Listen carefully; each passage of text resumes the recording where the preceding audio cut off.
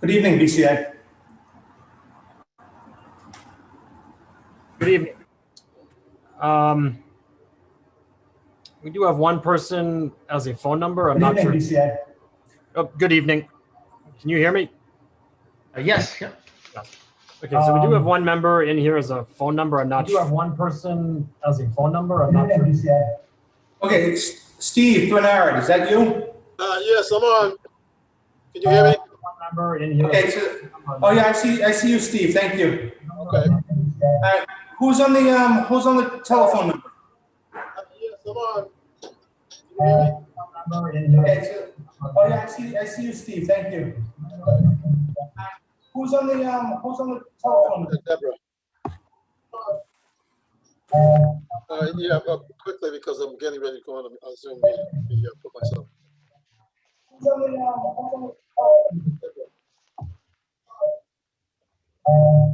Yeah, quickly because I'm getting ready to go on a Zoom.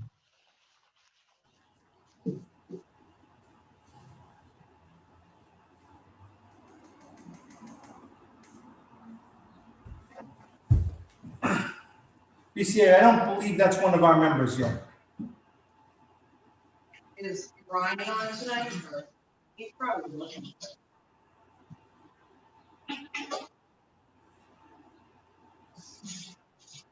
Okay. Is Brian on tonight? So there's a lot of people in there that I haven't admitted yet. I'm sure they're all here for different stuff. So Okay. I will leave it up to. There's a lot of people in there that I haven't admitted yet. I'm sure they're all here for different stuff. So I will leave it up to you who to admit and who not to. Okay, yeah, I will admit them. I have one here that I'm gonna admit right now. It's a member. Can everybody mute? Because it seems like we have a lot of feedback.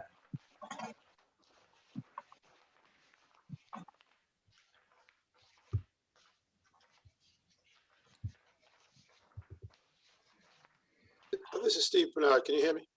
I can hear you, Steve. Okay, thank you. All right, Ken, are you? Okay, Steve, Mike, you're here.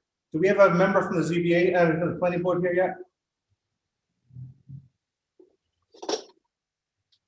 Do we know who the planning board member is, Ken? You're on mute.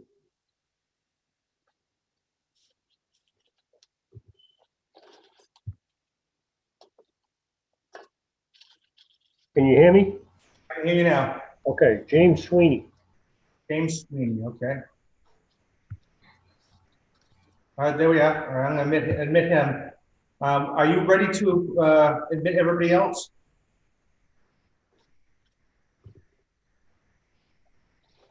When you're ready, Ken, I'll start everybody else in.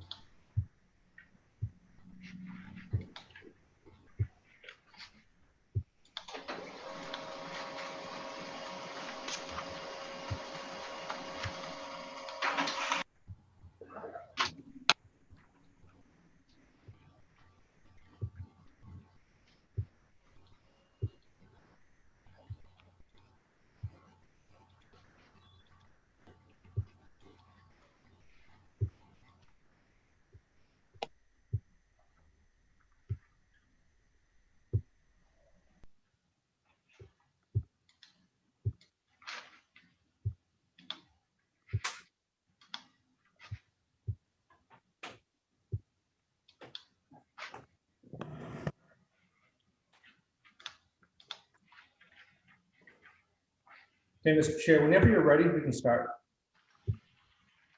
I'm ready whenever you are. All right, we're good. Are you ready? Yes. Okay, welcome everyone to the June 8th, 2021 meeting of the Brockton Zoning Board of Appeals. Tonight we have our regular 5-member board. We have Member Steve Leanis, Member Stephen Bernard, Fire Chief Michael Williams, Planning Board Member James Sweeney, and myself, Kenneth Galligan, as Chair. Zoning Enforcement Officer, Building Superintendent, and Clerk to the Zoning Board, Mr. James Plouffe, and the Recording Secretary tonight is Beth Lacombe. Before I start the meeting, I will read a document from the Governor's Office. In accordance with the Governor's order suspending certain provisions of the Open Meeting Law, General Law, Chapters 30A and 20, relating to the 2020 coronavirus outbreak emergency, tonight's public hearing of the Zoning Board of Appeals will be open to the public. However, the public and all applicants are encouraged to participate remotely. Public comments will be taken via Zoom or email to jplouffe@cobma.us. The comments will be read during the public comment portion of the agenda item. The comment must first state your full name and address, and only the first 2 minutes of the comment will be read during the hearing. The procedure that we will use tonight is to first ask everyone to silence their phones or electronic devices so that we don't have any interference with the meeting tonight. So if you could put your phone on vibrate, that would be greatly appreciated.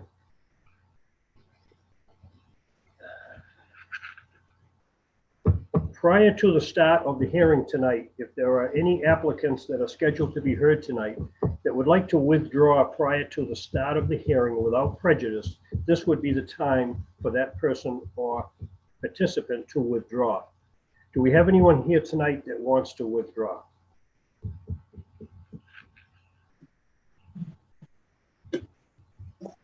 No one is raising their hands, Mr. Chair. Okay, seeing none, we'll proceed with the meeting. The way the meeting will be run is I will read the petition. The petitioner will make the presentation to the board. Following the presentation to the board, I will ask questions of the board if they have any questions of the presenter. That will only be questions from the board. Following that, I will ask for anyone who would like to speak in favor. This would be the public portion of the meeting. So if you want to speak in favor, this would be the time to do it. Following that, I will ask if there are anyone on with us tonight that wants to speak in opposition. Again, that's the public portion of the hearing, and if you want to speak in opposition, you can do that. Lastly, I'll ask if there are any elected officials that want to be heard on the issue. Following that, I will then close the public portion of the hearing, and I will open it up to deliberations from the board. Now, this portion of the hearing is only for deliberations among board members. This is the time when board members have the opportunity to express their concerns about the presentation that we just heard. At some point during our deliberations, a board member will make a motion, and the motion will be to grant. That motion needs to be seconded, and then there will be a roll call vote. In order for a petition to pass, if all 5 members vote in the affirmative, the petition will be granted. If the vote is 4 in favor, 1 in the negative, the petition will be granted. If the vote is 3 in favor, 2 in the negative, it will be denied. So it needs at least 4 affirmative votes in order to pass. Following the vote, I will make an announcement to the petitioner, the status of the petition, whether it was granted or not. I will also tell you tonight that it appears that this is probably going to be our last meeting on Zoom. I have been notified from the law office that unless things change, our July meeting is going to return back to the City Council chambers as a live meeting. So just keep that in mind that right now the plan is to return to the City Council chambers for the July meeting. All right, any board members got any comment? We good? Mr. Chair, this is the clerk. I'd like to make one statement, if I may. Who is this? This is the clerk. Okay, I couldn't hear you. Yep. I'd like to mention that our member, Michael Williams, the fire chief, is probably going to be the last time we're going to have him on the board because he is retiring in July. So I just wanted to make a general announcement about that and thank him for his dedicated service. Yeah, thank you for that. I was also going to bring that up. I am of the opinion that our fire chief may not be here for the July meeting. Is that true, Mike? I believe so. Yeah, I'm going to be away. Okay, so I will echo the sentiments of our building inspector that we wish you the best in your retirement. It's been a pleasure working with you on the Zoning Board of Appeals. The fire chief's input into these matters on zoning is extremely important, and you have participated in many cases where your wisdom was needed and well respected. So I want to personally thank you. I sat in your position for a number of years. I know what you're going through, and I want to wish you the best and thank you for your service, not only to the city, but to the zoning board. Well, thank you, Kenny, for those kind words. I appreciate that. I know we've had some long meetings, but overall, I've enjoyed sitting on this board. I've enjoyed all the members. The building department, Jim, thank you for all you've done. Beth and Christine, thank you very much. And again, I appreciate those kind words. Well, it appears as though we've saved one of our longer meetings for your last meeting. I happened to notice that. All right, the first case before us tonight is 21-50. The petition of Edward Franco, 3 Farmington Lane, Canton, Mass, for a variance from Article 3, Section 27.9 and Article 4, Section 27.26 to convert an industrial warehouse into 56 residential units in an R2 zone located at 15 Rutland Square. Okay, who's here for the presentation of that?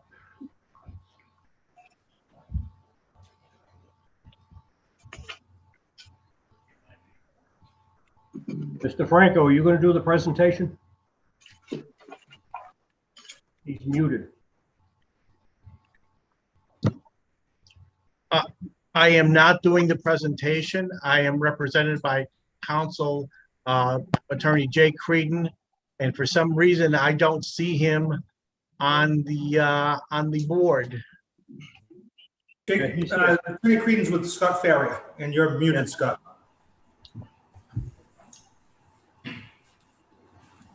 There we go. Oh, there we are. Okay, there we go. Thanks, guys. Thank you. Good evening again, Mr. Chairman. Attorney Jake Creighton representing Ed Franco. With me is Scott Farrier of J.K. Holmgren and Kevin Payton of BKA Associate Architects. Good evening, Mr. Chairman, and through you to the members of the board.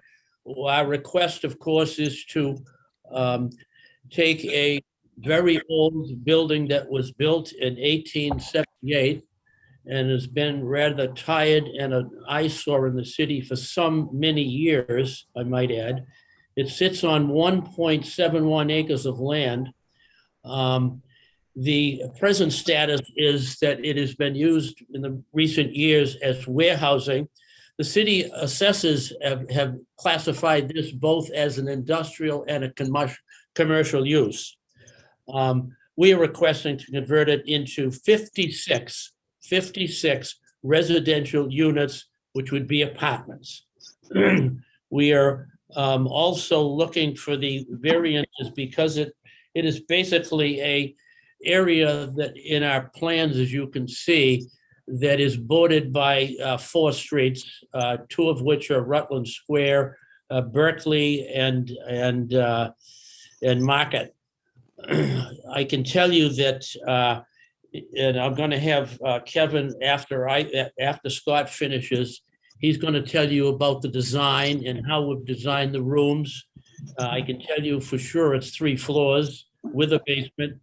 I can tell you that the units will be 3 bedrooms, 16 2 bedrooms, 31 1 bedroom, and 6 studios. That's a total of 56, I believe, 57.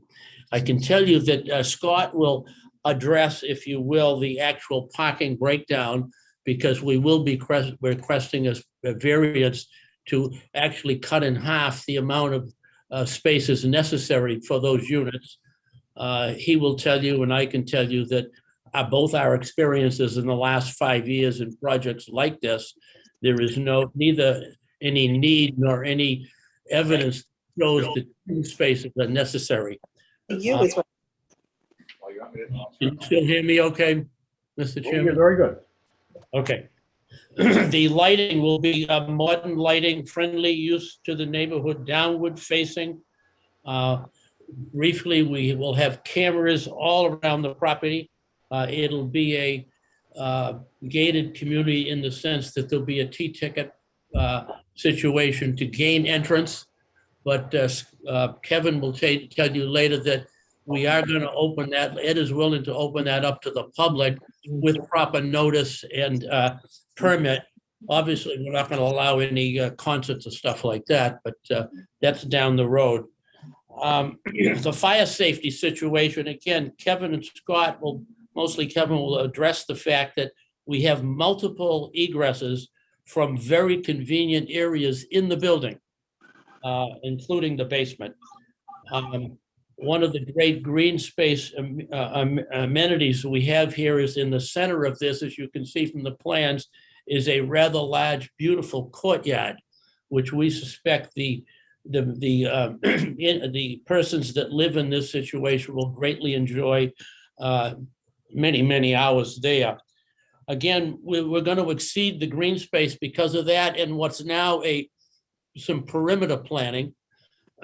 Right now, there's nothing that would make it look presentable at this stage because it really, in this residential area, and it is an R3, which permits, as a matter of right, 2 and 3 families. We are looking, obviously, for a much denser situation. So we're looking for that variance on density. But again, the modern use of this situation will greatly improve what we think has been rather an outdated and outused place with the warehousing that's been going on there. We, on our own, after having a neighborhood meeting, had already contracted to have a traffic study done. I believe the members of the board have seen it. I know the 2 city councilors have seen it, and Scott will address that as soon as I finish here. But basically, I don't have to tell you that there is a train station within, Campbell Station is within walking distance. And we expect that the type of people that would be going into these units will not require more than 1 car, and in most situations, much less. We have a dumpster location on the Berkeley side of the property. Again, the traffic study was quite extensive, and Scott will get into that. I will have Kevin Patton give you the amenities of the design that he and BKA Architects came up with. And just for your information and edification, we have changed it a few times to accommodate different comments we've received from not only the city councilors, but also from members of that community down there. In the hardship situation, I'll address it now, Chief. It's very simply, it's a residential zone use. Presently, it's being used as a quasi-industrial commercial situation, which is way out of character for that area because it's all mostly multifamily residential situations. Clearly, its highest best use is not its present use. And I would say this project is not only modern, it's safe, and you'll hear about that fire safety situation. It's clean, and from members of the department of the city of Brockton, a whole bunch less calls we expect concerning, if you will, rats, mice, or anything of that nature. It makes no sense to reuse it in its present use. We do intend to keep the structure and renovate it totally to modern standards. That's basically, again, lighting will be user-friendly. The drainage plan, which is all on-site situations, if necessary, Scott would address. Snow removal will be taken off premise. And I can tell you, because Ed is here on the Zoom with us, he has many other large projects, including Boston, where he has to remove snow. So he's used to it and knows how to do it. Utilities all are on site. And again, for fire safety, we have not only the sprinklers, but I mean, it's multiple egress from very convenient locations, as you can see from our plan. Ingress and egress appear to be no problems, including fire trucks, which could fight any kind of a fire in that situation in the future from 4 different streets. So that's basically what I would say. I told you we have security cameras, the gated entrance, and it's a pretty secure, it'll be modern and beautiful. I believe, at least that I know of, in our neighborhood meeting that we had at the end of March 31st, we had some comments, most of which were parking, and those will be addressed, I'm sure, again, Mr. Chairman, and through you, members of the board. But certainly that is not something that we created, nor do we intend to add to that problem. So that's about it from my perspective, Mr. Chairman, and through you to members of the board. And I turn it over to Scott Farrier on the site plan and a few other little points there. Thank you, Mr. Chairman. Thank you, Attorney Creedon. Good evening, Mr. Chairman, members of the board. Scott Farrier from Holmgren Engineering. Just to quickly go over a couple of points that Jake made. We do have 2 main points of entrance into and out of the building. One that'll give us a sidewalk, a walkway out to Rutland Square, the northern side of Rutland Square, and then another entrance exit on the southern side of the property to Berkeley Street. Our parking lot, we have 57 parking spaces for the 56 units. We have an entrance coming in off of Rutland Square, and then the traffic would be able to flow all the way through out onto Market Street, which is a one-way street heading in a south to north direction. So we have no dead ends in the parking lot, a free flow of traffic. So we're pretty happy with that design. Just looking at the project, Mr. Chairman, we understand it was before you folks, 8, 9, 10 years ago. There were some issues brought up then, and we tried to address those as best we could. One of the issues that came up was there was some parking on the northern side of Rutland Square and some paving between Rutland Square and the building. We've totally eliminated that. That's all going to be landscaped. So we think we've really beautified that front face of the project, facing the northerly side of Rutland Square.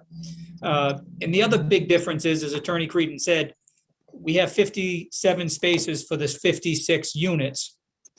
And while that's one-to-one, and the people in the neighborhood with the existing multifamily homes that are in the neighborhood tend to have more cars and don't have enough driveway space and end up parking in the street, we found in the last few years and projects that we've put before both the Board of Appeals and the Planning Board, and that are constructed and now occupied, these types of apartment buildings just don't need 2-to-1, and they don't even need the 1-to-1 spaces. We found that the parking spaces are usually about half empty.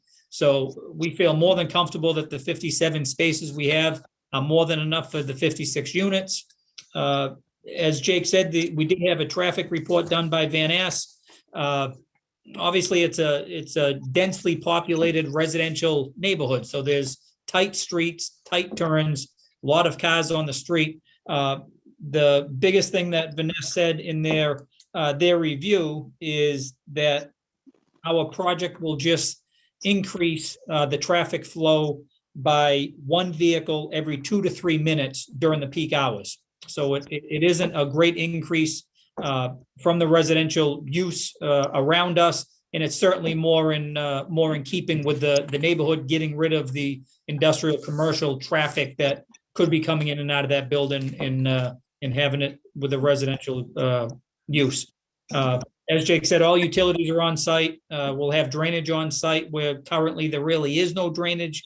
We will have an underground infiltration system. The project does have to go to the planning board for both tech review and site plan approval. So we'll have plenty of opportunities to deal with the department heads and the planning board on those drainage issues and any other landscaping, lighting and access issues at that point. The other issue that we've tried to address, there are some sidewalks in the area that are in different states of disrepair, and as part of the site plan part of it, we will be rebuilding all of those sidewalks. So we'll have a good city block of new sidewalks once we're done with the construction, Mr. Chairman. So that's a real quick site plan preview. I'll just hand it over to Kevin from BKA. Hopefully he can get you done in a minute so you can get moving to one of the other 15 items. I want to just turn that and take my seat.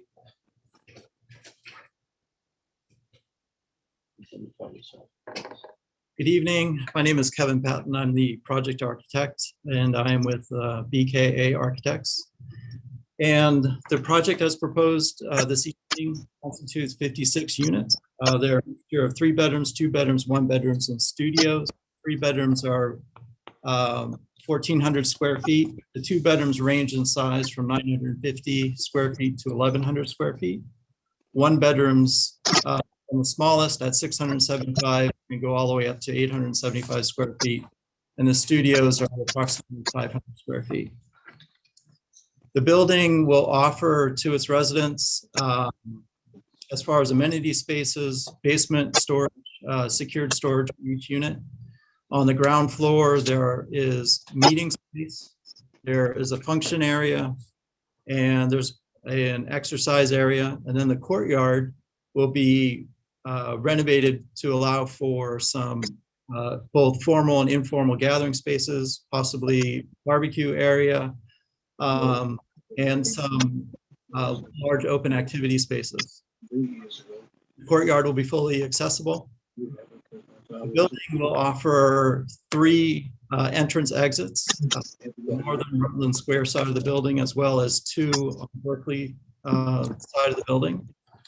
The elevator tower that's there today will be renovated and repurposed for a passenger elevator serving all floors. The units offer full kitchens, in-unit laundry, individual HVAC equipment for each unit, walk-in closets, and each floor plate of the building is about 22,000 square feet in its proposed design. The building today, however, is larger than what is proposed. Portions of the building are being demolished. There's a couple extensions towards the Market Street side, as well as the little garage on the Rutland Square side. All of that added up in an enclosed floor area is just shy of about 8,000 square feet. So the building as proposed will be smaller than what it is today. The architecture has been upgraded to be more friendly to a residential use. The scale has been addressed with double hung windows that have mutton bars. The cornice line has been upgraded to bring the building to a Victorian type of style. We feel it fits a little bit better with the residential use.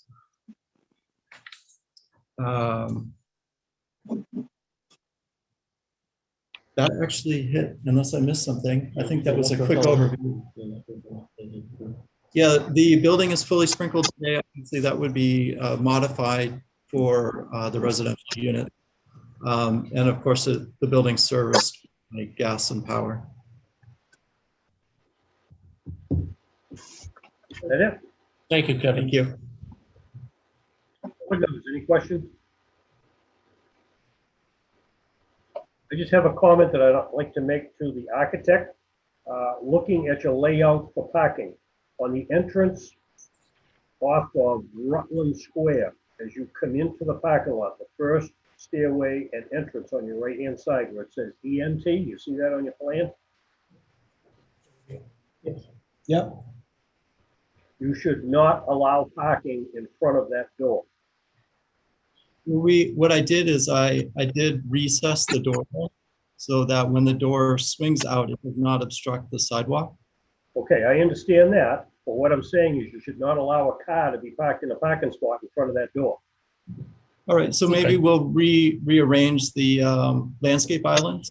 So I that would suggest you take the landscape island and move it over to where the entrance is. Sure. For safety purposes, to get in and out of that building, if there's a car parked there, it virtually shuts that door down. Okay, we can make that change.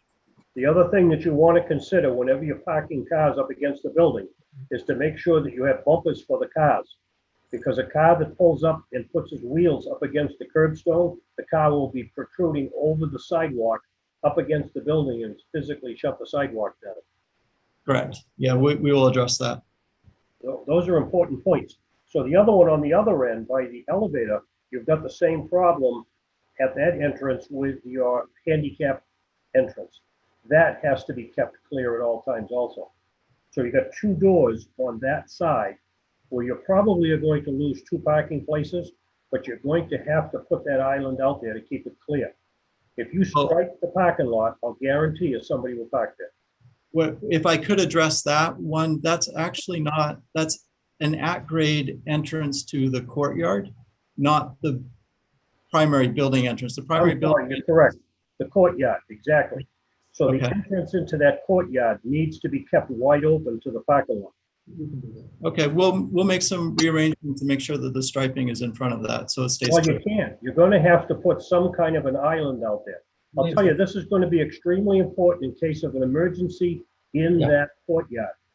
The public safety people have to have emergency access right into that courtyard. If there's a pickup truck or a car parked there, they can't get in. Sure, understand. Thank you. Any other comments? Would you address the lighting in the parking area? What type of lighting are you having? How will it impact the neighborhood, and what hours will the lighting be in? Will the lighting be on in the summer and the winter hours? Right, so usually we control lighting either with a time clock with a photocell sensor. It would be night sky friendly, so they're directed down with 180-degree cutoffs. The lighting, in order to maintain a safe parking lot design of about 1 foot candle, would remain on, I'm assuming, all night, because it's not like a store where there's hours the residents can come and go at any hour. And primarily, most of the parking area would be illuminated from the building. We have not done a photometric study as of yet to locate any parking lot lights, but that is something we can address in the near future. I'm going to comment on that parking lot lighting. I think you're going to have a problem here if you put box lighting on the building and shine it out in the parking lot, because you're going to light up the entire neighborhood. Have you got any idea of putting post lights so it directs the light downward so it doesn't reflect off all the houses in the neighborhood? Yes, along Berkeley Street, we may need a couple poles to properly illuminate the parking lot without overlighting it. So we're not talking about rental lights from the Edison Company mounted on telephone poles to light up the parking lot. No, sir. You're going to mount your own decorative poles so that the light is shining down in the parking lot, not on the adjacent properties. Absolutely. All right, what about the parking lot on the Market Street side? Is that the same thing, directly down lighting on that parking lot? Yeah, I would imagine that we would need a light pole near the dumpster area that should take care of that parking lot. Well, I just want to be very clear on this thing, on this lighting business, because we've been subject to this before, where a developer comes in and puts up a big box light on a telephone pole and lights up the entire neighborhood. And that's not what we're looking for here. We want to light the parking lot, but we don't want to light the whole neighborhood. Correct. We understand that. Okay, just so we're clear on that. Thank you, Mr. Chair, for that was my concern, that it not be stadium lighting up the whole neighborhood. Yeah. Thank you for that. My other question is, if all units are fully utilized, what is the number of people that would be in this complex? That's because of the size of the number of bedrooms and the floors, Mr. Bernard, I don't think we can really accurately give any opinion. But because of the square footage of those, I think that both Scott and Kevin have indicated would limit the amount of people that would be in any given unit at any time. Unlike maybe the 3 and 6 decker properties that are in the area that might have more people in the units than really is a good idea. You can't give me a maximum capacity number of the building, giving all the 3-bedroom, 2 bedrooms and single. There's a total of 78 bedrooms. By quick math, I could have an error in there. I would imagine that several could be occupied by 2 people. However, some may have 2 bedrooms that the second bedroom is used as an office. So that's why it's so hard to give you an exact occupant count. All right. And my other question is, you have 57 parking spaces for 56 units. You talked about those. We talked about the lighting and the concerns of the lighting. What about visitor parking? Are those parking spaces designated for residents? And if so, is there a designated spot for visiting parking? The presenter said that we're not concerned because there are 57 parking spaces, and these units usually don't use all the parking spaces. But with over 78 people, I'm sure they'll have quite a number of visitors on a regular basis. How have you taken that into consideration?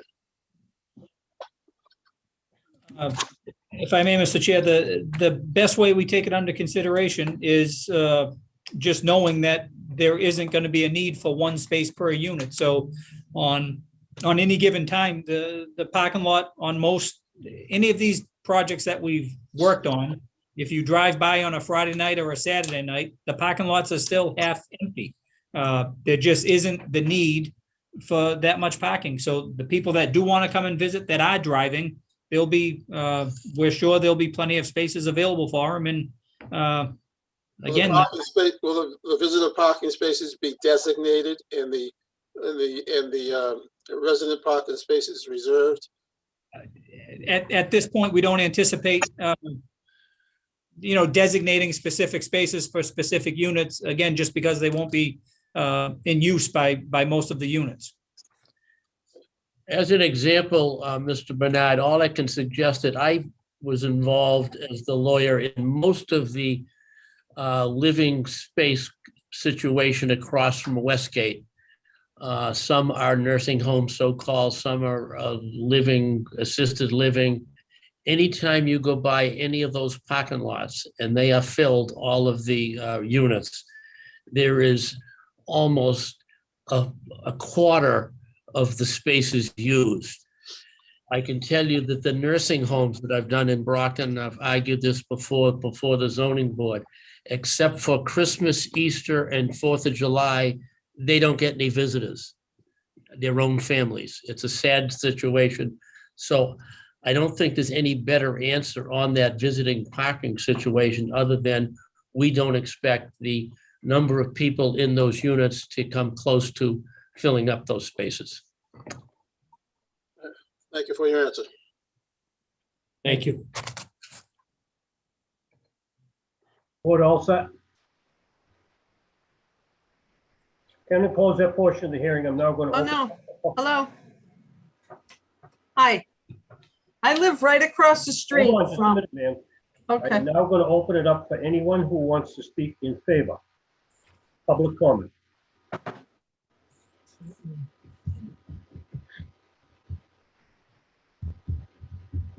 In favor. Mr. Chairman, we have a significant group here that would like to, I don't know how you want to handle it. Should we speak one by one?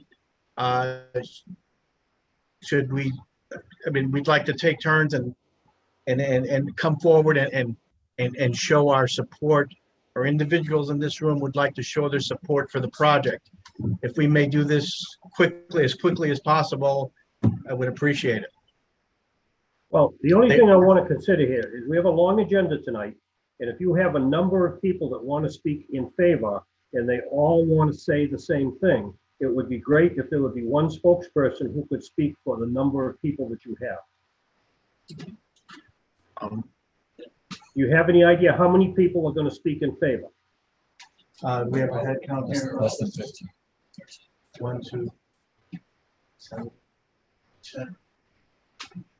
11. I have 11 individuals here that would like to speak in favor of the project. Okay, we can record that 11 people are there to speak in favor. Now, can we have one of those persons speak for the group in favor? Yes.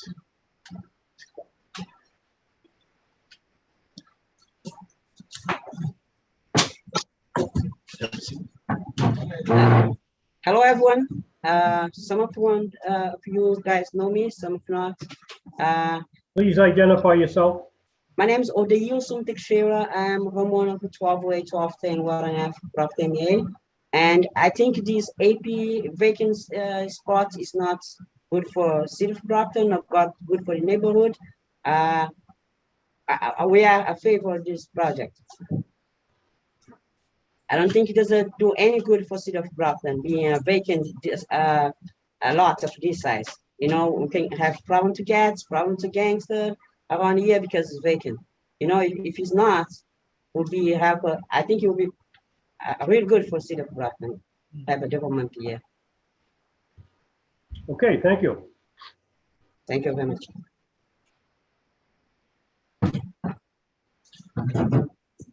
All right, did he hit the high spots that you think should be hit, speaking in favor of this? I'm sorry, please repeat that. Do you think he spoke about the high spots that are necessary to speak in favor of this? I guess all we need to know is you've got 11 people there. Are they all neighbors of that area? They're all, yes, they are. And they're all speaking in favor? Yes, that's correct. Okay, can we agree then that we will say that there was 11 people in the neighborhood who spoke in favor? 12. I'm sorry, I'm corrected. There are 12 people. All right, very good. All right, is there anyone else other than that group that would like to speak in favor? Are you allowing character witnesses, Mr. Chairman? Who is speaking? My name is Eloisa Spinola DePina. I am a real estate agent in the city of Brockton. I work for Vicente Realty, and I've known Mr. Franco about 40 years. He gave me my first job at Boston Check Cashers, took me under his wing. He taught me how to use a computer. He taught me a lot. I owe him a great deal. He's an upstanding person, a great family man. He does a lot of good with his buildings. Okay, very good. Thank you. Is there anyone else that's going to speak in favor?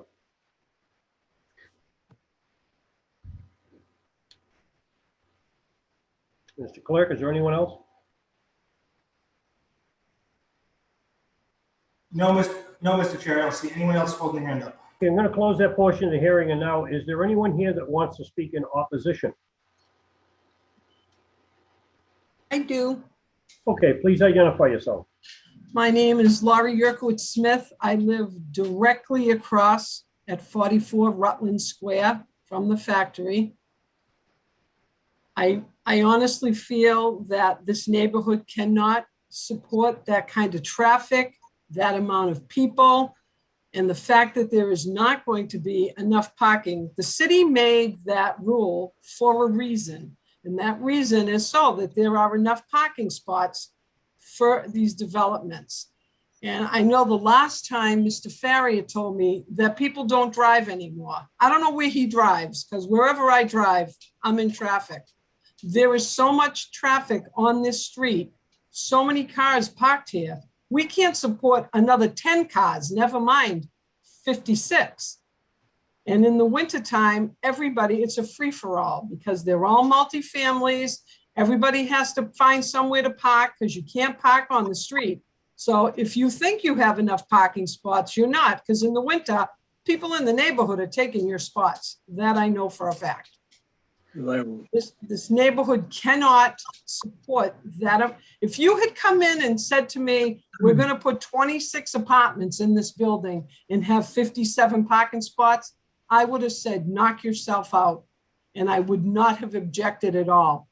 But the city has this rule for a reason that you have to have as many parking spots, 2 parking spots per apartment. And that's what you should have. And if you can't fit that amount of parking spots in there, then you shouldn't have this project. And as far as you bringing a character witness in, apparently people didn't investigate you enough, Mr. Franco, because I've read quite an expose on you in the Boston Herald. All right, That's all Leanne, I'm let's gonna say. confine this to what you said, that you're concerned with the traffic, and that's it, correct? Yep. Okay, is there anyone else that wants to speak? Yes. Identify yourself. My name is Drew Fontero. I live on 72 Rutland Square. I've been in the block for about 30 years. And I'm familiar with the area. I have to second what Lori said. Our neighborhood is very cozy. We have all families that are on top of each other, but it's just enough that we feel cozy and not claustrophobic. And you know, with our cars parked on these streets, mind you, you cannot park on the other side of the street. So we all park on the right-hand side and it gets packed. She's right. And it gets really bad. Now, I know that in itself is something scary, parking alone, but to me, it's less about parking and more so about the lack of innovation. I don't think that an apartment complex is something that needs to come to our neighborhood, but instead something that maybe highlights Brockton, maybe creates jobs, maybe does something that changes the narrative of the city. I think that, I said it before in my last meeting, I'm gonna say this again, 15 Rutland Square is not an eyesore. It is a beautiful building that can become something that gives back to the city. And I don't know where you guys are in your planning with this apartment complex, but I really feel like something else should be considered to go there. That aside, Okay, you kind of wrap up your comments. I totally am going to wrap up my comment. Lori did say something about questioning your landlord, and I really feel like, Ed, I've spoken to you. I think you're a great guy, and I have faith that you could do something that's better than what you're being told should be there. But if you could consider the city and the people that are here, if you could make something that helped us as opposed to set us back like an apartment complex, let's do something. Very good, thank you. Is there anyone else that wants to speak on the issue?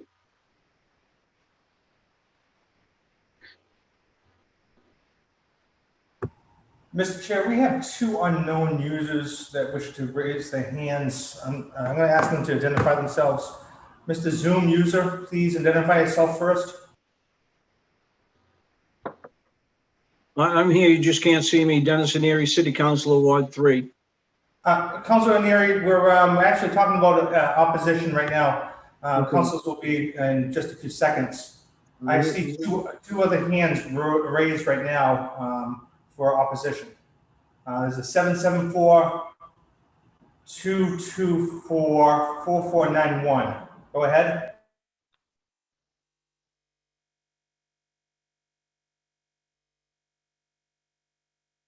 I also see a Legacy WB. Go ahead.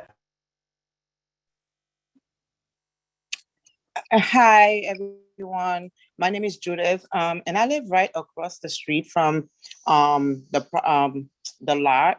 And I do oppose to it because right here, there's so much traffic. And I don't think we can handle any more traffic in the area. Thank you. Thank you. Mr. Chair, we still have those two other users that have their hands up. 774-224-4491. Are you there? Can you hear me? Can you hear me now? We can now. Yes, I'm the 774. I'm not for the opposition, but for some reason I couldn't get the when it was in favor, I couldn't. It wouldn't let me unmute it, and I apologize for that.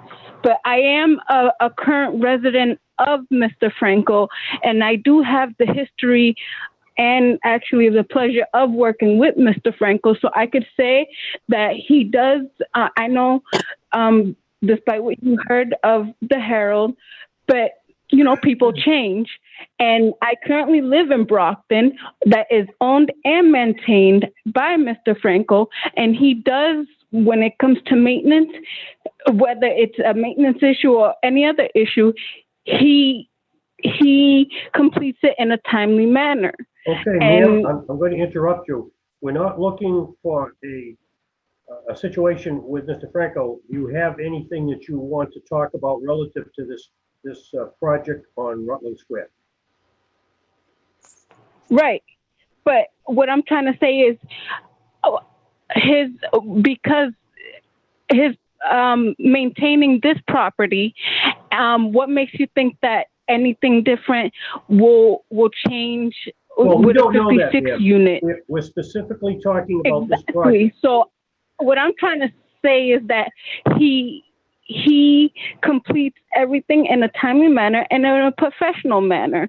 So, whether it's maintenance, so make sure that, there's no rats, that every unit is being maintained.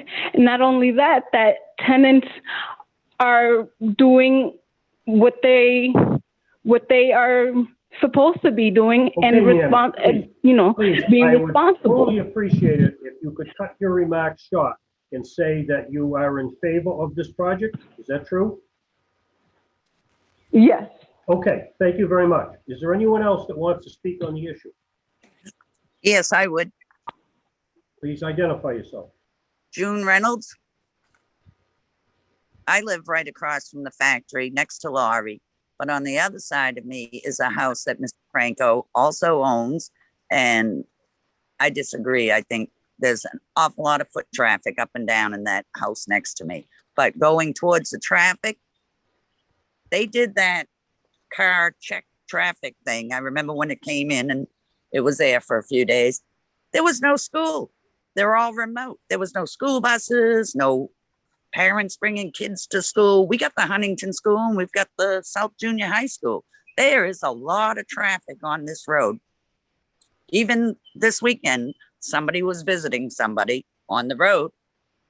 I had to park way up the road. And this is when it's not really traffic. The traffic issue, we really cannot handle the traffic issue here. And I also don't know if they could refab that. That's been all kinds of different companies over the years. They talk about they'll have 24-hour this, but at least with the factory being a business, they shut down at 5 o'clock or so. And that's it. People are only going there to whatever business it happens to be. But this will really affect me. I mean, my driveway is almost directly across from the factory driveway. So when I'm pulling out to go to work or come home, it's going to bottle lock.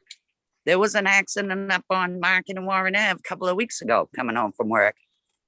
To get to my street, I mean, everybody had to use the street because there happened to be an accident. But that can happen. There's a Okay, cluster. so your concern, ma'am, is traffic? That's the main concern, yes.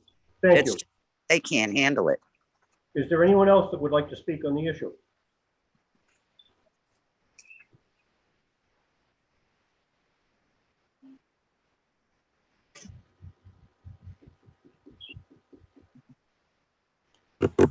Also in the area? I see none. All right, is there anyone, Mr. Clerk, are we all set on that one? That is correct. There's no one else raising their hand. Okay, I'm going to close that portion of the hearing. I'm going to open it up now. Any public official want to speak on the issue? I do, Mr. Clerk, Yeah, go right ahead. Dennison Erie City Council, Ward 3. And as always, when we have this type of a project before us, the people do come out and they come out in groves, and that's to be accepted.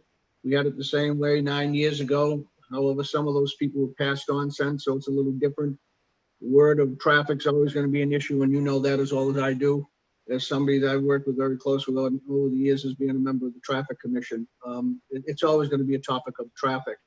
Traffic that you have down that area of people parking the street or Market Street, that's a tenant owner problem. Not should be Brockton's problem, but it is. You never see that street fully cleared off when you have a snowstorm. Never. And I don't want to hear people say that, well, we'll have to park into that area there if it's going to be empty so we can get our snow cleared. That should never happen. It's private property. I am in favor of this. I was in favor of it some years ago. I still am. I think it's a great project for Brockton. I think it's a great project for that neighborhood. I don't think it's fair when we tell a person like Ed Franco, no matter who, what, I never read the Herald on him. I could care less about that. But for 21 years, he's paid his taxes on that building, and I think he has every right. If he is very secure to himself and his mind and the people to build a project like this, I think it's something that we should be looking at in the best interest of the city of Brockton, because it brings revenue and it's going to help the neighborhood. That's the plus mark right there. I was on the street just Sunday, and I was talking to some people. I know some people that live on that street, some great Cape Verde families that live there, and they say they can't wait to see something done with that warehouse, because it's been sitting there that way for so long. It's time. It's just time. Other neighborhoods the same way. It's time. I'm not going to go on because I'm not.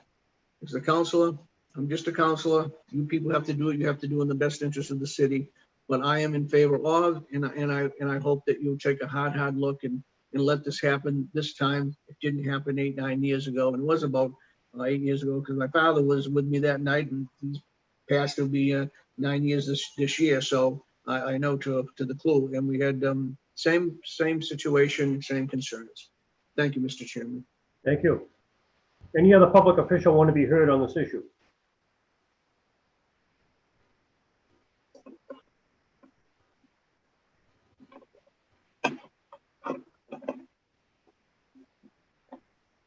I see none, Mr. Chair.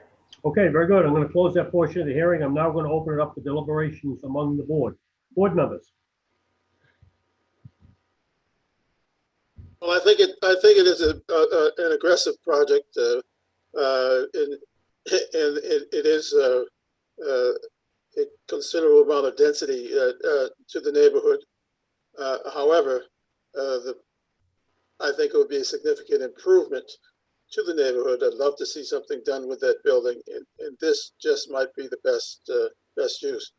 The architects, BKA, and Holmgren and Associates, and the attorneys have answered all the considerable questions that come before zoning, and I think they did a good job of planning this out. So, even though I had concerns about the parking, I do agree with Councilor Ianieri that the concerns that were in existence up to a decade ago are still the concerns, but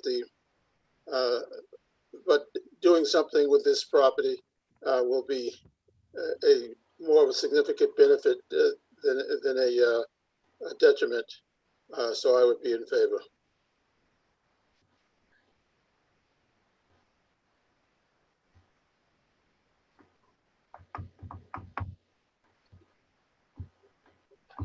You want me to keep talking, or somebody else goes?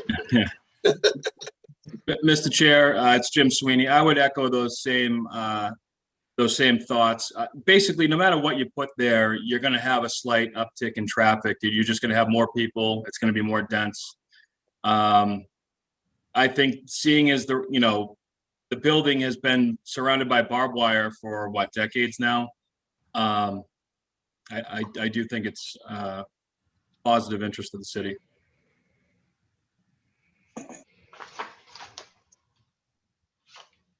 I would like to, if I may regress, I would like to, if we do consider granting, that the chair's concerns about the lighting be expressed in his words, because I don't want the neighborhood lit up. That would certainly be a detriment that the neighborhood would not overcome.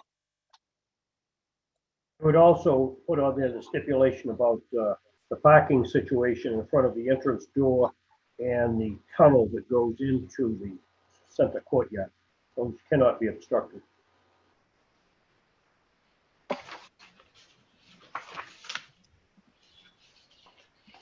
Mr. Chair, I would move to grant with stipulations as you so carefully expressed.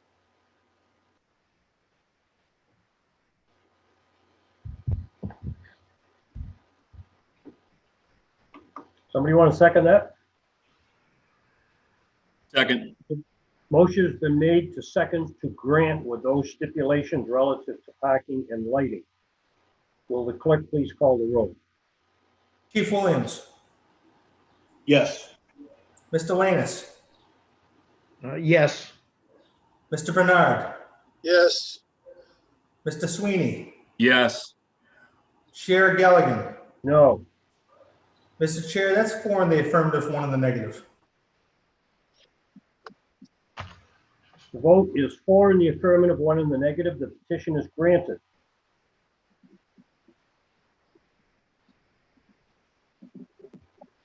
Thank you, folks. Thank you, Mr. Thank you. Chairman. Thank you, members of the board.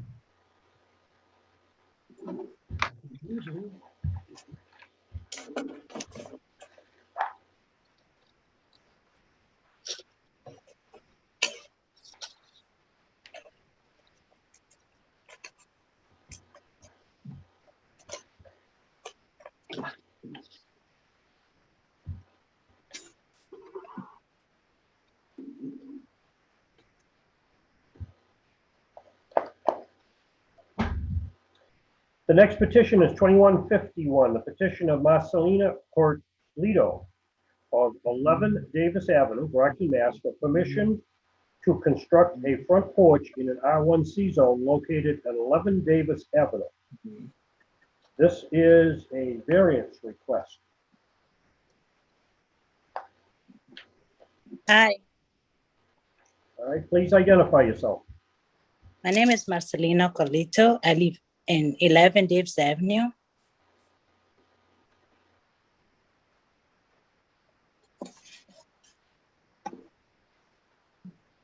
Okay, now can you explain to the board what you need to do here? What are you doing? I have a stair in the front door to get inside, but it's a concrete, it started breaking. So I would just want to make like little front porch door because, you know, I had my father live with me. Sometimes he want to go out.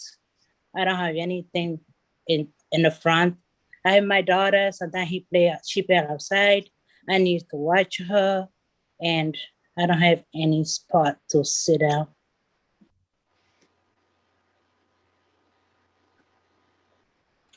When I went and looked at this location, there is a porch that goes across the entire front of the house that's about 6 feet from extending out from the house that has already been constructed. Can you explain to the board what happened there? The stair was broke. That's why I tried to fix that. When you say the stairs, are you talking about the stairs that lead into the front door? Yeah. All right, you're here tonight, I think, for this entire deck that goes across the front of the house.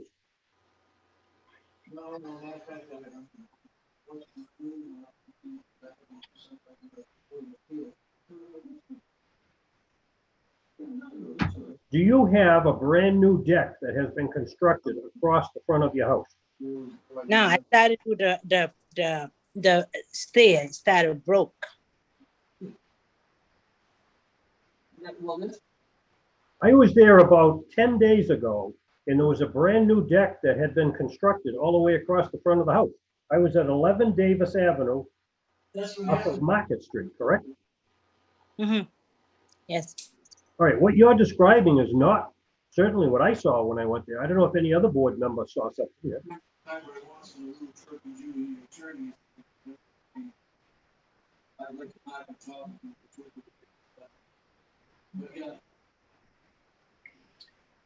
So I'm at a loss for words here because what I saw and what you're describing are two different things.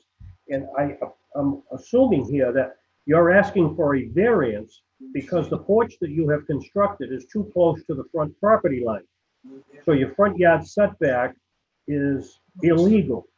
And that's why did you come to zoning? Who sent you here? I tried to get permit. That's why they asked me how feet I have to the street.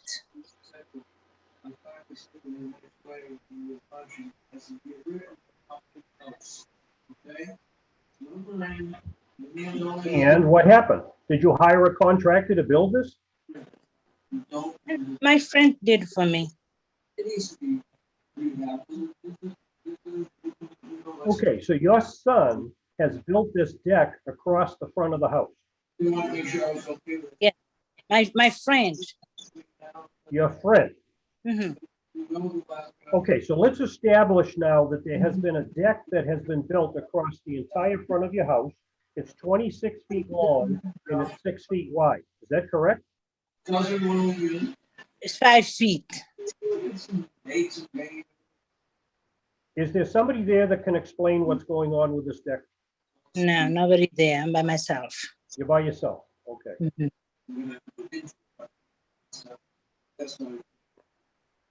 All right. I'm going to open this up to any other board members that may have visited this site. Anybody have some comments on this? I can hear somebody talking here. Yeah, I saw the construction out there too when I went there. This is Steve. I also saw the construction. It looks like they're building a farmer's porch across the total front of the house. Correct, that's what I saw. And she says all they did was fix the front stairs. I visited the property and I witnessed what you witnessed.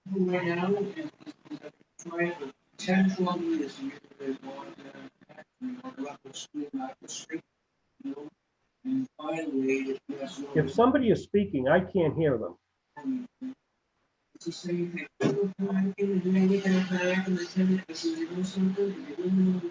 It looks like the city council, Mr. Chair, Dennis Ernie is not muted. Mr.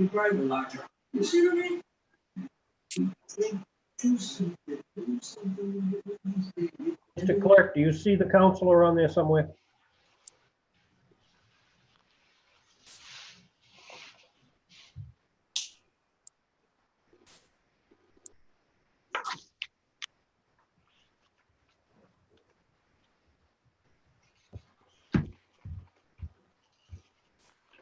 All right, I'm going to make a suggestion to the board here.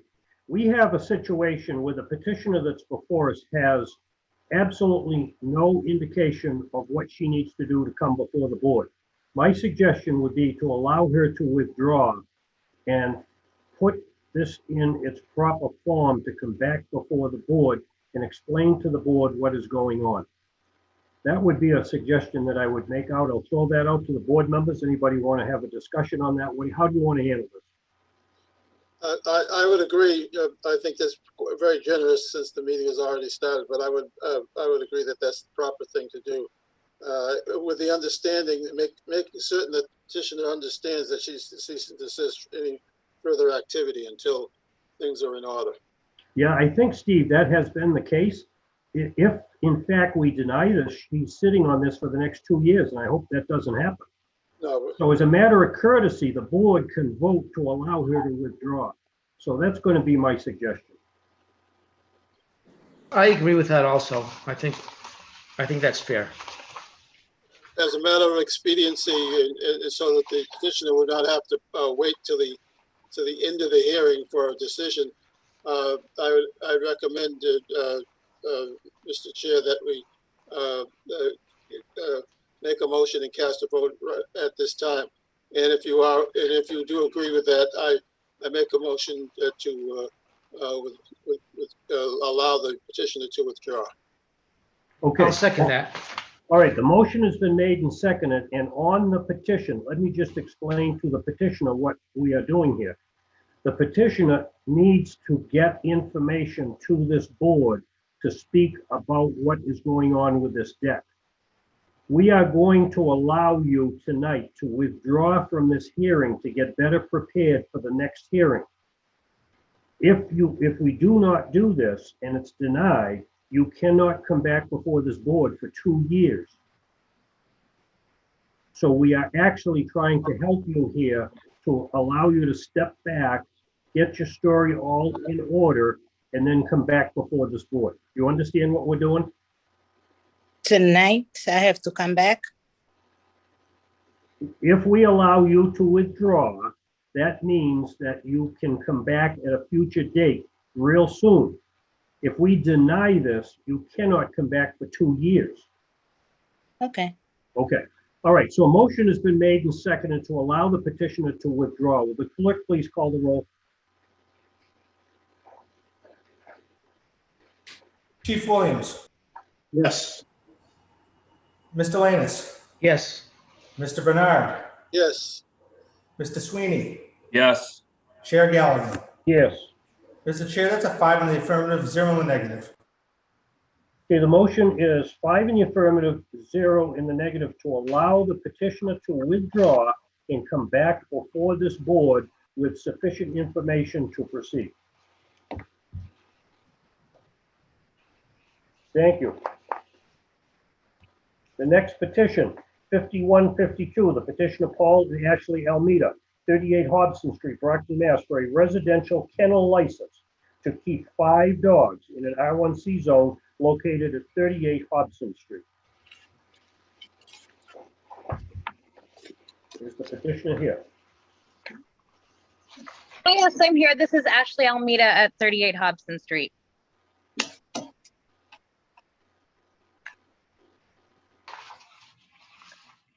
Okay, you want to make your presentation to the board? Sure. I have lived here for 5 years. We have 5 dogs total, 4 in the house right now. 1 is being kept with my sister because we had too many and we needed to get down to 4 to be in compliance. So I came to the board to apply for a residential kennel license. We have in total 4 English Mastiffs and 1 Irish Wolfhound that we have recently adopted. We did have a bulldog, but she was not friendly with the other dogs. So we actually rehomed her with my in-laws. So she now lives in Georgia. But we are here and trying to make sure that we're doing everything right to be in compliance. My dogs range anywhere from the age of 6 years to my youngest is the Wolfhound, who is 2 years old. Okay, so you currently have 5 dogs. I have 5. There are 4 in my home. One of them is being temporarily cared for by my sister until we get approved to have the 5th one in the home. Okay, so you understand that legally you can have 4. 4, yes. Beyond We're looking 4, to you keep gotta our come 5th. to us. Right. Okay. All right. Is there anything else that you want to add on this? No, I don't believe so. I'll be happy to answer any questions. Okay. I'll open it up to the board. Is there any board member that needs to have any questions here on this situation? Why is it so important that you have 5 dogs? Well, I love my dogs. My dogs are my family. Olivia, please get out. I'm on the phone, please. We started off with my Mastiff, Josie. She is 6 years old. She is spayed. She's an old lady. And I just really love my large dogs. And Prometheus, who's my Irish Wolfhound, wasn't even on the list of possibilities. He wasn't even in the realm of possibilities until I saw him on a Facebook ad. The family that he had him in a house that was 450 square feet with 2 other small dogs who were getting injured because he's so big and they were so little that it really wasn't a positive environment for him to be in. So we brought him here where he'd be welcome and his size would be understood.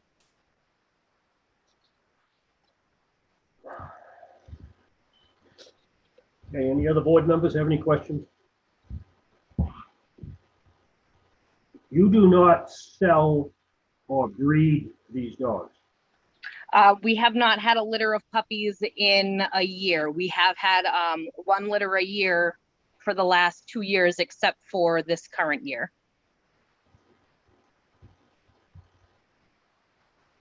Okay, any other members of the board have questions?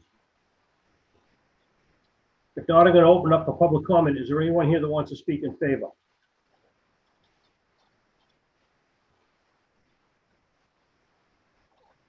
Mr. Chair, I see none. I will close that portion of the hearing. I'll make a request for anyone that wants to speak in opposition. Mr. Chair, I see none. There. 1 second. We have one. Is there somebody that wants to speak in opposition? Yes, here, Lafayette Benson. Okay, very good. How you doing? My name is Lafayette Benson. I live at 114 Sheridan Street, which is directly behind the house that wants the kennel. I don't know if it's a good idea. I mean, since we've been here, I've been here since August of 2018. I mean, the dogs have jumped my fence a couple of times. They have broke the fence a couple of times. I mean, they did reinforce it. They have been nice, you know, then, you know, we want to be nice to the neighbors. We don't have problems with the neighbors at all, but, you know, we just want it to be safe. And when I have family members over, I mean, and the smell, it's just, I don't think it's a good idea. Me and my family don't think it's a good idea. That's all. Thank you. Okay, thank you. I will advise you that if you have those problems, you can contact the dog officer who would address those issues for you. Yeah, I mean, we were new. They did they did get the dogs back over. You know, they came around and got the dogs one time, and then the second time they ended up coming back again and getting the dogs. But I have a little Chihuahua mix, and when we try to let it out in our backyard, those dogs just come and rip the fence. You know, like I said, they did reinforce it a couple of times. They have been nice about it. You know, I just, you know, and you know, it's just tough to know that many dogs that size is there. You know, and when we're in the backyard trying to have family days and stuff like that, I mean, we have people who are scared, actually, you know. Okay, very good. Thank you. Thank you Is so there much. anyone else that wants to speak in opposition?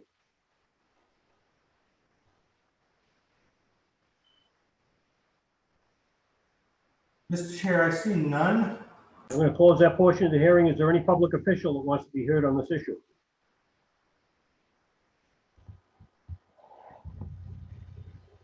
Chair, I see none. I'm going to close that portion of the hearing, and I'm going to open it up for deliberations from the board. Board members.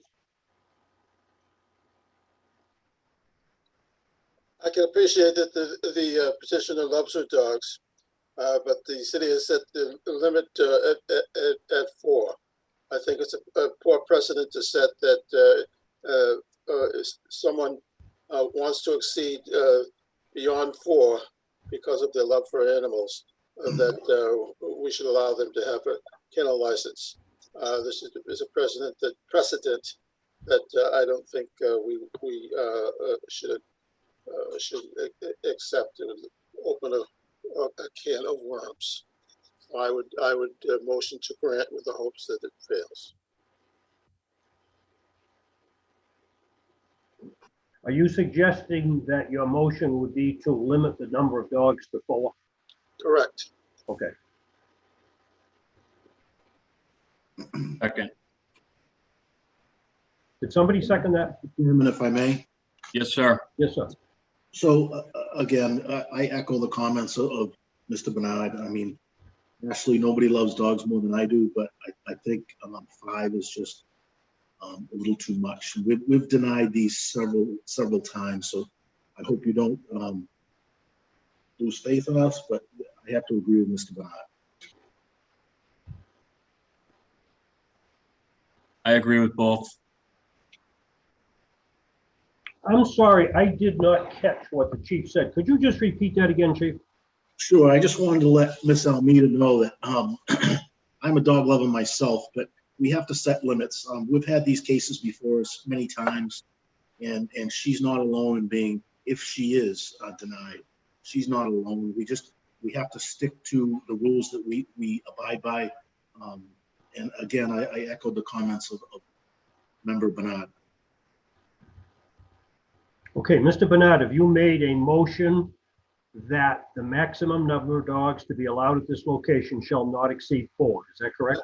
That is correct, sir. Did it get a second? Second. Motion has been made and seconded that the number of dogs at this location shall not exceed 4 dogs. Will the clerk please call the roll? Chief Williams. I'm sorry, could I just clarify a yes or a no vote? What are we voting? A yes vote means that they shall not have more than 4 dogs. Okay. Yes. Mr. Lanus, Yes. Mr. Bernard, Yes. Mr. Sweeney, Yes. Chair Gallivan. Yes. Mr. Chair, that's 5 in the affirmative, 0 in the negative for the motion to not have more than 4 dogs. Okay, the vote is 5 in the affirmative, none in the negative. The petitioner is restricted to not more than 4 dogs. Mr. Chair, I'd like to make a clarification on that vote, that 4 dogs are allowed as of right. That's correct. And the request here was to have 5 dogs, so therefore the vote should be in the negative.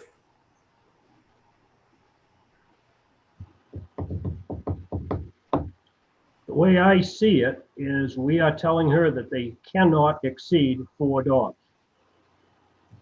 That is correct, Mr. Chair. So therefore the petition should be denied, not approved.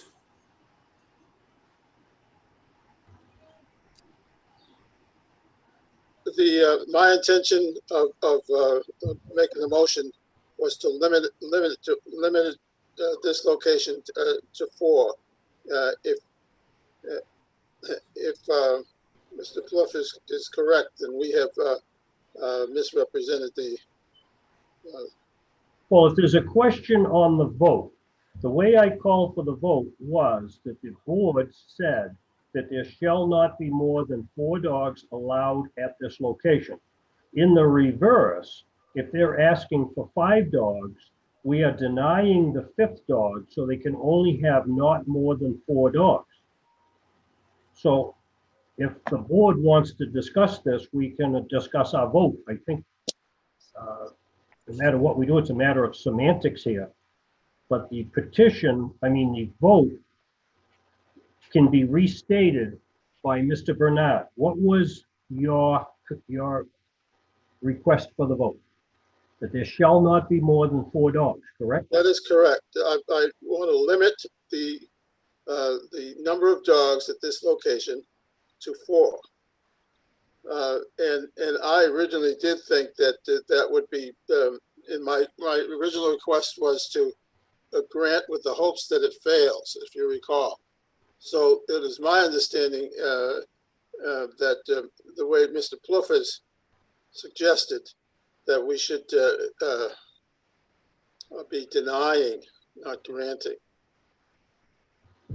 But where you, Chief, restated my intention, and we have moved to grant your restatement. So I think there needs to be a clarification, and I hope it's not too late to make that clarification. No, we haven't moved on. We can discuss our vote. Okay. It was a unanimous vote. So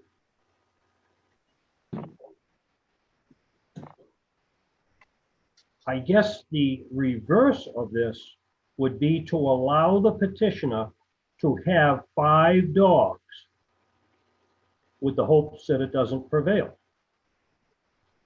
In that case, it would be a no vote, that you don't want the 5 dogs. It's the same vote, it's just structured different. What's the board have to say about that? I think you're right, Mr. Chairman. We're basically voting on what's before us, what she's asking for. She's asking for 5 dogs, and if we have a no vote, I think that automatically refers back to that she can have 4. Okay, that has been a misunderstanding on the part of the chair. So if the maker of the motion restates the motion and we get a second, I think the result will be the same. It's just that it's how it's stated. So make your motion again. It is my motion to grant with the hopes that it fails, meaning that to grant would be to allow her to have 5 dogs.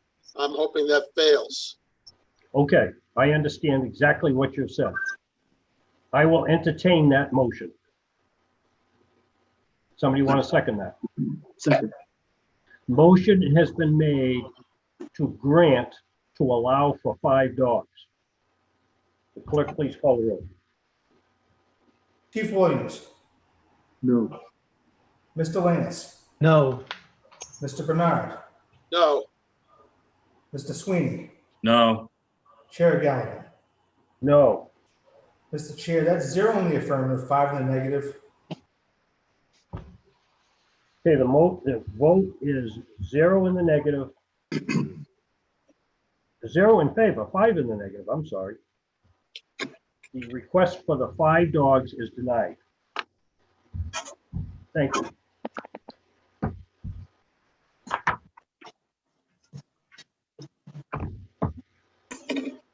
Sorry on that one, board. I misunderstood what the vote was.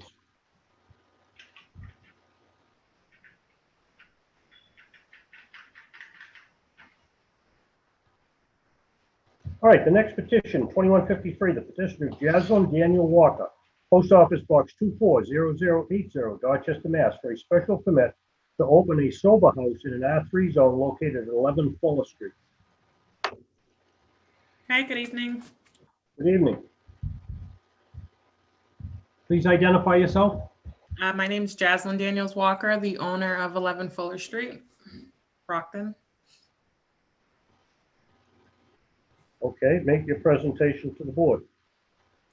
So I am requesting to turn my 3-family home into a sober living home for basically a bridge for alcohol and substance abuse individuals that are coming out of inpatient treatment facilities. It would be MASH certified. I would have security cameras and motion lights. There'd be a curfew on the house basically from 11 p.m. to 6 a.m.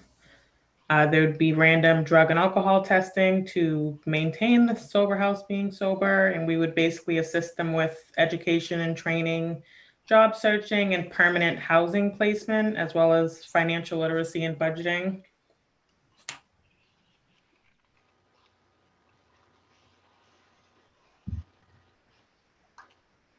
This is a 3-family house currently. Yes.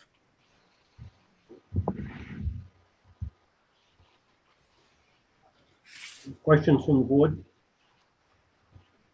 is it just the 3-family house, or what about, as you look into the house, you see the house and then you see a bigger, what I guess it used to be a garage or a carriage house. Is that all your property? Yes, but that would remain empty. That's just an attached garage, but there would be no one living inside of that. Is there anyone living in there now? No, it's just for storage of like the yard equipment and things like that. What function would that building have to the substance abuse bridge? It would just remain for storage. Would it be an activity room? Would it be a place where these gentlemen or ladies or gentlemen could communicate, or is it totally separate from this three family? I do have hopes in the future of cleaning it. I mean, it's empty. It's just a clean space in there. There's a second floor, but I do have hopes in the future of using the first floor as just like a meeting area if anyone wants to have individual meetings or, things they're not comfortable discussing in front of a group. But for now, it's not part of the presentation. Is that correct? No, sir.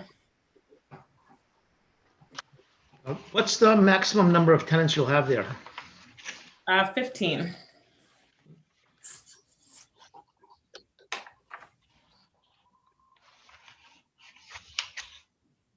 Will there be an on-site person that lives there to maintain this building? Yes, there will be a housing manager that lives at the property.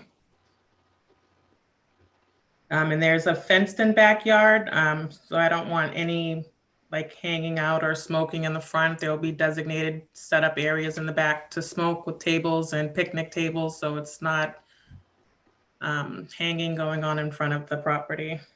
And who is going to oversee the operation of this building? The state? It's MASH. The MASH certification has their own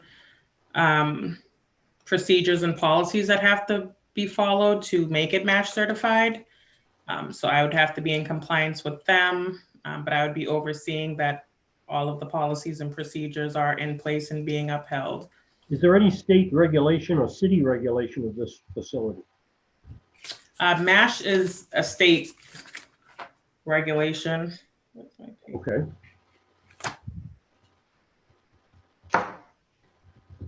Any other board members? I mean, you can't help but notice how close it is to the school. Any negative impact as far as how close it is to the school? Just conversation for the board members, I suppose. I did take into account that the school is right there. So obviously it will be for females. I won't have mixed sexes within the house. It will solely be for females, but I will be doing background checks to obviously make sure there's no registered offenders residing in the house. Are these people that will be living here free to come and go at any hour or what? Nope, the house will be shut down completely, lights out from 11 p.m. to 6 a.m. And they will have to find employment. Obviously, if they find an overnight job or some sort like that, they would need to provide that proof to be leaving outside of those hours. Yeah, and they would get passes to leave the house and stay the night out and go out for the weekend. But there will be rules in place as far as that's concerned. How long do you think a person would stay in this facility? 90 days for completion of the program. I'm hoping to find them permanent housing within 120 to 150 days max. Are there any other facilities like this in the city or in this region that you can reference? I tried looking them up for the Brockton area near my house, and I did not find a facility that was similar. I believe there's like a room and house. I'm not sure what it is a couple of streets over, but it's not a sober house. I did check. Okay, thank you. Any other questions from the board members? If not, I'm going to close that portion of the hearing. Is there anyone here that wants to speak in favor?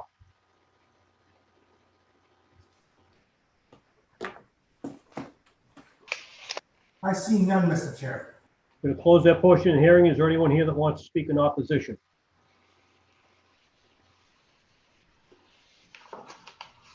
I see none, Mr. Chair. Is there any public official that wants to be heard on this issue?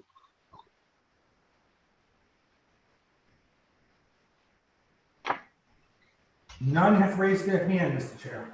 Okay, I'm going to close that portion of the hearing. I'm going to open it up now to deliberations from the board members.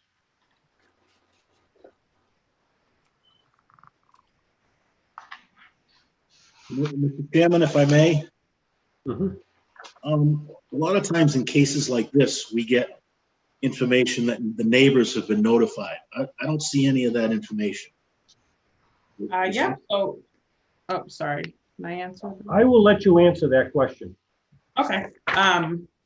So I was told, I followed the application process, and I was told that I had to request the abutters list for all of the, I forgot what the number is that they use, 100 or 150 closest neighbors are notified. And I did complete that and pay that back in February with the assessor's office. So the abutters list was taken care of when you applied? Yes, sir. Okay, does that answer your question, Chief? Yeah, sort of. I mean, like I said, I know in a lot of times we get the abutters list in our packet, and I just don't see that. Yep, we did take the abutters list when I turned in the application on May 13th. It was. Mr. Chair, I can assure the board members that our office did notify all the abutters. That is the process that we go through, and other boards send it out themselves for the applicants send it out themselves. our board, we send it out. So I can assure that all the board members that we have sent out to the abutters the notice. Okay, thank you. That satisfies my question. No problem, thank you.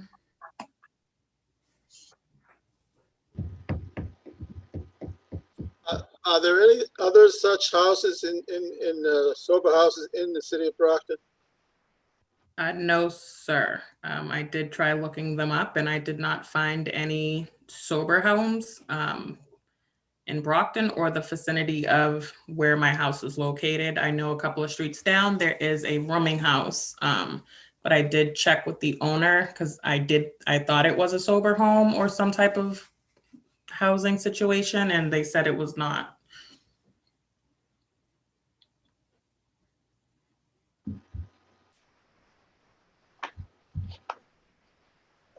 We have no, Question we have of the no building history or inspector. This understanding building would of have to be sprinkled. I'm sorry, Chief. Sorry. Building inspector, will this building have to be sprinkled?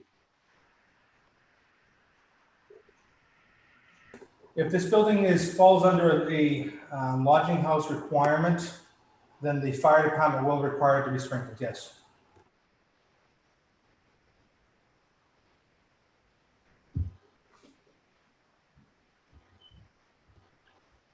Okay, any other comments from the board members?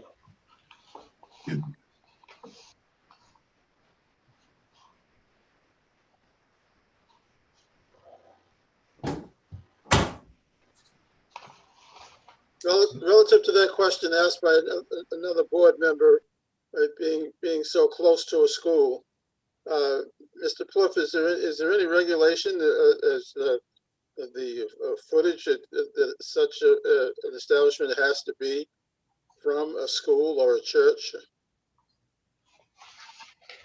Thank you for the question, Ms. Bernard.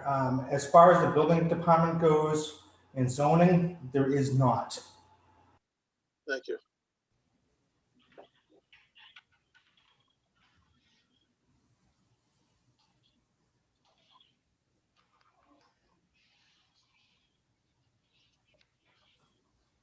The one thing that we could do with this special permit is, if it's granted, this permit will be granted to this petitioner only.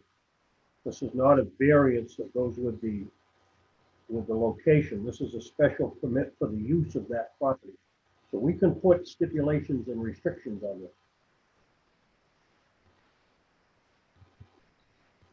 it. So if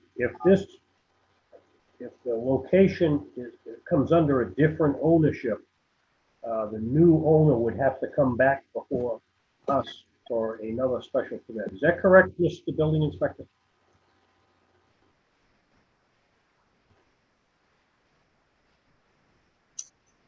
Mr. Chair, the special permit goes with the use of the property.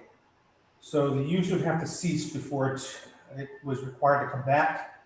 So therefore, ownership could change. It's an abandonment of 1 year that would require you to come back. So if the person decided to sell the property to a new owner, that would not require to come back here. So if it was ceased to be used for a year, it would lose its special permit. That is correct. Okay. Yeah, and if the sober house shuts down, I would go back to renting it as a multifamily with individual units. I don't plan on selling it at all. All right, I just want to make mention that there is some safety built into this for the city, that if this ceases to be used for its intended purpose, that the special permit will extinguish itself after 1 year. Okay.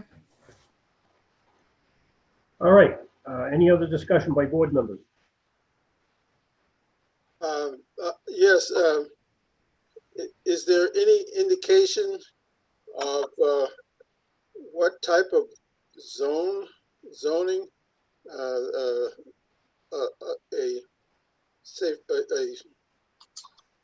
what kind of place is this? A safe house or sober house? Sober house is permitted? Is it permitted in a residential? Is it permitted in a commercial? Is it permitted in industrial? Do we have any example of where it is permitted? I guess this is a question again for Mr. Plouffe. In what zone is this type of establishment permitted? Where there aren't any others in Brockton, are we establishing that it's permitted in an R1C zone?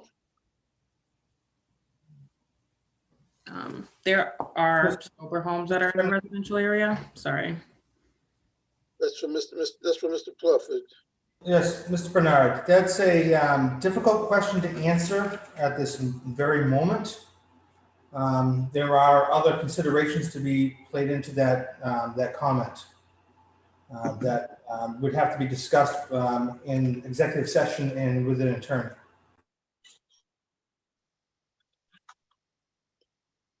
Then I have another question, which is a follow-on to this question. If the reason for denying this petition is because we are not certain what Brockton zoning allows relative to this type of establishment, would that preclude that the petitioner could not come before us for 2 years, or can we make an allowance for her to come back once it is established? I guess you would have the option to go before the planning board. Is that true, building inspector? In any case that a special permit or variance is denied, there is always the option to go in front of the planning board with a substantial change to come back to the zoning board. However, in this particular circumstance with a use as this such as they're intending, there are other considerations to be used in that determination. So I would say that it is possible that even with a denial, they would have the ability to use this facility in this location without a variance or special permit. And a sober home is different from a rehabilitation center. They're essentially coming out of the rehabilitation center or the hospital or the inpatient treatment. So they are within residential neighborhoods. It's essentially a rooming house for sober individuals to maintain their sobriety and have that bridge between coming out of the inpatient and going back into the real world, searching for jobs, you know, while maintaining that sober environment around them so they don't run the risk of going into a regular sober rooming house, where people could be drinking or hanging out or anything that could trigger the possibility of them going backwards. And if they were to go backwards, they would go back to the inpatient treatment facility. So does this have an educational component to it? I'm sorry, is that for me? Does this have an educational component to it? What do you mean? In other words, that when they're meeting, are they being instructed on rehabilitation? No, it's more so it's for resources. So the meetings would be for posting job trainings if they want to get back into school, having those postings, open jobs, open apartments, helping them find these services. Like Strive is a job searching program where they would actually go into the facility for that. Okay. All right, board members, what do you want to do with this? Any other further comments on this? Yes, I'd make a motion to grant, and the reason why is that the petitioner has the right answers to the questions that I was concerned about. I was concerned about the security of people that are coming into Brockton having substance abuse problems. But it seems as though these people are on the road back to normal life in between their problem and finding a new job, and the state is regulating how it operates.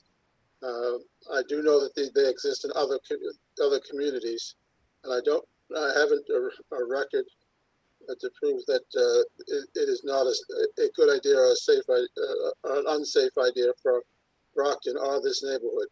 So I think that these people deserve a chance, and I think that the building, the house on Fuller Street is well kept and not a bad location, albeit close to a school. I still move to Grant.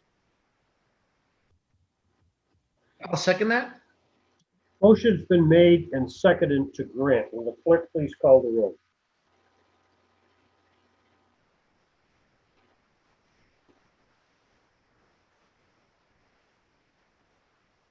Chief Williams, Yes.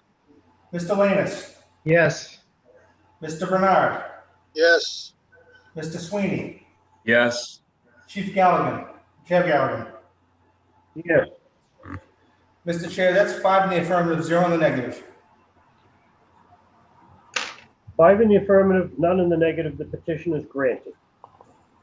Thank you. Have a good evening.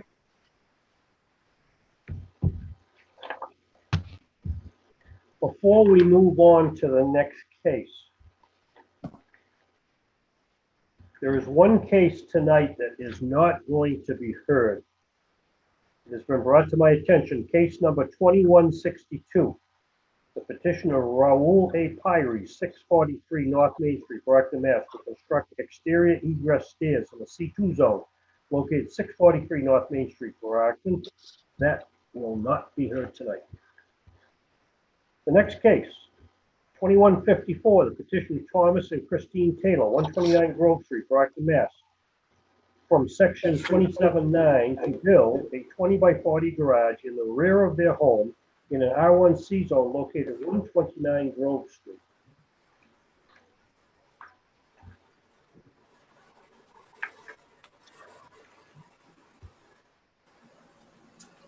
Any of the Taylors here? Yes, can you hear me? Yes.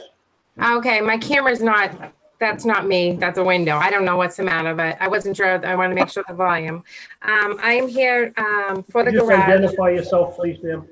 Oh, sorry, Christine Taylor, 129 Grove Street, Brockton, Mass. Okay, very good, thank you.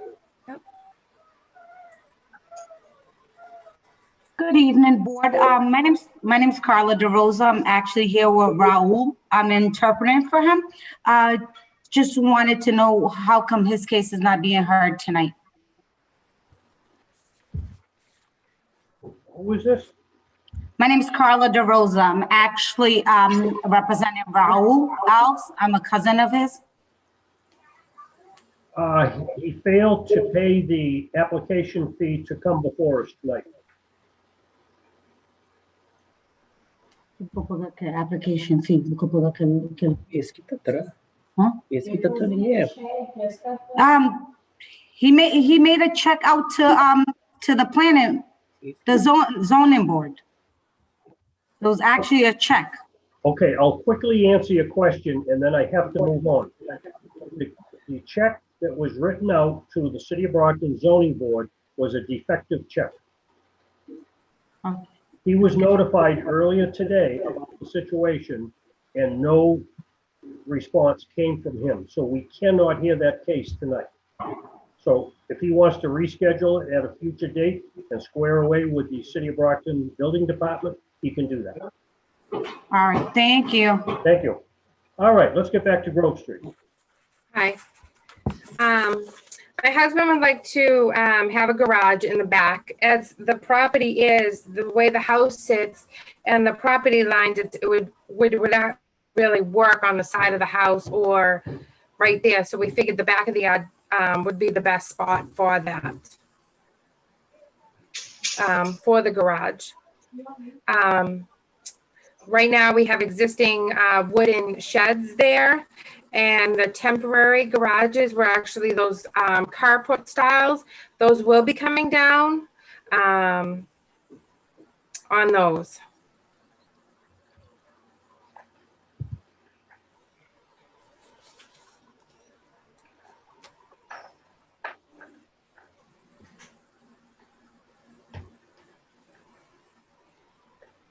So the reason for this garage is what? There isn't a reason. My husband's always wanted a garage. This is a variance which requires you need to demonstrate a hardship to the board. What is unique about this location, this property? Oh, in the back, well, the garage wouldn't actually go, but the way the house sits on the property, the house is like crooked on the property. And the garage wouldn't fit like on the side there. So that's why we figured to put it in towards the back. We would have the more room for that. And plus we have a pool in the backyard, you know, those index pools for my grandson and for my grandson and my granddaughter. Is that So an where the- above ground pool? It's an index pool, you know, those portable ones? No, I'm not familiar. It's above ground? Yes.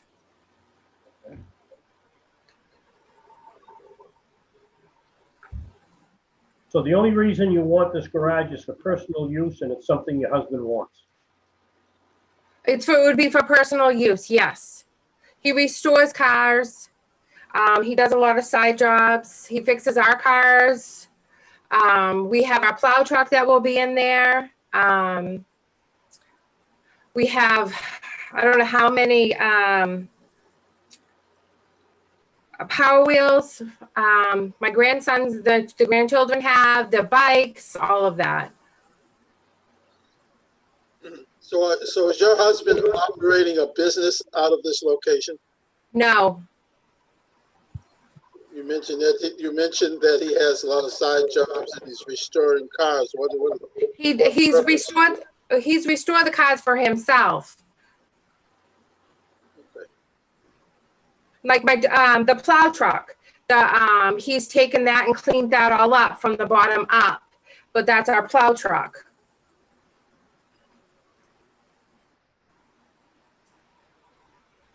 Have any of the neighbors complained about any of the mechanical work? No. Where does he do the mechanical work now? In one of the front temporary garage, the canvas covers, he does it in there. Okay, so you realize that you're only allowed to have 2 exterior structures beside the house. And it shows now you've got 1, 2, 3, 4, 5, at least 6 structures on that property.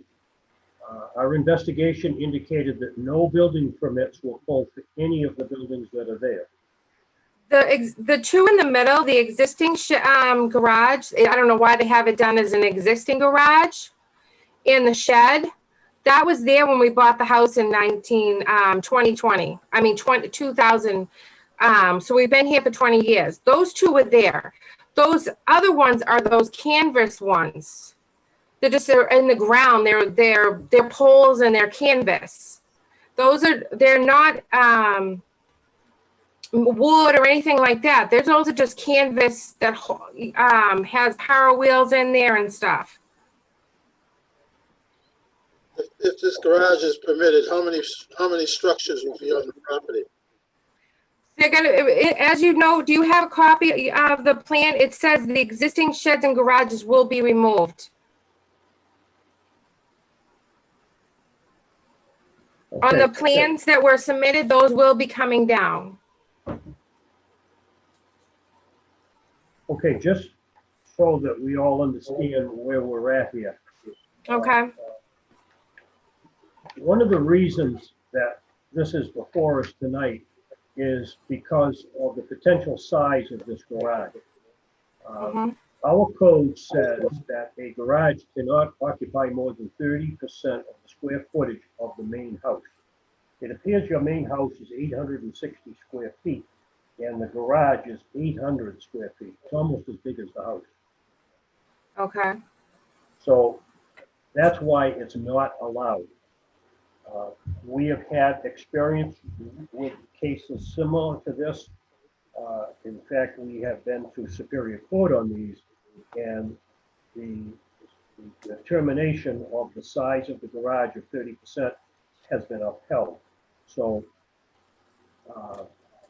we've made some decisions, we were challenged on the decisions, and I will just tell for the benefit of the board, several years ago, we had one, I am going to say in 2008, a very similar situation where we were challenged on this, and the determination was that it's the square footage of the garage, not the use that's within the garage. So the court has backed the zoning board that it's the exterior dimensions of the garage as it relates to the exterior dimensions of the house. So this garage is for personal use. Yes. It's way oversized, and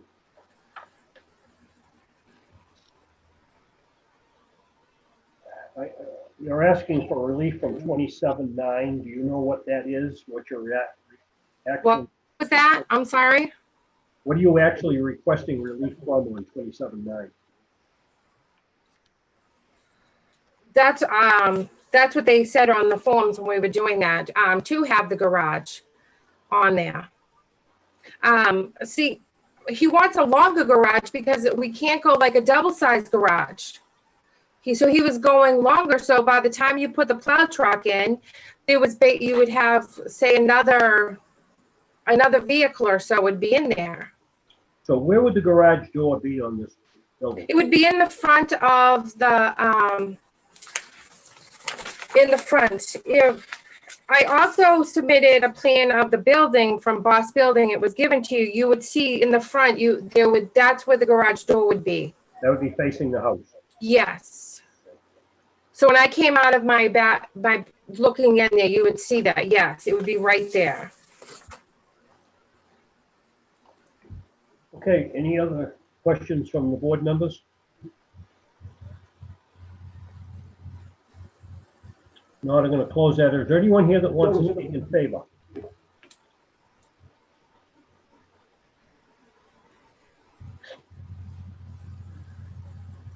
I see none, Mr. Chair. I'm going to close that portion of the hearing. Is there anyone here that wants to speak in opposition?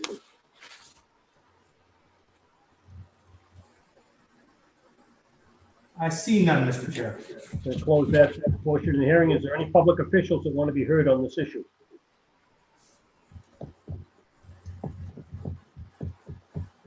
None have raised their hand. Okay, we'll close that portion of the hearing. I'll open it up now for deliberations from the board. Board members.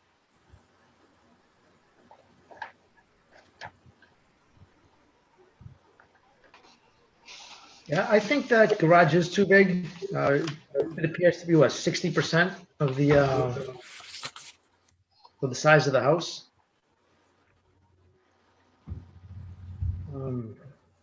He's just going the long way. Sorry, ma'am, that portion of the hearing is closed. Sorry. Yep.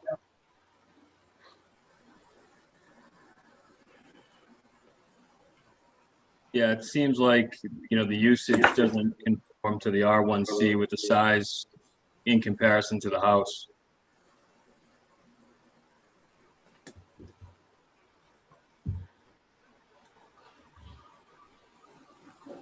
Anybody want to make a motion?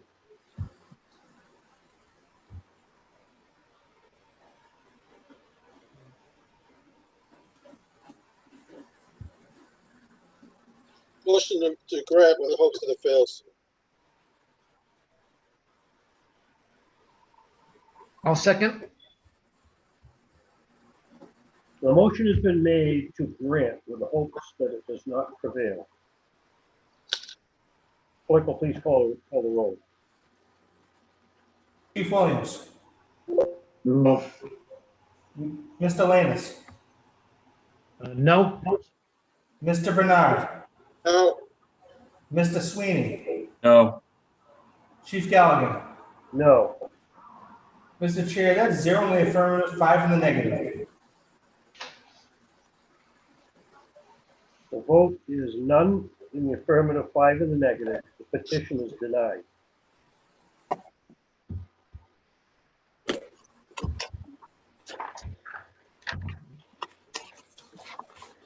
Okay, the next petition, 2155, the petition of attorneys Robert Pellegrini and Paula Miller, 63 Main Street, Suite 1, Bridgewater, Mass, for a variance from Article 3, Section 27-9, Table 1, to build a second story on a single-family home in an R1C zone located at 293 Lynn Road. Good evening, Chairman Galligan and the rest of the board. This is Robert Pellegrini for the applicant and owner. Just a quick introduction. It's 293 Lynn Road, Plan 179, Plot 47, zoned R1C. Very briefly, what's being proposed here is there's a home there already, and they're proposing to just go to a second floor over it and to include a home office off of the rear, which you can see on the plans. The reason we're requesting this variance is because the home on the left side falls short of the required 15 feet by just over a foot. The reason they're doing this is that due to COVID, they have a much larger group of people there. The in-laws have moved in and they are working from home. So as always is required here, I'll just quickly get into the reason we believe a variance would be justified here. I believe there's a hardship. I mean, if you look at the plot plan, it appears that the house was just placed a little to the left of where it needed to be. There's plenty of room on the right. With the increased number of people in the home, really to do what they're looking to do, it would require the home to be relocated a few feet to the right, actually 1.5 feet. So when I talked to the building official about this, really what it boils down to is that new bump out in the rear is the reason we're here, because that's matching the existing side of the home. That's why we're before you tonight. I also think the general purpose and intent of the ordinance is not being derogated from here.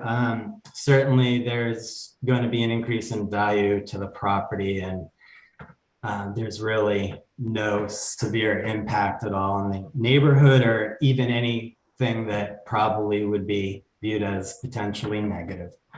I also have here with me tonight the engineers for the projects, the Barzolas, and also the property owner is here as well, if you have any questions for her.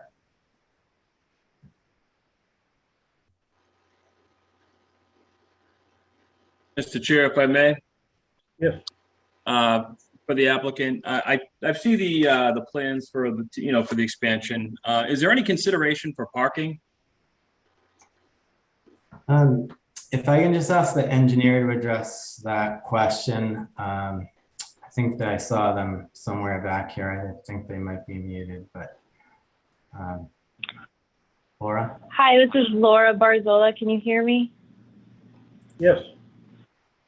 Hi, good evening. Yes, we're here with 293 Lynn Road with the Rojas family. Parking shouldn't be an issue. They currently have a sufficient driveway that's existing. We don't see the need to expand on that. Again, they have a large, happy family, and their in-laws that moved in with them throughout the pandemic don't drive. They're older parents.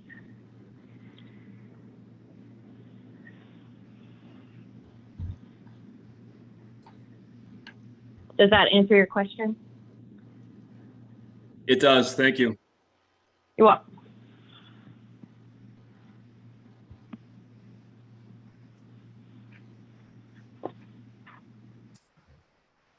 Before we sort of rest our case here, obviously, if the board was really thrown off by that new rear bump out, a pretty easy remedy for that, which would be pretty pricey, which is why we're here.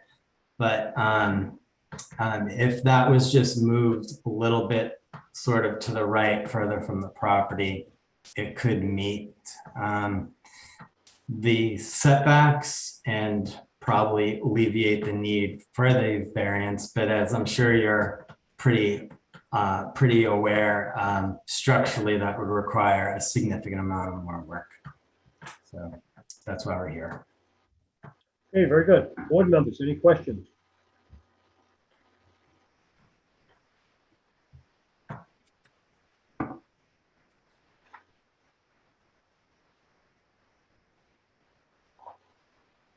How many bedrooms are in the house right now? Laura, can you jump in on that, please? Absolutely. Chairman, currently they have 2 bedrooms and a small office that's functioning as a bedroom. They've combined the kids' rooms to be sharing. I think they have 3 kids in 1 bedroom right now. And with this build out, how many bedrooms would there be? There would be a total of 4 bedrooms and a home office, I believe, including a lot of extra storage, and on the 2nd floor, laundry and an extra bathroom. I'm sorry, 4 bedrooms, including the master, which is 5 total. I apologize. Okay, thank you. All right, if there's no other questions from board members, I'm going to open it up for public discussion. Is there anyone here that wants to speak in favor?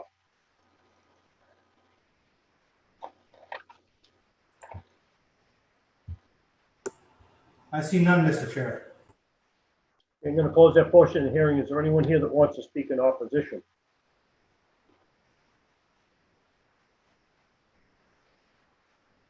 I see none, Mr. Chair. Okay, I have correspondence that has come in from an abutter who is opposed, since there are a large number of people currently living there and a large number of cars in the street in front of the neighbors' houses. I guess that is the concern, and they're in opposition. Anyone else want to speak on that? Any other?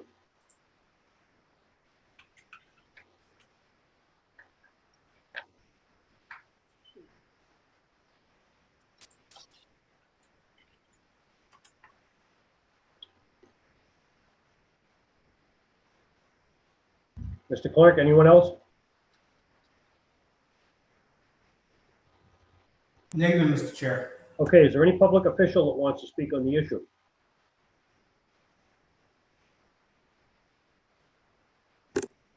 None have raised their hand, Mr. Chair. Okay, I'm going to close that portion of the hearing. I'm going to open it up for board discussion. Board members. I would suggest, some contingency, if approved, to consider parking. It's always seems to be an issue, and there is a letter of concern.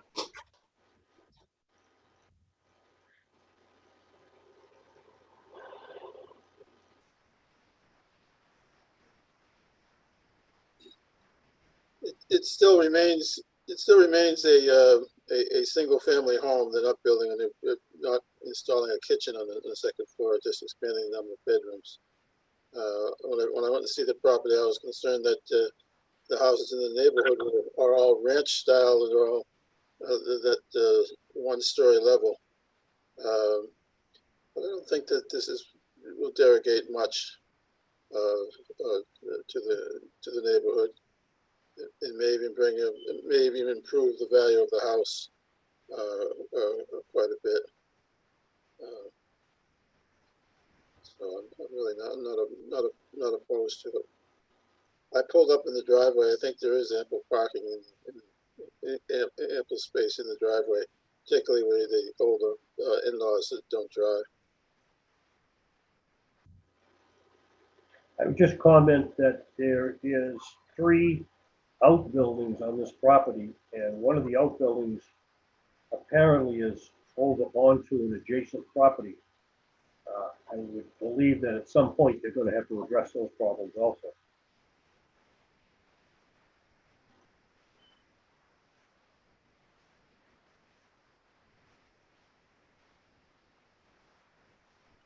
All right, anybody want to make a motion?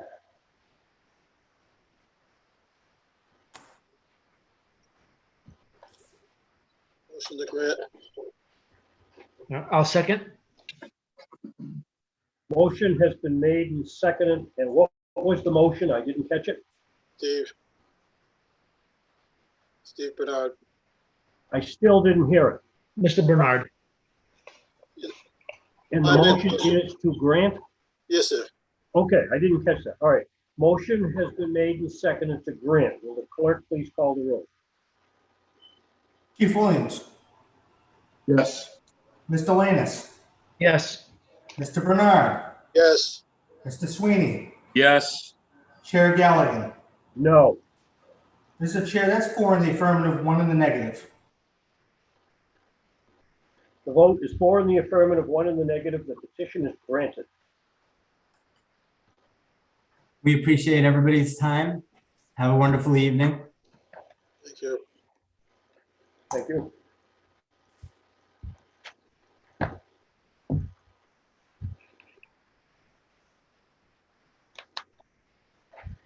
The next petition, 2156, the petition of Stacy Borden, 32 Shaw Road, Brockton, Mass.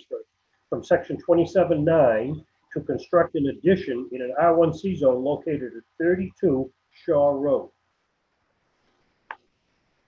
Hello, Mr. Chair, board members. My name is Stacy Borden. I am the owner of 32 Shaw Road. Would like to add an addition, a bedroom onto my home. And I have a representative here, Mr. Turville, who's my architect, and I'd like to turn it over to him, please. I'm open for questions.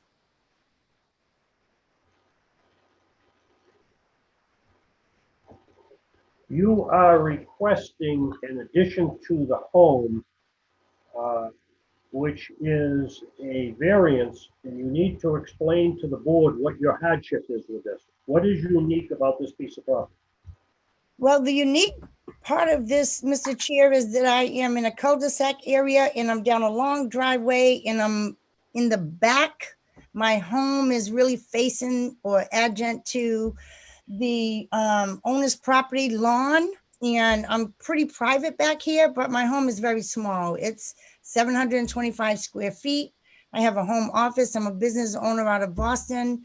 And I have a small bedroom that I'm kind of cramped up in here, and I would like to add an addition of a bedroom, a sitting area, and a quarter bathroom.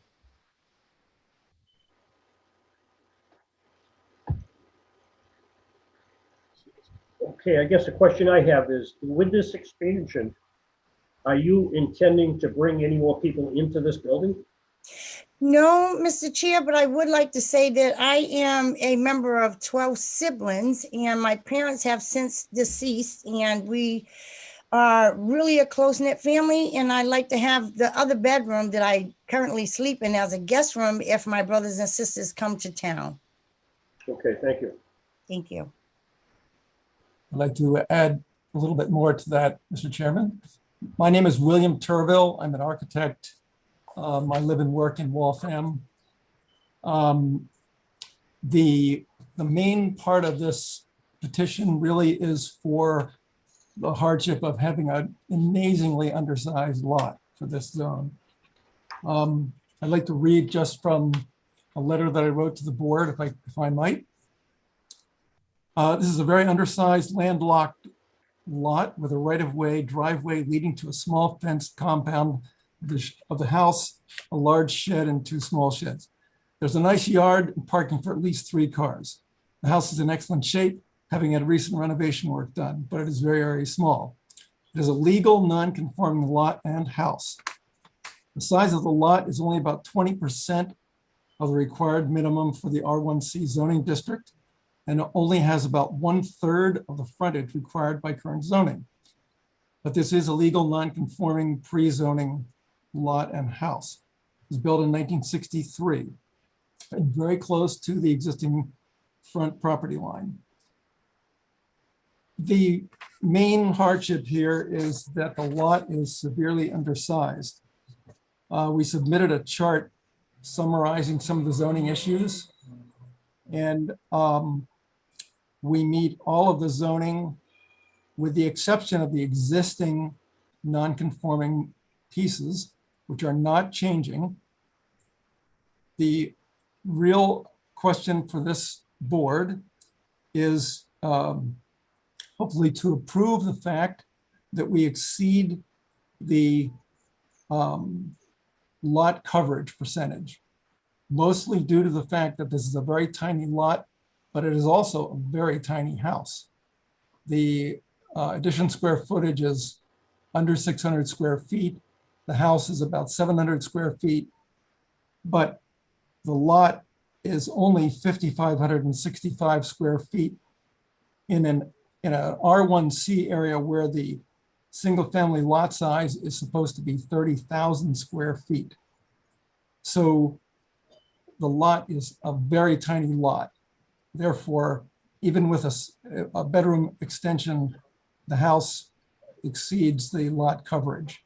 It turns out, though, that even though the house is located in a very, very difficult situation relative to zoning, the addition actually falls within the setback lines. It actually falls within the by right buildable area on the lot. So in spite of the hardship of the lot coverage, we're trying to keep this as much within the zoning as is possible.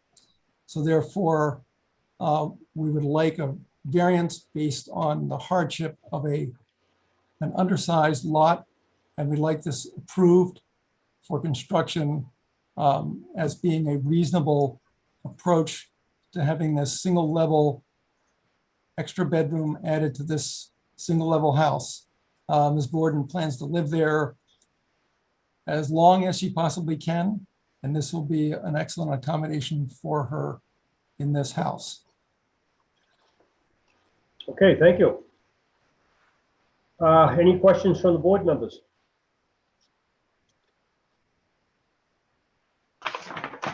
Is this addition going to be just one room? It is basically a bed sitting room.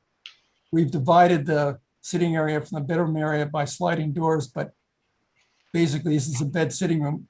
Frankly, the living dining room in this house can only fit either a couch or a dining table. It can't fit both. So Ms. Borden would like a small sitting area, which is only about 10 by 10, for her to have her favorite chair and a meditation area and a bookcase, none of which fit into her current living situation. Okay. All right. Any other questions from board members? If not, I'm going to close that portion of the hearing and open it up for public discussion. Is there anyone here that wants to speak in favor?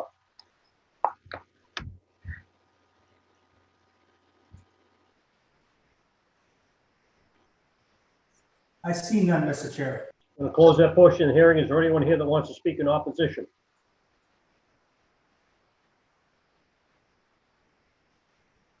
I see none, Mr. Chair. We'll close that portion of the hearing. I'll now open it up for any public official that may want to comment on this.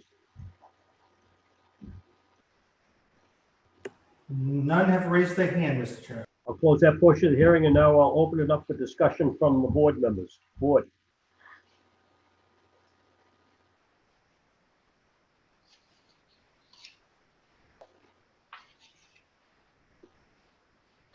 This is a house that was on that site long before zoning in 1967.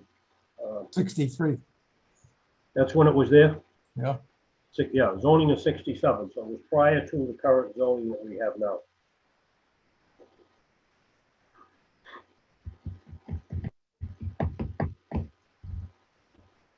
Seems to be a reasonable request within the size of the house.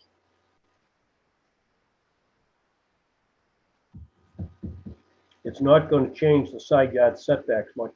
I mean, it's going to Actually, it conform to the conforms. size of the house that's there now. It conforms to all the setbacks. The addition conforms to all the setbacks.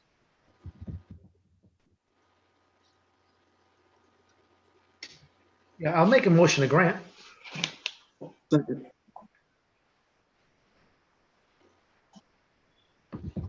Somebody want to second that?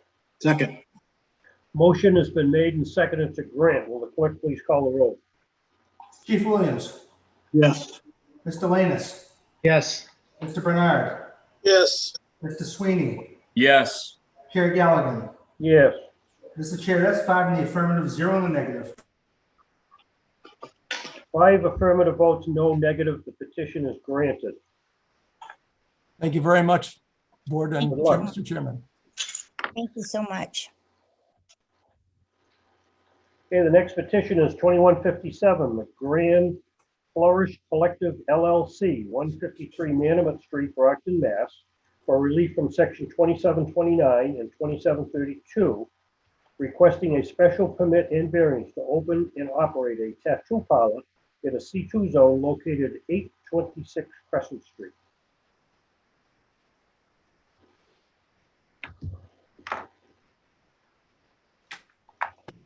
Is the petitioner ready? Hi, Mr. Chairman. Attorney Sean Murphy. I represent Grand Flourish Collective LLC. My clients are requesting a variance and a special use permit to open a tattoo parlor at 826 Crescent Street. It's a C2 commercial unit in a strip mall. Under the current zoning, tattoo parlors are only permitted by special use permit in a C5 zone. When this zoning was drafted many years ago, tattoo parlors tended to just attract vagrants and sailors like my former self. Today, tattoo parlors are more akin to Apple stores, and it's going to bring in business from all sorts of areas, and it's going to bring in people from outside of Brockton as well as inside of Brockton. It's going to do wonders for this strip mall, and I believe that Councilman Thompson and also Councilor Large Mendez has also written letters in favor of this. Right now, the hardship that we're requesting under is that the fact that there are no C2 properties currently available, C5 properties currently available in Brockton for tattoo parlors. If you think about it, there's not many C5 properties throughout the city. The one I can think of is Brockton Hospital, and that's obviously taken up.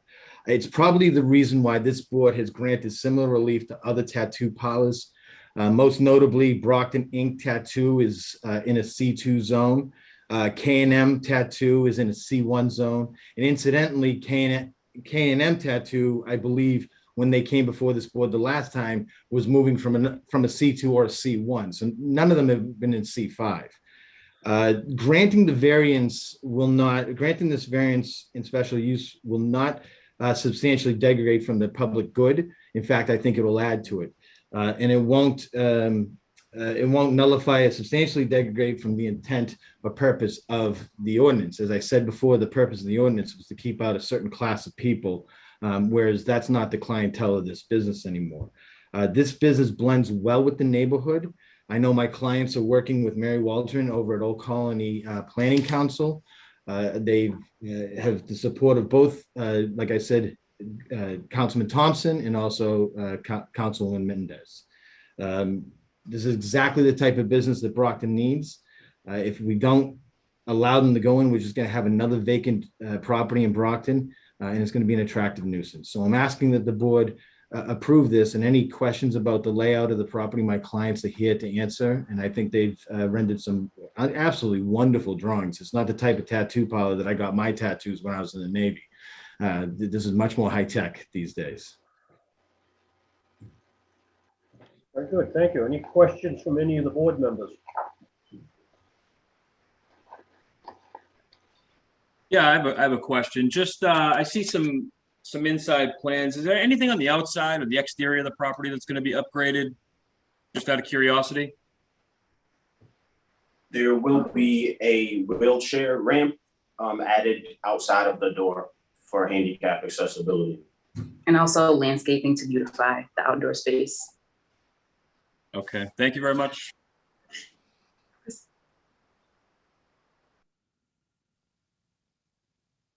What are the projected hours for operation? From 12 to 9 p.m. daily. 12 to 9 p.m. Yes. How many days a week? 7 days a week.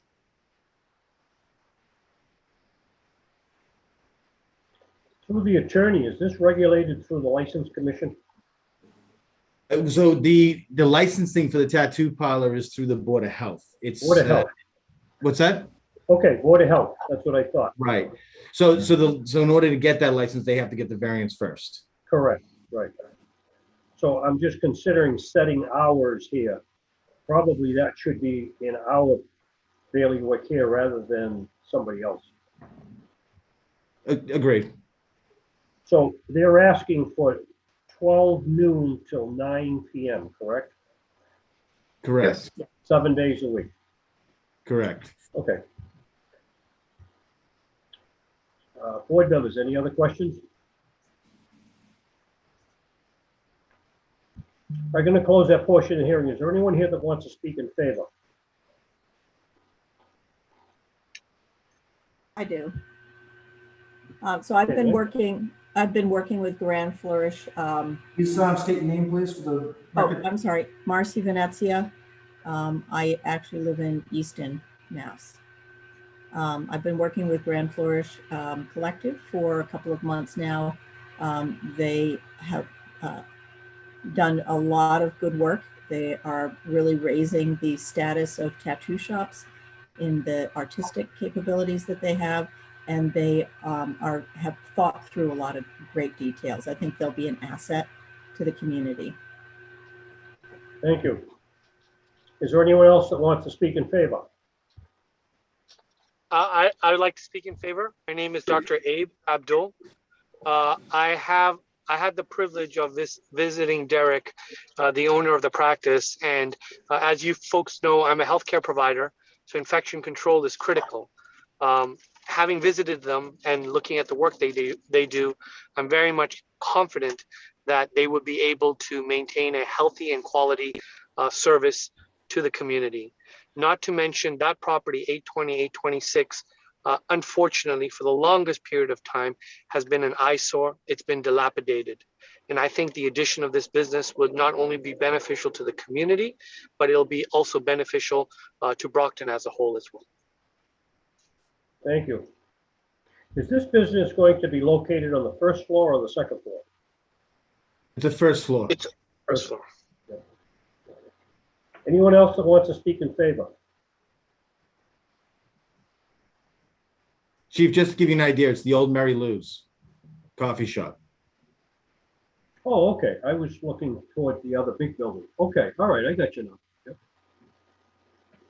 I guess there won't be a second floor then. Right. All right, I got you. All right, I have two letters in support that were sent today. One is from Councilor at Large, Rita Mendez. She sent a letter in support of this petition. And the second letter that came in support of this petition is from the ward councilor, Ward 5, Brockton City Council, Jeff Thompson. So both of those have sent letters of support.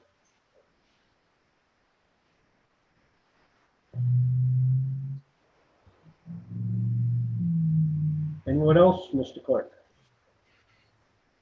There are no other people holding their hands up, Mr. Okay, now I'll close that portion of the hearing. Is there anyone here that wants to speak in opposition?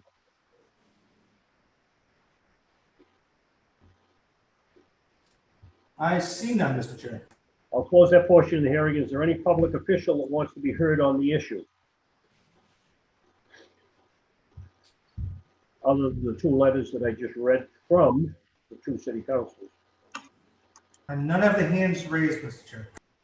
Okay, I'm going to close that portion of the hearing. I'm now going to open it up for deliberation from the board. Board members.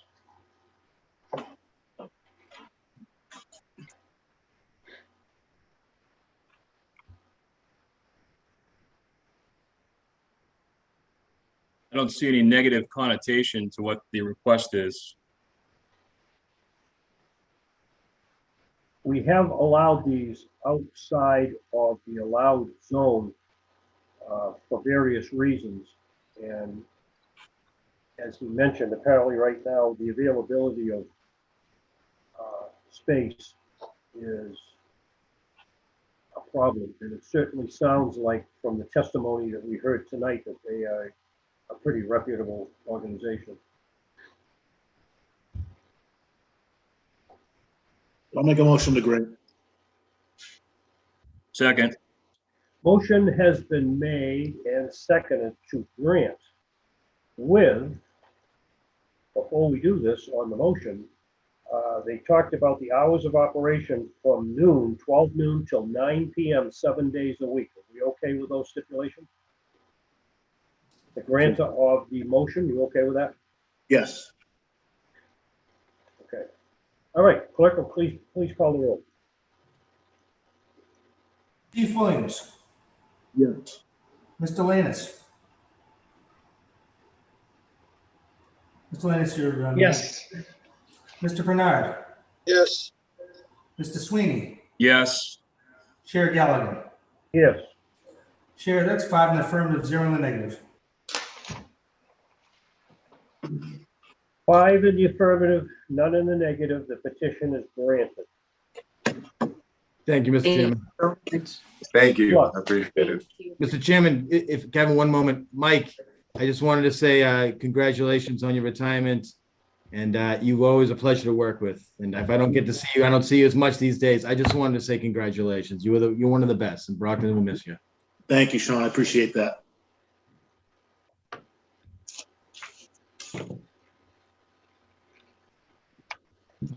Okay, the next petition, 2158, the petition of Lynch's Towing, care of Philip Nezarella, 1063 North Main Street, Brockton, Mass, for a variance from section 27.9, 27.25, Appendix C, 2763 subsection H, 2757 subsection 3, to operate a tow facility in the rear portion of the property, conduct repair business within the building to be constructed, conduct sale of motor vehicles on the front portion facing West Chestnut Street, erect an LED roof sign, and allow compressed gravel ground covering the yard area, all in an R1B zone located at plots 36-3 and 36-4 Linwood Street, West Chestnut, and Holland Street. Good evening, Mr. Chairman, members of the board. For the record, Philip Nesrella representing Lynch Towing. With me this evening is Mr. Scott Farrier from J.K. Holmgren, who had created the design plan on this.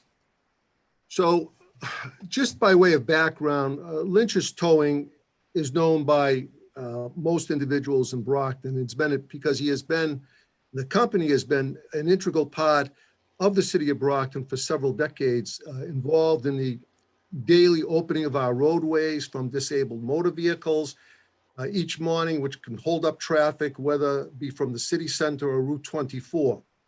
The company tows everything from disabled motor vehicles and cars, trucks, buses, fire engines, anything of any size, shape, or form that becomes an impediment to our daily operations. Lynch Towing is there. The location of the company on the city's south side has been exceedingly challenging in the last several years due to the remote location and time factor involved in responding to various calls, be that from wherever they come from.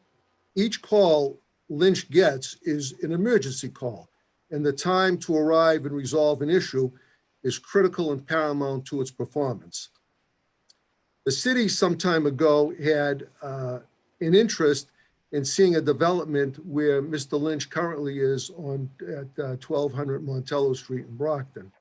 And incidentally, I had made a misstatement on my memorandum that was filed with the application indicating that the city had an interest in purchasing the property. That is incorrect. They only had an interest in seeing if a development would take place where Mr. Lynch currently is. As a result, Mr. Lynch did in fact make arrangements to convey his property that would result in creating a 99-unit residential structure at that location, which also is going to benefit the city with the tax dollars we'll be receiving, as well as addressing the need for residential housing. In any event, Mr. Lynch's operation then in turn went to the West Chestnut Street area. In fact, he purchased property on West Chestnut Street with the intentions of moving further down the street from this particular location. After he purchased the property, he was notified by the state, the DEP, that it would be unusable for development because of certain environmental issues that were there. This was completely unknown to Mr. Lynch at the time he purchased the property. In fact, I can attest, as having been a member of the legal department, that there was extremely long, arduous negotiations with the DEP, but they would not relent on their prohibition from allowing a development there. And Mr. Lynch was prepared to do everything required under the rules and regulations of DEP. So he was eventually precluded from being able to develop that property. So he had moved further on down to West Chestnut Street, where we are now, because of the complete nature of that street, going past Copeland Toyota, auto yards and repair shops and business developments. It's a mix of industrial and commercial use all along West Chestnut Street. The location that is before you this evening directly abuts commercial industrial uses. There are residential structures in the area as well. Lynch's Towing and David Lynch in particular have a well-established record in this city of creating a harmonious and coexistent relationship with his neighbors. David Lynch, as the principal of the company, is well known to accommodating the interest of those with whom he works and those with whom he works next to, whether it's other businesses or residences. The attractive aspect of this location is that it is of a central location to the types of calls received by the company. It wasn't chosen randomly. There was a lot of thought put into it that this would be a place and location that he could best serve the Brockton and Brockton area. West Chestnut Street is a mix of residential uses, commercial enterprises, and other industrially related companies. The design of the site is such that its operation will be somewhat veiled in the rear of the lot, where it retrieves vehicles towed from other locations. There will be a 8-foot fence surrounding the perimeter of the lot, together with tall arborvitaes that will be planted there to screen that whole area. The garage that will be constructed on the site will have its overhang doors only facing the inside of his lot, not facing the opposite direction where there are residential structures. To address some of the expected concerns that neighbors would have, and I'd like to do that now and take it off the table, no vehicles will be allowed to be towed into that facility unless during the working hours, which we would ask to be from 7 a.m. to 6 p.m., Monday through Saturdays, with the only exception being if there was a snowstorm that called for emergency services.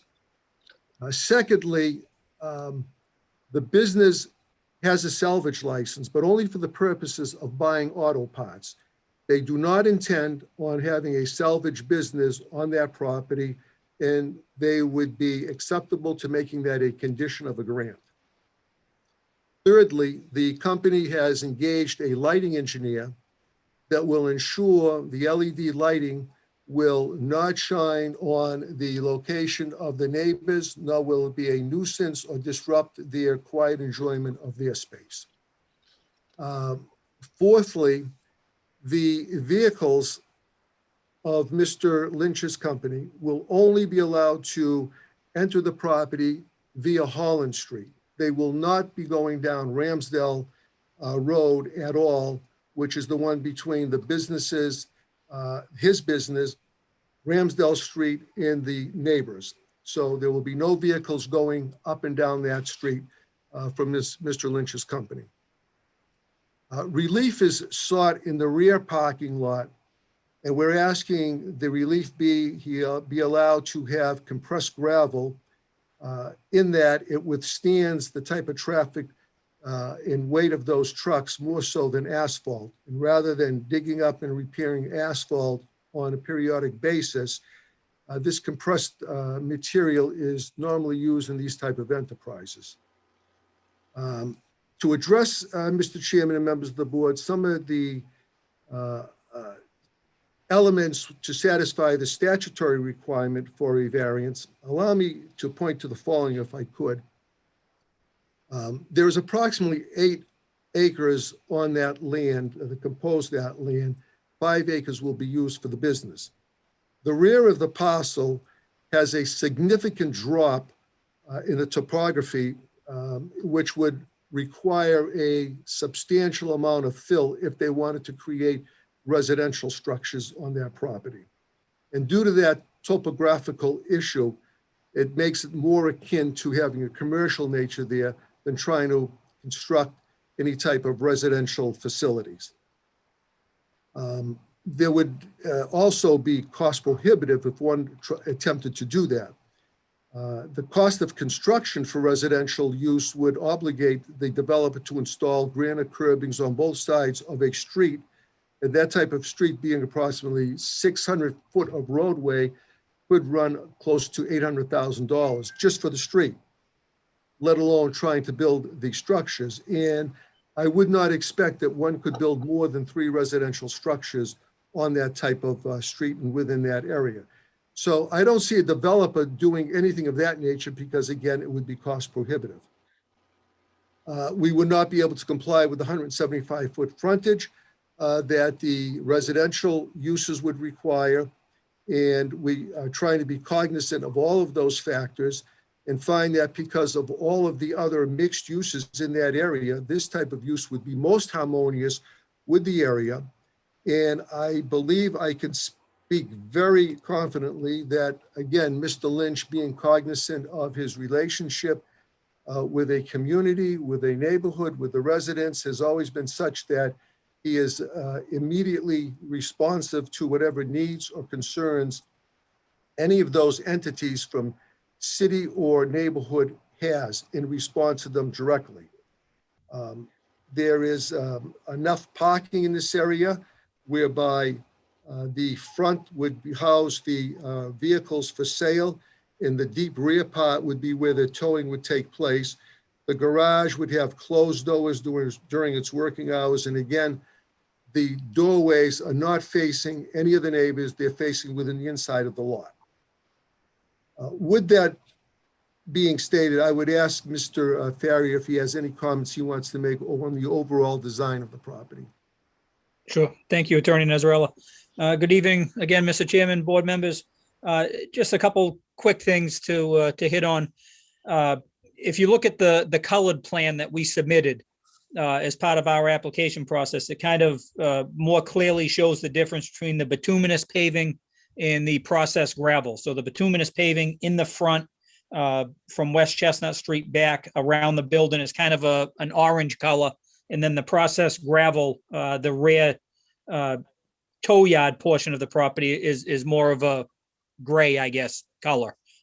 Just so we have an idea of that. So the reason for the difference, the front area is the area that would be more accessible to the public for both repairs, to come into the office to make any transactions necessary to retrieve their vehicle, and also for the car display area. In addition to that, for the landscape buffering, we've proposed a 35-foot lawn buffer in the front. So a green buffer in the front along West Chestnut Street and along the easterly side of the property on Ramsdale Ave, where the property abuts the residential properties on Linwood. We've proposed on our half of Ramsdale a 6-foot-high earth berm. And on that earth berm will be evergreen trees planted. So hopefully those two landscape features will provide a meaningful buffer from our property to those residential properties on Linwood Street. As Attorney Nezarella said, we've got a lot of landscaping we've shown, lighting that needs to be formally designed. Obviously, with a positive outcome from your hearing tonight, we have to file with both tech review and planning board, at which time we'll have a lot more details on the landscaping, the lighting, and certainly the drainage and utilities. I'd like to also add, Mr. Chairman, members of the board, David Lynch and Lynch Towing has been in business for 35 years here in the city. And during those 35 years, he's never been a recipient of any violations, complaints, or critique. He's worked hard and steadfast in order to maintain his reputation and provide the services this city has been looking for. Because of the unfortunate moves that he made, whereby he was unable to develop other spots, he's basically nowhere else to go. He can't go on Auto Mile in Brockton. There's nothing available there, and it's not as desirably located and situated as this particular space is. So that being said, with his past reputation for performance, I assume and could put forth that we could expect nothing less of him going forward in the future. He has contributed quite a bit to Brockton with his services. He's a necessary component as a first responder in many instances, and integrated within our fabric and commerce on a daily, weekly, and yearly basis, that I ask that the consideration, based upon the factors I mentioned, which justify the variance for that topographical issues on the land, I would respectfully submit and request that the variance be granted. I'll be happy to entertain any questions any member of the board may have. Board members, any questions? Yeah, Attorney Nezarella, thank you very much for that presentation. There's only one question I had. You mentioned that Lynch Towing is a 24-hour operation, and they're first responders. They pick up any vehicle that is in harm's way, I guess. And you said that they won't be delivering the vehicles to the property other than business hours. Where will the vehicles that are recovered off business hours be stored before moving to this location? That's a good question. Is it another location in Brockton so that others would be detrimentally impacted, or where would they be held? You know, when somebody tells me they only have one question, I'm always fearful because it's usually a tough question, but that question I can answer. The location he would bring the vehicles to is 706 West Chestnut Street. During the business hours, again, they would be brought there. There would be no vehicles brought in outside of his business hours between 7 a.m. and 6 p.m.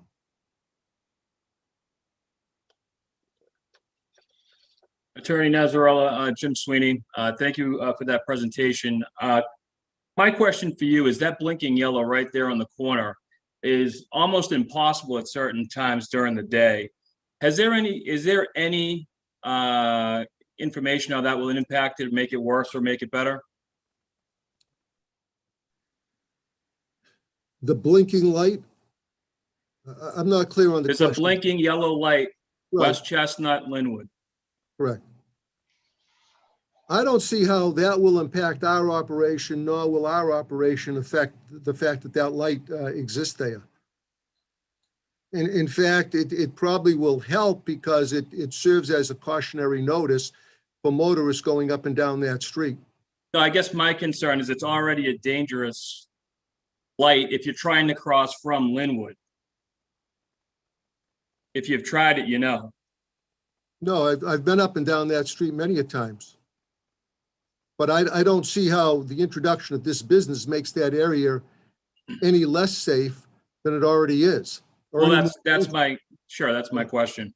No, I get, that had been examined, and we always look at roadways, informal traffic studies as to whether the curbs on the street, whether it's a speed zone, et cetera, before we introduce ourselves into an area, because for our safety, the safety of my client's business, we don't want to have our trucks going in and out and worrying about traffic hazards that would exist in a roadway. So we made the determination after analyzing that whole sector that that would not be a problem. And that's why I prefer, and I'm content that that light is there. And Mr. Nazarella, who was the examiner of that information? Was it yourself? No, we had a study done. Mr. Lynch's own people did traffic counts, what the traffic was on the street, and this was during certain business hours, and what the approximate rate of speed was. There are worse areas that we could have gone to, but we were looking, I mean, we're never going to find a place without traffic. That's just the nature of communities. But that traffic flow in that area will not impact us, and again, nor will our traffic impact that which already exists there. I guess my follow-up question would be, what would the neighbors' view be if this property was approved? They will see either an 8-foot fence or mostly arborvitaes that will be grown all along that perimeter side. So they won't see anything. They won't see the garage. They won't see the vehicles. They won't see, unless they're trying to peek through the trees or climb a fence. They won't see any of that. And that is a primary ambition of ours, to make sure it is veiled and disguised from sight of anybody in that area. And as I indicated, a electrical or lighting engineer is engaged to make sure that the light does not interfere with their peaceful enjoyment of that area. No neighbor should have a commercial lighting bothering their property. Thank you, sir. Now, would the vehicles only be entering through Holland Street? Right. Yes, none of them will be going down the street closest to the neighbors, Ramsdale Street. And Mr. Lynch owns some of the property on the other side of Holland Street, so it's he has that both sides, and they'll be going down that street. Okay, thank you. There's a question on lighting. What's the intent of lighting this back parking lot? Is that going to be lit all night long? Mr. Faria? I think, Mr. Chairman, with the, with the news that there will be no vehicles dropped there after hours, I think there'll be a little bit of light there just for security reasons, because there will be cars stored there. Obviously, it's going to be fenced, but there will be some lighting, but not nearly as much lighting as would normally be required for a parking lot. So just enough for security reasons, Mr. Chairman. So the entire property is going to be lighted? Yes, minimal lighting. Okay. For the attorney, there is another section here, 2738, that I got to bring to your attention. And that is that on this type of occupancy or this layout, it requires it to be 400 feet to the nearest residential zone. There are no signs, and it requires an 8-foot solid fence. I'm just citing some of these that you have not mentioned in here. I think I mentioned the 8-foot fence, Mr. Chairman. Pardon me? I believe I had mentioned there would be an 8-foot fence. You did. I'm just saying this section of the ordinance says that this location cannot be closer than 400 feet to a residential zone, and it has to be enclosed with an 8-foot solid fence, and there can be no signs. You're also asking for a roof sign. The section that you have identified is 2763H, which actually describes what a roof sign is. If you go to 2765 subsection 9, you will see that roof signs are not permitted. In the past number of years, we have had several requests for roof signs, and we've denied every one of them. So Well, I understand they're not permitted, hence the reason I asked for the variance on that. And Okay, being a commercial business, if it was in good taste, designed so it met the needs and the intent of the board, that's what I'm submitting before you. Okay, so as a board member, my concern is I have absolutely no idea what this roof sign is intended to look like, how big it's going to be, how high it is, the lighting of it, nothing. And I just want you to realize that the section that you are requesting relief from is a definition of signs rather than for the sign itself. Well, I will tell you, Mr. Chairman, that the roof sign will be facing opposite sector of the section from the neighbors. So it'll be facing the oncoming traffic from West Chestnut Street, Pearl Street, West Chestnut Street. It will not be facing the other way. As far as the design goes, I do not have a schematic of it. I will be happy to pass that by the building inspector when the sign is developed and raised, so it meets with his approval as well. All right, another issue that we need to talk about here is we're in a residential zone and we're up against commercial. And in the commercial zone, the sale of used vehicles is not allowed. And we went through this with the new trucking company that moved up on West Chestnut Street, Kenworth, where they are allowed to sell new vehicles, but they cannot sell used vehicles. And we had to grant them a variance because when somebody buys a new truck and they trade in the old one, that they would have the ability to sell them. So in this location, you would also have to be asking for a variance to allow you to sell used vehicles.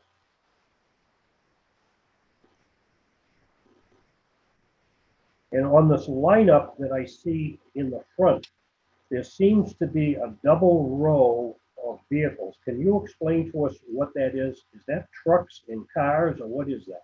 I'm going to pass that over to Mr. Faria on the plan. Sure. Thank you, Mr. Chairman.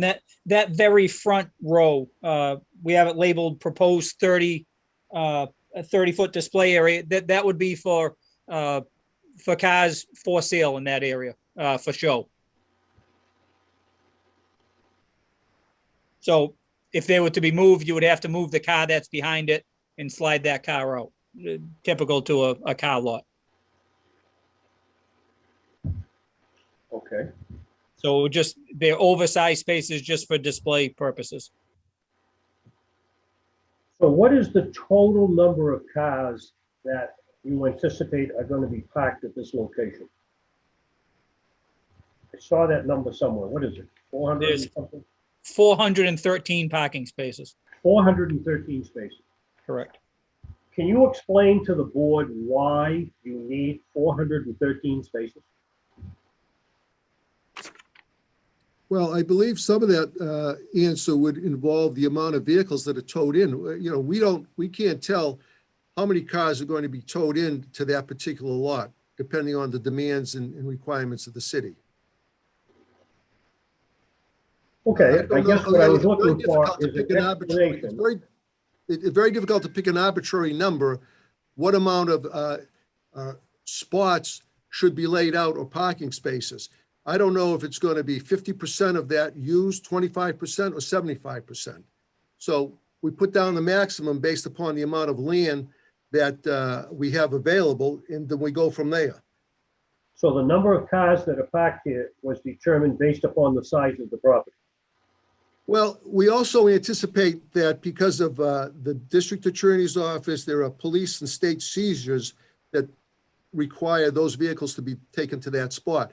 I can't anticipate how many police seizures will come about on a daily or weekly basis requiring those cars to be towed there. That's the majority of them.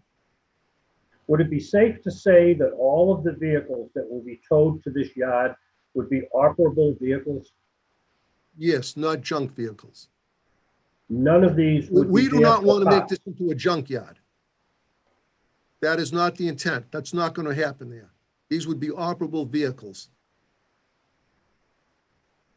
Okay. And I did, Mr. Chairman, you know, you brought out about the type of sales. I put down sale of motor vehicles. I didn't distinguish between used or new. I don't know if the board has an issue if those cars are 2020 cars, which would be considered used, as opposed to 2021 cars.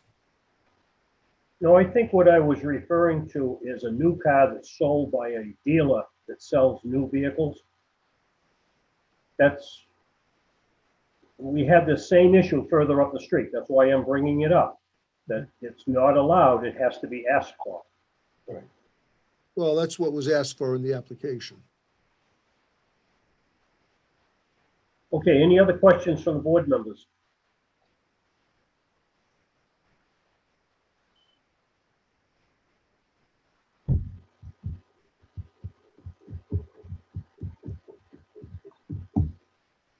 If not, I'm going to ask for, or close that portion of the hearing. Is there anyone here that wants to speak in favor of this?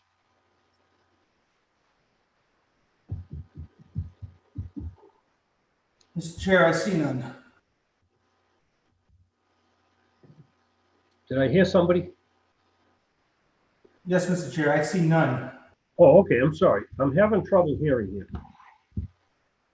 Okay, there's nobody here to speak in favor. I'm going to close that portion of the hearing. Is there anyone here that wants to speak? Mr. Chairman, before we go to that, if I may make one comment, I know that for several months leading up to this, the Lynch's Towing had passed through their plans and intent with the Brockton Planning Board, and I believe the Planning Department has indicated a favorable tone towards this particular application.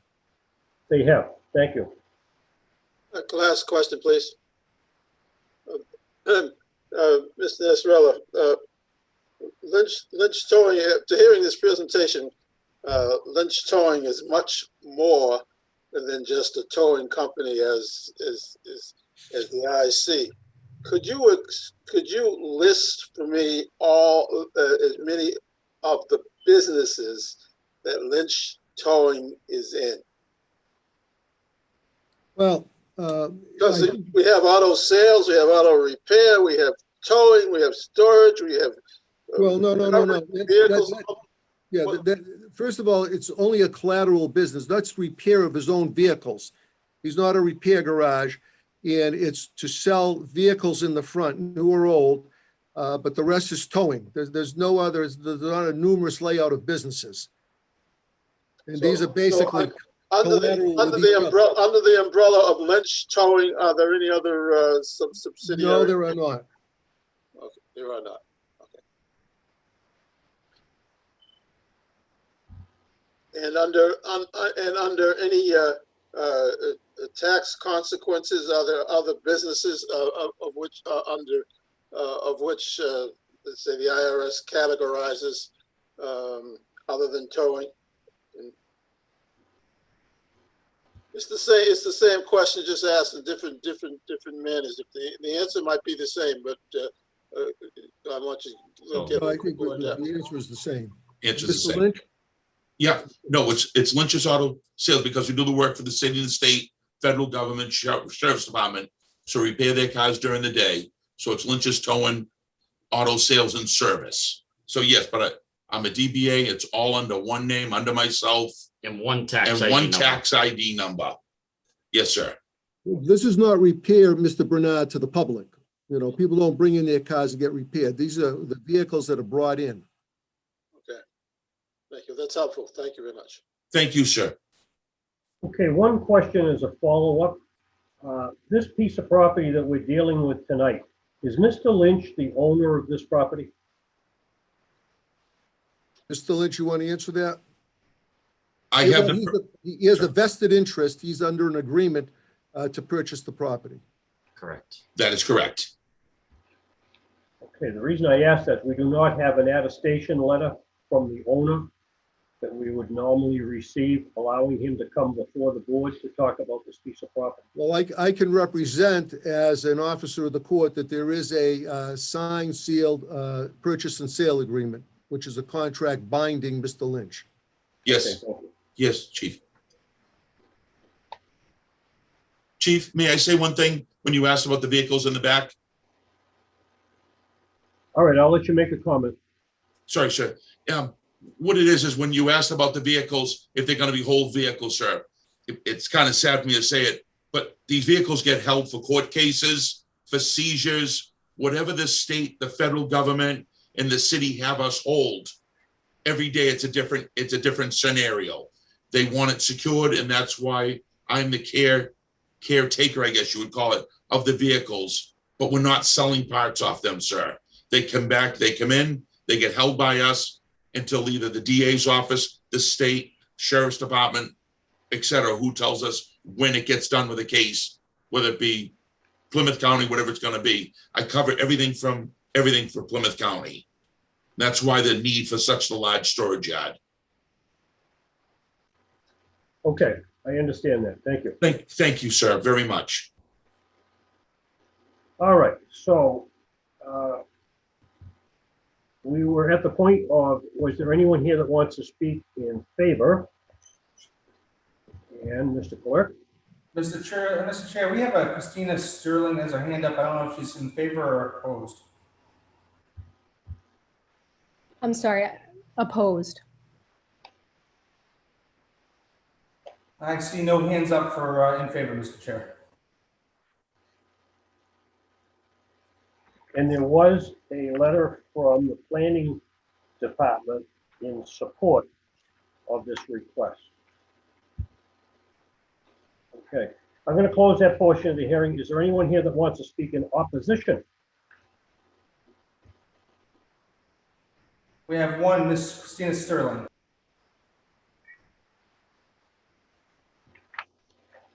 Hi, I'm Christina Diorio Sterling. I represent my mom who lives in our family home directly across from this proposed property on West Chestnut Street. I also speak for a number of residents who could not be on Zoom tonight because they did not have access to Zoom, a number of the older neighbors in the neighborhood who signed the letter in opposition. You know, one of our primary concerns is quality of life in our neighborhood. I understand Mr. Nezzarola thinks it's a mixed-use neighborhood, but the reality is there is a portion of the street that is commercial, but the rest is truly a neighborhood, one I've grown up in, you know, for the past few decades. It's a close-knit neighborhood. It's quiet at night. It's quiet on the weekends. They are, many of them are split-level homes. My mother's is, as well as several of the neighbors on West Chestnut.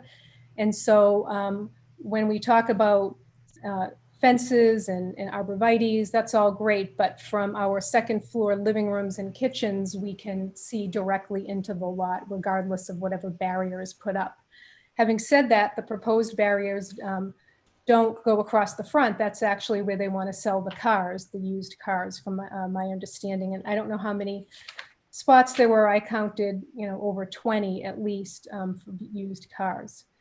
Lighting is of concern, obviously, for the homes directly in front, regardless of the direction in which the lighting shines.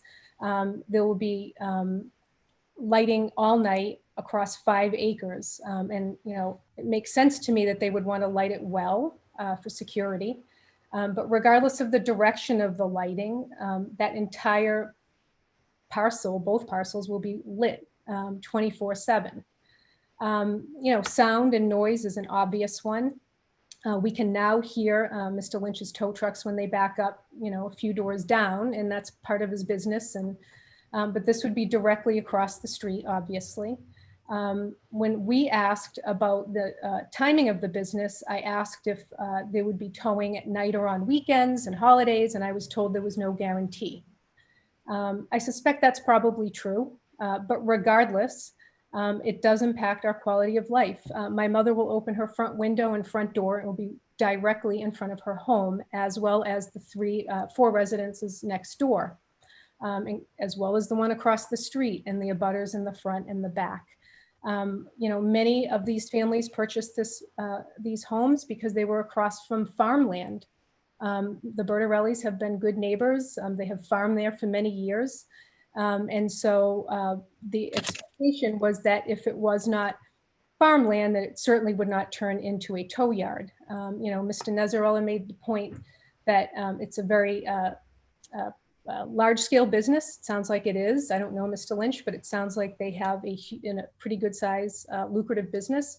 But in the same breath, he's saying, well, it will be quiet over there. Well, that doesn't really make sense. If they're that busy and they have all these contracts with the city and the county, it's going to be quite busy. 400 spaces, that was the first time I heard that number. That was shocking. And so we will all be looking out the window on Thanksgiving Day out at 400 cars in a tow lot. And so it is a quality of life issue, as well as some serious concern about depreciation and value of the homes in the area. These are well-kept homes. All of our neighbors are investing in their properties inside and out. Some have been here for 40 plus years. Some have been here 4 years. And I can tell you that they are outstanding residents in Brockton. They love this city like we do, and they're taking care of their homes. And this great concern on how it's going to impact their lives and, again, the home value. So those are our primary concerns as neighbors. And again, I speak from my mom, from our family home right now, as well as the neighbors, like I said, up and down Linwood and West Chestnut. I think we got 42 signatures as quickly as we could. We could certainly get more if needed. We have heard from many people since we first went out. Some heard we were out and came down and found us. And so, if there's more that the board would like to see or hear from, we're happy to help you with that if it's necessary. But that's, again, I speak on behalf of my mom, who lives right on the corner directly across. Thank you. Is there anyone else that wants to speak in opposition?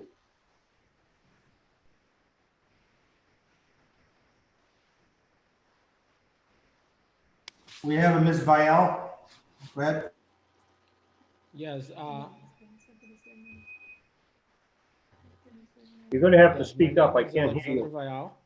I live 745 West Chestnut Street, and is right across from where they planning to have the building. Like Christina say, no fence or arborvitae's is gonna be covered the visual pollution on that height. 8 foot or 20 foot arborvitae's is not gonna cover the visual pollution. So I'm not agree with this, and is right across from my house, Okay, thank you. Is there anyone else that wants to speak in opposition? Mr. Chair, there's a Judith that would like to speak in opposition. Hello, hi. I live right exactly across, like my next door neighbor just said. They are right next to me, and I really don't want to be looking at 400 cars or seeing towing. Bad enough we already have a tow, the tow truck over there, and now we have to see it right in front of us. I don't think that it's gonna be good there. And also, like Jim had said, the flashing light, this street right here, West Chestnut, people speed here like crazy. Even crossing to go across the street, in the parking lot across the street, you can't even cross because people are speeding. I can't even come out my driveway because of people are speeding. It takes me like 5-10 minutes to even come out of my driveway. So I oppose to that. All right, could I have your name and address again, please? In Judith, 753 West Chestnut Street. Thank you.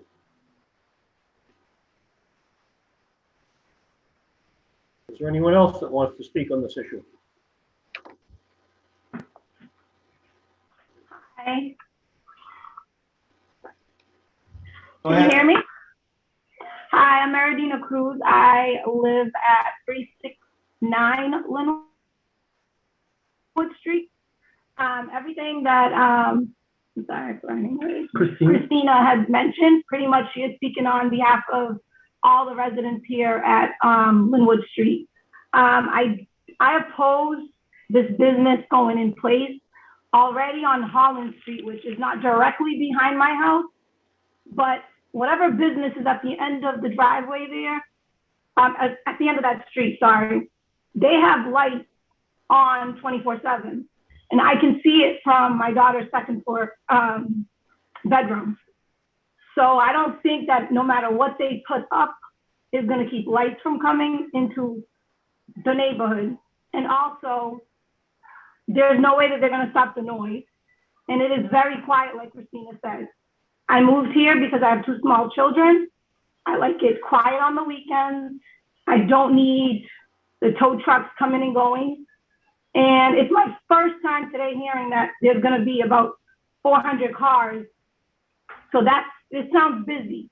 And like the woman that just spoke before me said, the lights on Linwood and West Chestnut, it's a very dangerous intersection. We have put in petitions to try to get a light there because there's an accident almost every week on this street. And maybe I'm being excessive, but there really is. You try to turn, no matter which way you're turning, especially if you're crossing from Linwood to the other side of Linwood. It's a very dangerous intersection. I feel like with Lynch's new operation, it will cause more traffic in that area. So I'm very opposed to having anything built behind my house right now, and not just my house, in this neighborhood. And like Christina said, we're very tight-knit here. We like our quiet. It's just, we don't mind the businesses down the street. They've been there, they're not a bother. It's away from the residential area. And I feel like the land behind us keeps the quiet from all the busyness down the street. And I'm gonna pass it now to my neighbors. Hi, I'm Alex Mendez. I live on 367 Linwood Street. And my brother also lives next door, which is his fiance.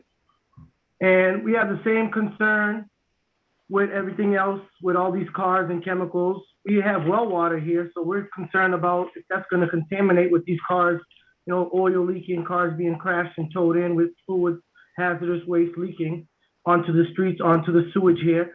That's going to compromise our well water and, like I said, our living standards for this area. I mean, we bought this house.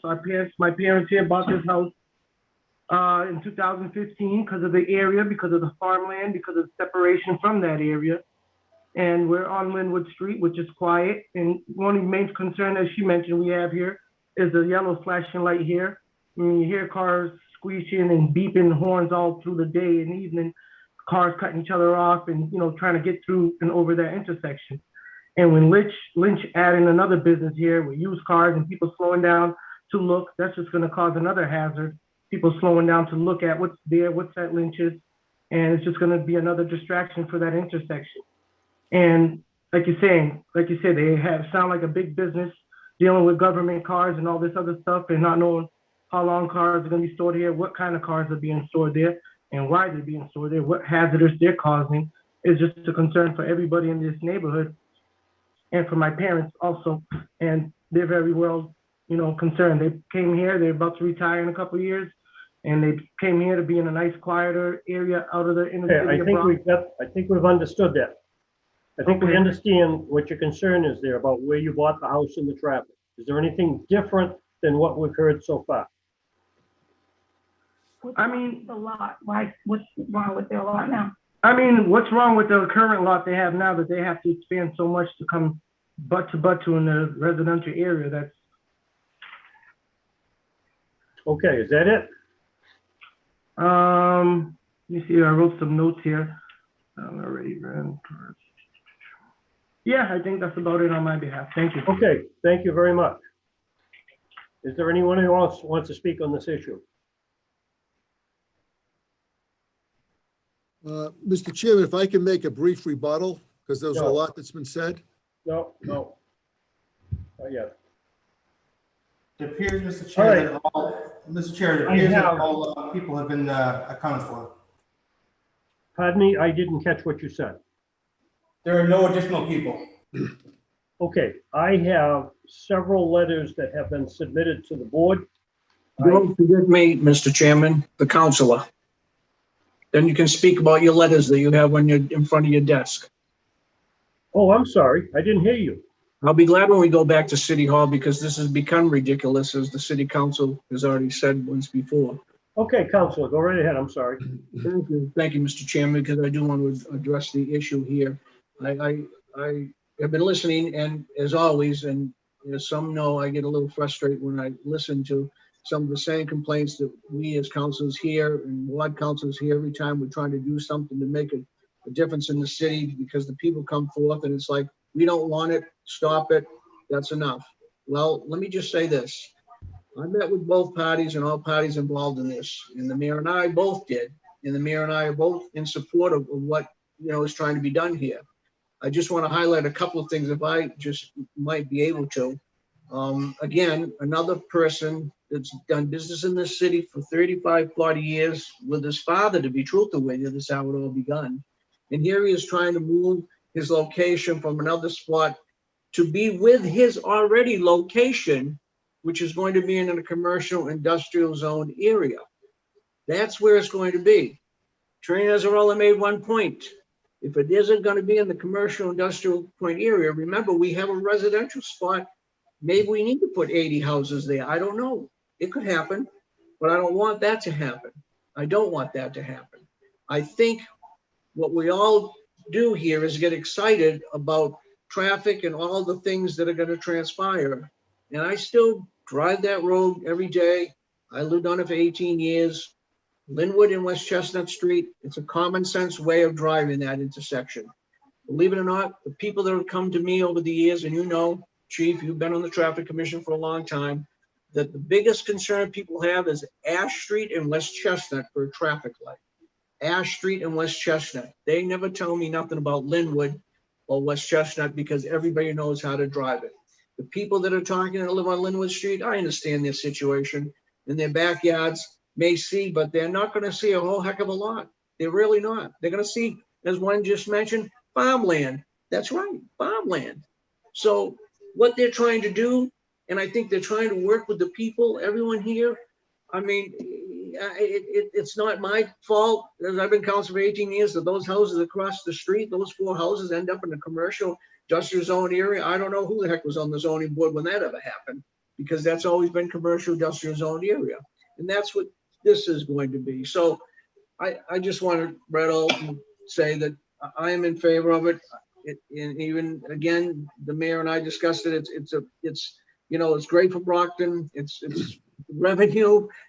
People need to understand we need revenue in this city, and it's tough to get. And we're just trying to help out a business that I know will always do in a faithful way what he's meant and is said to do in any agreement that he signs. I've known him for a long time. So with that being said, I'm not trying to get flustered, but I just get upset when we can't just move things forward the way that should be. Thank you, Mr. Chairman.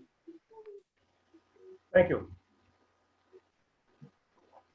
I will backtrack slightly here. There are several letters that have come in to the board in opposition.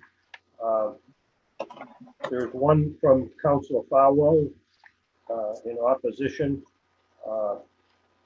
There is a number of signed documents here, and I'm not going to read them all, but there's probably 25 or 30 signatures here.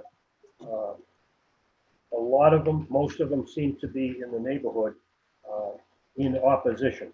So there is a lengthy list of neighbors that have signed in opposition. So just be aware of that. All right, so the council has spoken. Is there any other elected official that wants to be heard on this issue?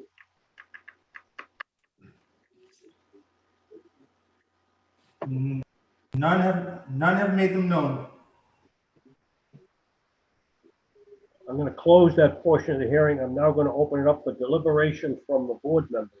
Mr. Chairman, I had asked earlier, I don't know if you heard me, if I could make a 30-second rebuttal, because there was a voluminous amount of discussion on this, and on behalf of Lynch's Towing, I think it would be fair if I'm allowed to make a brief rebuttal. I will allow you to speak for about 15 seconds. Okay, That that's portion of the hearing is more than I closed. need. First of all, I can respect all of the issues stated by Ms. Sterling and all the other neighbors. Anytime there's coexistence between commercial and non-commercial, it's always the not in my backyard that arises. But a lot of the issues were speculative and vague about there'll be too much noise, we'll have property devaluation, depreciation, contamination in the soil. We can never surmount that because they just come up out of the air. The reality is based on the background and performance of this individual and his company, it will be a harmonious integration with that community. And I believe I also submitted substantial basis to support a 40A variance based on the topography of the land, enough for this board to make that grant. And any violation that these neighbors feel will arise can be addressed immediately. There are city authorities that deal with noise and nuisances and any other sort of that. Lynch has never been responsible or accused of that. Counselor, with all due respect, I'm going to close that portion of the hearing. It's now open to deliberation from the board members. I took some notes when the neighbors were expressing their concern. And all of them said they were concerned because there was a quiet neighborhood. But then everybody started talking about, the speeding cars, multiple car accidents, the cars screeching. So, I mean, West Chestnut Street's not a quiet street. It's pretty busy. And if the neighbors there end up being residential neighbors, it doesn't guarantee that they're going to have a pleasant neighborhood. And I think Mr. Lynch has a nice plan focused around the neighbor's concern. With the buffers, the hours of the operations, the Holland Street entrance, the position of the overhang doors. I think it's a great location for him, and I think it's great for the city.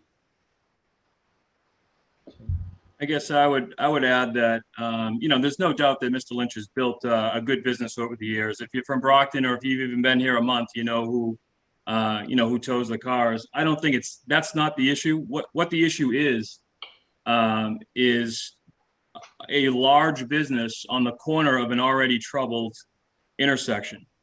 I drive the street every day.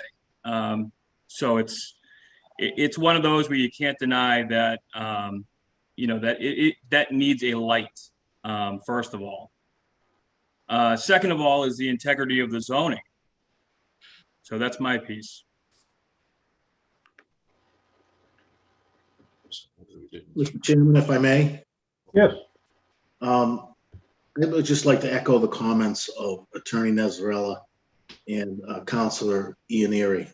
I traveled this area today, and I don't feel that the location of this proposed business it's not on the corner. It's not on the corner of Linwood and West Chestnut. It's much further west of Linwood Street than I think people are stating. I guess I'll try and be brief. Mr. Lynch has operated his business here in the city with an exemplary record. I think that, to my fellow board members, should be taken into consideration.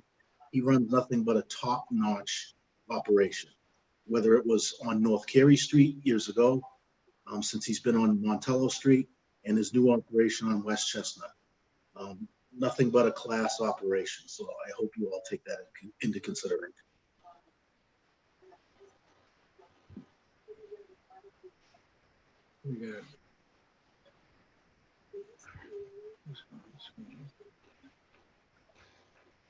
Any other comments from board members? What is the feeling of the board relative to the roof sign? Is that something that's not an issue?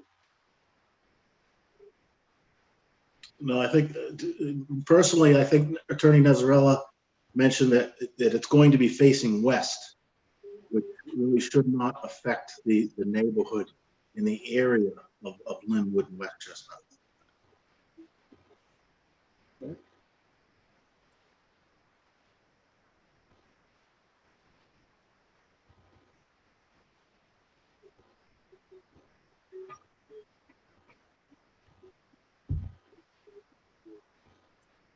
So what we heard in the petition presentation was that no vehicles will be towed into this yard between, or only will be towed in between 7 a.m. and 6 p.m. In other words, after 6 p.m. at night, we're not going to have any more vehicles towed into this yard. I think that's what I heard. Correct me if I'm wrong. That there would be no salvage operation. There would be no parting of the cars, no sale of car parts, no taking cars apart and selling parts of cars. The cars that come in will remain whole as they're towed into the location. Correct. The lighting of the lot is going to be, I guess we're going to have to say 24/7. There will be lighting probably for security purposes in that back lot. So the lighting, I think what we heard from the board was the lighting was going to be directed downward, and there was mention that the lighting would not affect the surrounding properties. The only access to the property was from Holland Street. There would be no access from West Chestnut Street or any other street other than Holland Street. And they are also requesting the use of compressed gravel surface. They the city code requires that it be blacktop and striped for parking. Obviously, what they're trying to do here is not blacktop the lot and not stripe the lot. So it'll be a lot where the cars are parked, but there will be no blacktop and no striping.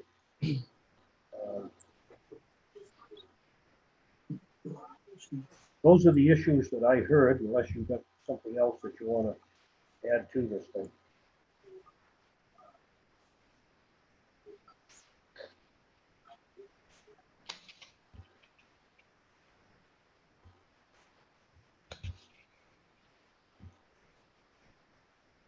I would think that what we have heard is the vehicles that he responds with in emergencies currently are kept at the other location on West Chestnut Street. Yes. So we didn't discuss any of that, but the larger tow trucks, if they were kept at this location, would have to respond out of this location on a 24/7 operation. So I'll just put that out there, even though it's said that nothing will be going on here after 6 p.m. at night. Probably generally there'll be nothing going on, but I don't see how we can say that absolutely no vehicles can move in this place after 6 o'clock. Mr. Chair, if I could address Mr. Nazarella, Who's speaking? Jim Sweeney. Yes. Mr. Nazarella, can you just highlight the hardship for this? Yes. Under chapter 40A, one of the elements of a hardship, if there is an issue with the topography of the land. The topography in this particular instance, the land slopes down in the rear to a significant degree, which would make it financially unfeasible to try to fill that in to make it a residentially used facility. And that's exactly on point to what 48 talks about when they talk about topography. Not that it has to be absolutely flat, but not to a degree where it's going to have a significant and substantial impact financially on the owner or developer of the property. And that's what we have here. And that topography is exhibited and sustained by the plans drawn by the civil engineer. So I'm suggesting and submitting this is on point. What percentage of the overall lot is involved in this topography that you're talking about? Scott may be able to tell you the percentage. I can tell by It looking. appears what you're describing is the very, very back of this lot. That's correct. That's where it slopes down. which would make it better for a parking lot than it trying to develop structures on it. Right, the back half, Mr. Chairman, from Tupelo Street back. That's about close to 50% of the lot. Thank you. All right, board members. Any other comments?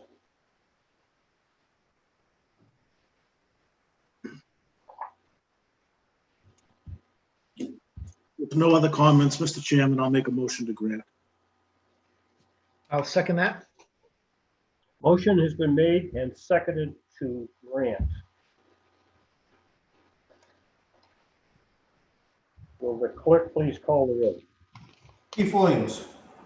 Here.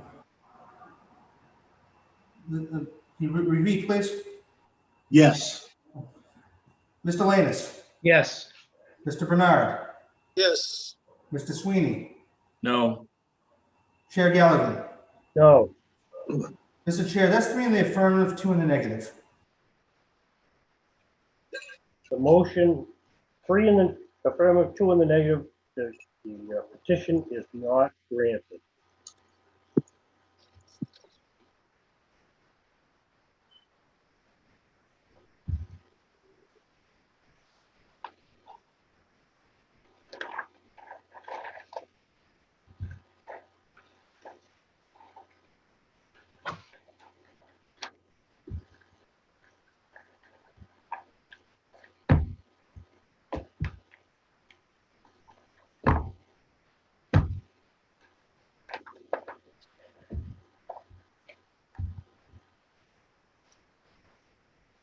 Okay, the next petition, 2159, the petition of 248 Belmont Street Investment LLC, 24 Scoosett Street, Pembroke, Mass, from 2727-27-9 to build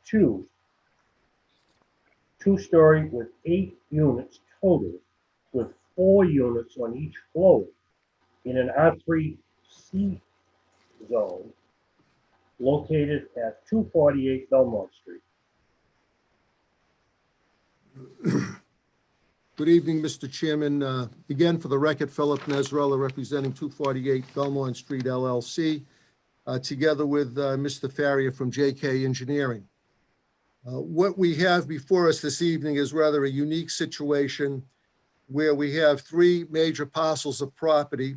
They are all in common ownership.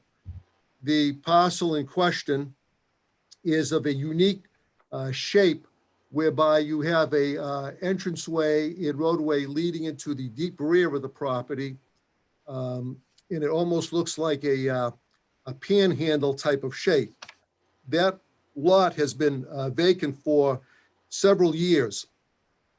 And it is such that where it is several hundred feet to the rear, it is, although half commercial, half residential, there are no retail enterprises that will go into a business that far off the street. Industrial uses will not go into the city center. So now we have the issue where the city had drawn a line and bisected this lot, half of it being commercial, half of it being residential. So what do? Flip a coin and decide if we go commercial or residential. Well, for the reasons stated on commercial being that with that depth, commercial wouldn't make sense. So we've examined the residential use, that being the demand at this point in time. Mr. Farrier has designed an outlay whereby we could put in 8 units, 4 on the first floor and 4 on the second floor. Those 8 units would have dedicated parking. There are approximately 13 parking spaces adjoining or immediately next to the building, and there are 3 on the building next to it, number 250. Again, this is all under common ownership.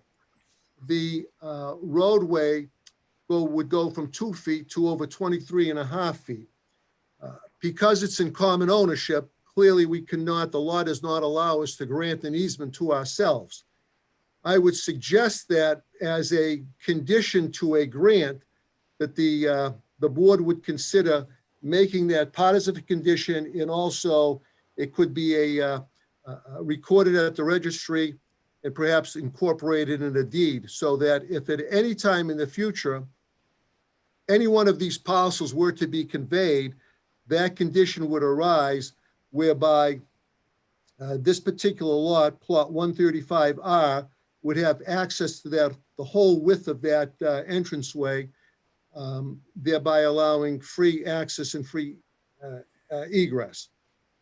I believe, and I submit to the board, that with the location of this building and half commercial, half residential, this would be the highest and best use for this property, non-invasive into what already is a substantially residential neighborhood in the rear. And at one time, not too far ago, all of Belmont Street was primarily residential. And over the years, it had morphed itself into more or substantially and significantly commercial nature. But there, where this parcel is located, still has a significant surrounding and influx of residential use. For those reasons, and primarily because of the odd shape of the particular lot, that again satisfies the requirement under Chapter 40A. But we are bailed out with that long, straight type of entranceway. We are bailed out by the additional width we have from the adjoining lot. Now, the relief as stated in the application is primarily for the frontage, whereby we are short on that. On most other aspects, we comply with the zoning table. So for those reasons, Mr. Chairman and members of the board, I would ask the board to favorably grant the requested relief for the residential use of this property. I'd be happy to entertain any questions. Okay, board members, any questions?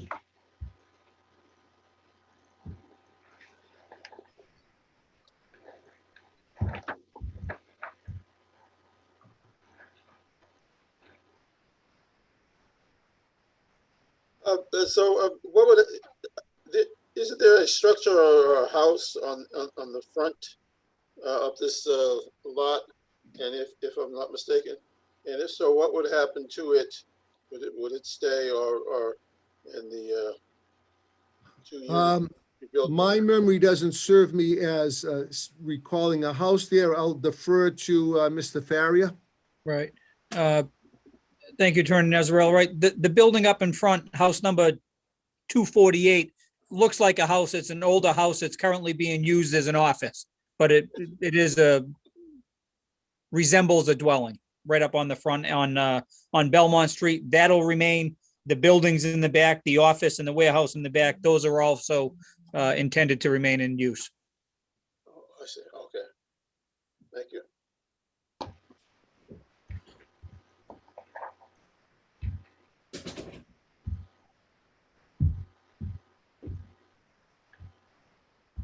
Any other questions from any board members?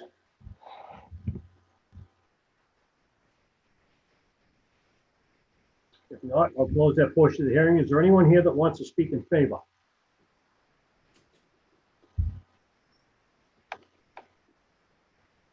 I see none, Mr. Chair.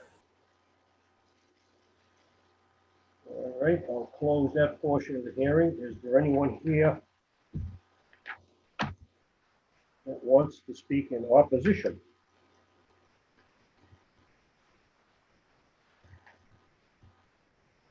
I see none, Mr. Chair. And we have a letter from the planning board that's not in favor of granting this. All right, is there any elected official that wants to be heard on this issue?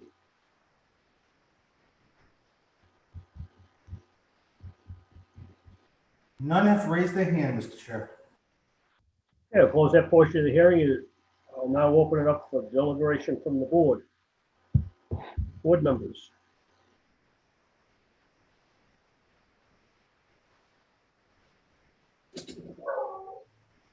I think it's the best use for the property to build 2 residential units. I would agree with Mr. Bernard. Now, I think Mr. Bernard said 2 residential units. It says it's an 8. Two-story with 8 units. What was it? To build two-story with 8 units total, with 4 units on each floor.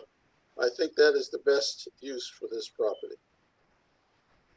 Sorry for the gobbling.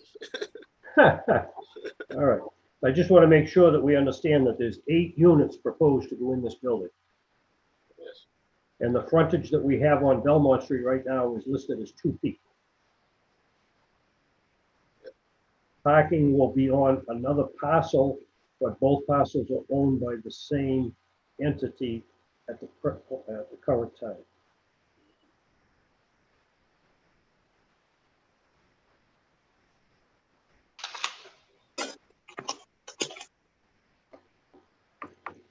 The motion to grant.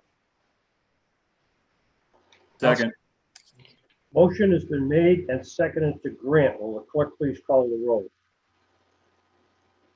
Chief Williams, Yes. Mr. Lanus, Yes. Mr. Bernard, Yes. Mr. Sweeney, Yes. Chair Gallagher. No. Mr. Chair, that's 4 in the affirmative, 1 in the negative.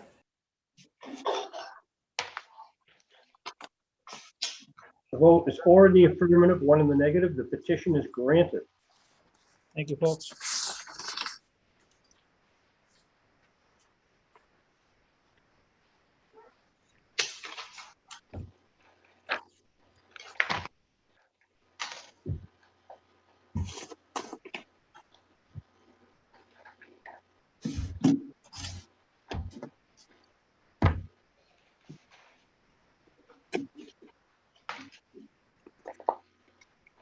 Do any board members want to take a couple of minutes for a break? Yes. All right, let's take no more than a 5-minute break. We'll be in recess.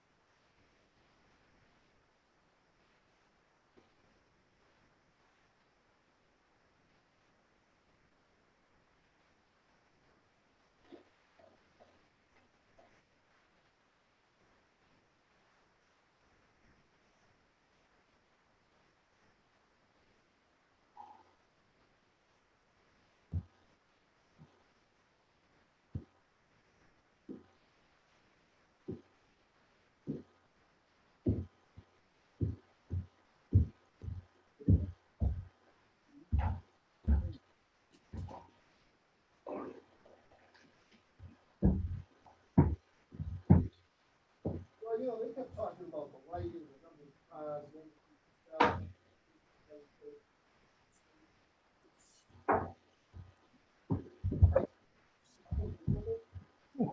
you have to work. Why don't we settle next week, with Scott, think about that whole thing. I don't want to just.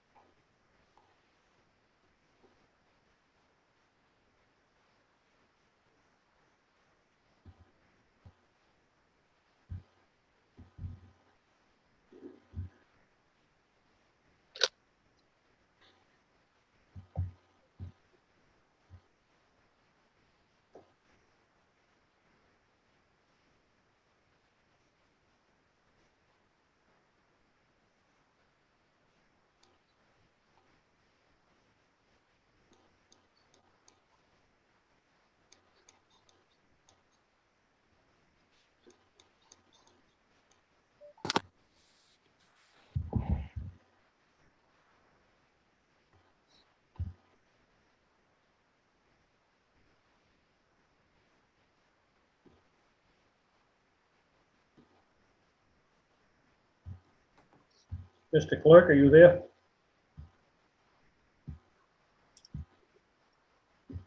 Yes, Mr. Chair. Just let me know when everybody's back, will you?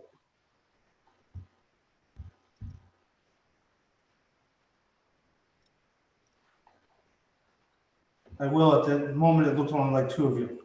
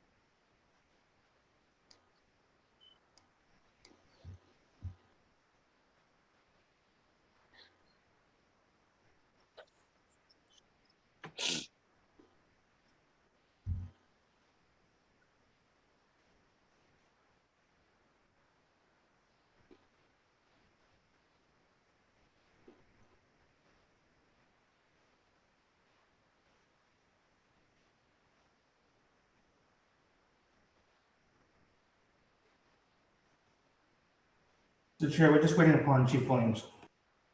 Okay. Sorry, I am here. We're all set to convene. Okay, I'm going to reconvene the meeting of the Zoning Board of Appeals. The next case before us is 2160.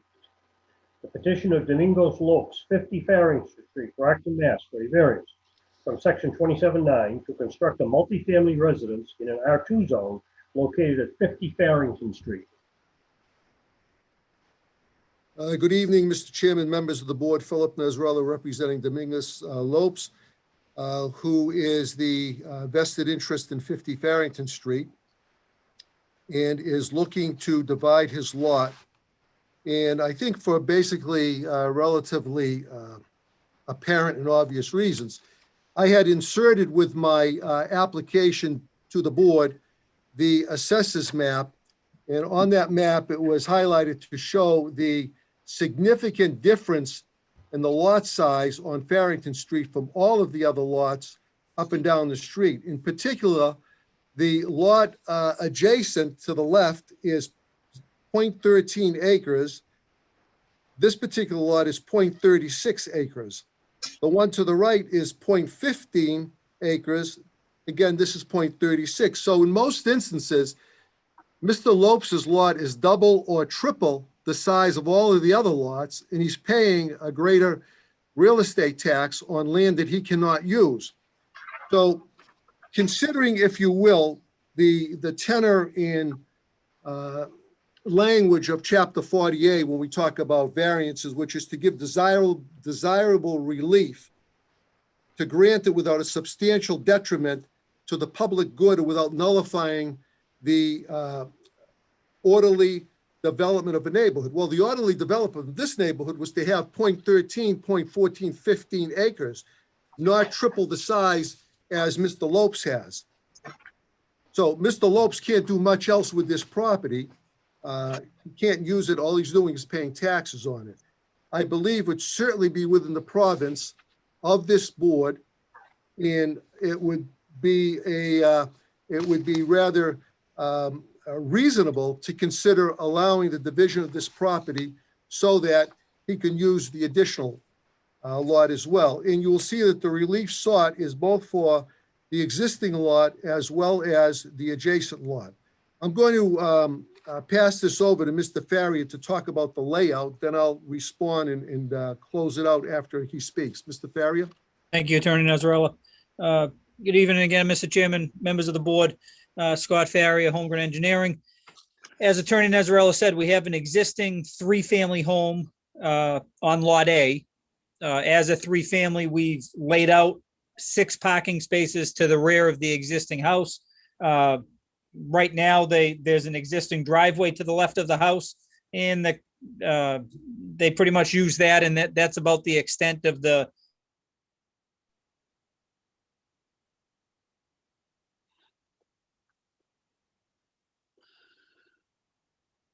I think he froze. We lost Scott. Yeah. He's probably getting to the best part.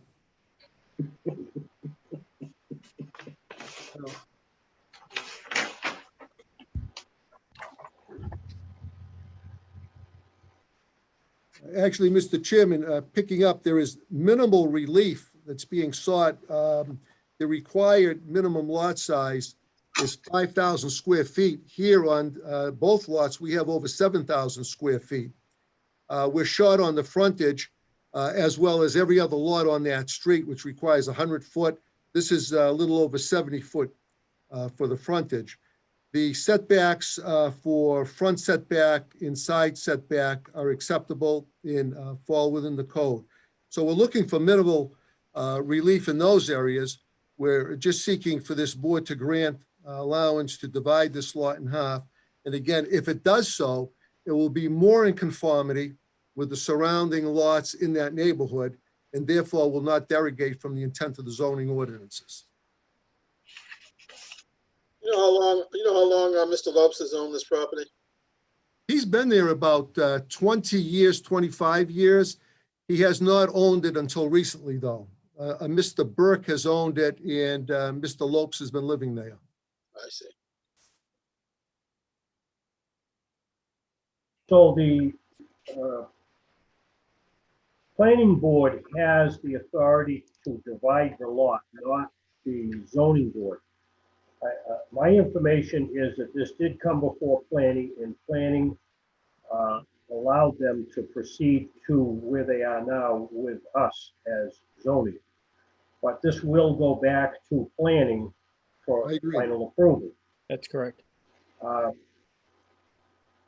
One issue that may change, and I don't see it as a major issue, is that slanted line that's at the back of the property line. When it goes back to planning, that may get adjusted, but it won't have a material influence on how we make our decision tonight. Thank you. But I will just make a suggestion here. On the proposed two-family dwelling, you're showing a double driveway on the left side and the right side. Is that right, Scott? Yes, sir. Single depth, double wide. Correct. All right. We had a very similar situation to this on another location in the city. And in order to inhibit people from blacktopping the entire front yard and parking in the front yard, the suggestion was made that we do a raised curb between the two driveways. Sure. And after it was done at the location I'm referring to, it worked out very well, and it prohibited people from parking 6 or 8 cars across the front instead of 4. Is Understood. that something that you might consider doing here to preserve the green space? I'm thinking the area between the two driveways is green space. Agreed. Yes. Now, Yep. the walkway that comes from the house, would that come directly out to the sidewalk? I think more than likely it would come out of the house and then bend towards the driveways, Mr. Chairman, Okay. not all the way out to the sidewalk. All right, so I'm just bringing this up for discussion. I want to feel you out on this thing. I think it would make sense to put something across the front to inhibit the establishment of parking. And, you know, they could actually put a couple sections of 3-rail fence across there and landscape it. It would probably look very attractive. Yep. But we really need to be careful that if these are granted, that the entire yard doesn't get blacktopped, and we have no green space. So I think Agreed. we may be on to something here. So I just wanted to get that out. What do you think of that I idea? agree. The suggestion will enhance the aesthetics of the look. I think so also, yeah. think the curbing and the fence both would be a good addition, Mr. Chairman. Yeah, so the raised curb would be on the back side of the sidewalk, Right. on the property line, yeah. Yep. All right, any other comments from any board members?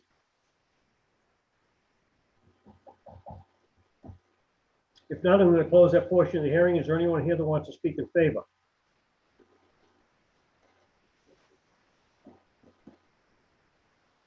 I see none, Mr. Chair. Is there anyone here that wants to speak in opposition? I see none, Mr. Chair. I'll close that portion of the hearing. Is there any public official that wants to be heard on the issue? I see none, Mr. Chair. I'm going to close that portion of the hearing and open up the discussion of the board members. Board members, anything you want to talk about here?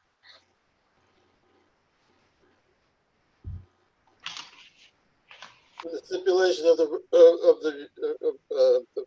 berm that the chair has made, I make a motion to grant. And I think too that we need to be sure that whatever blacktop goes on in that backyard, that it doesn't create a waterfall effect that's going to go down into the neighbor's backyard. That's true. I would hope that Scott would take care of that somehow, because that is a little bit of a change, I think, from what originally happened. So, We will add some drainage.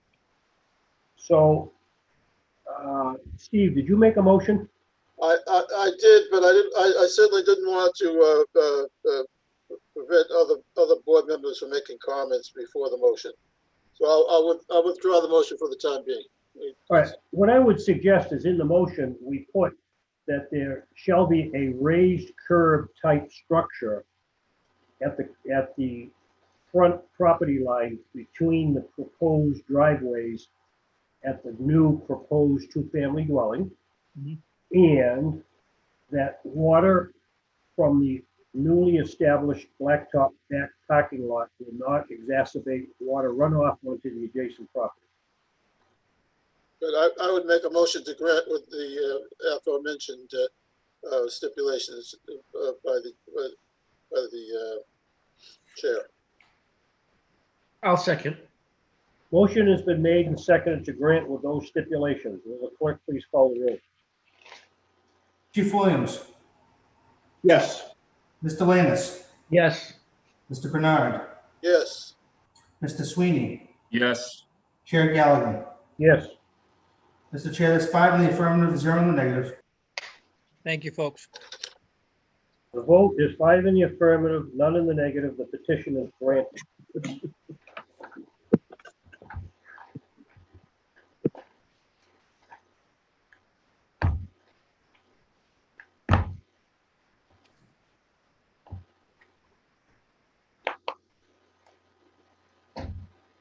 The next petition, 2161.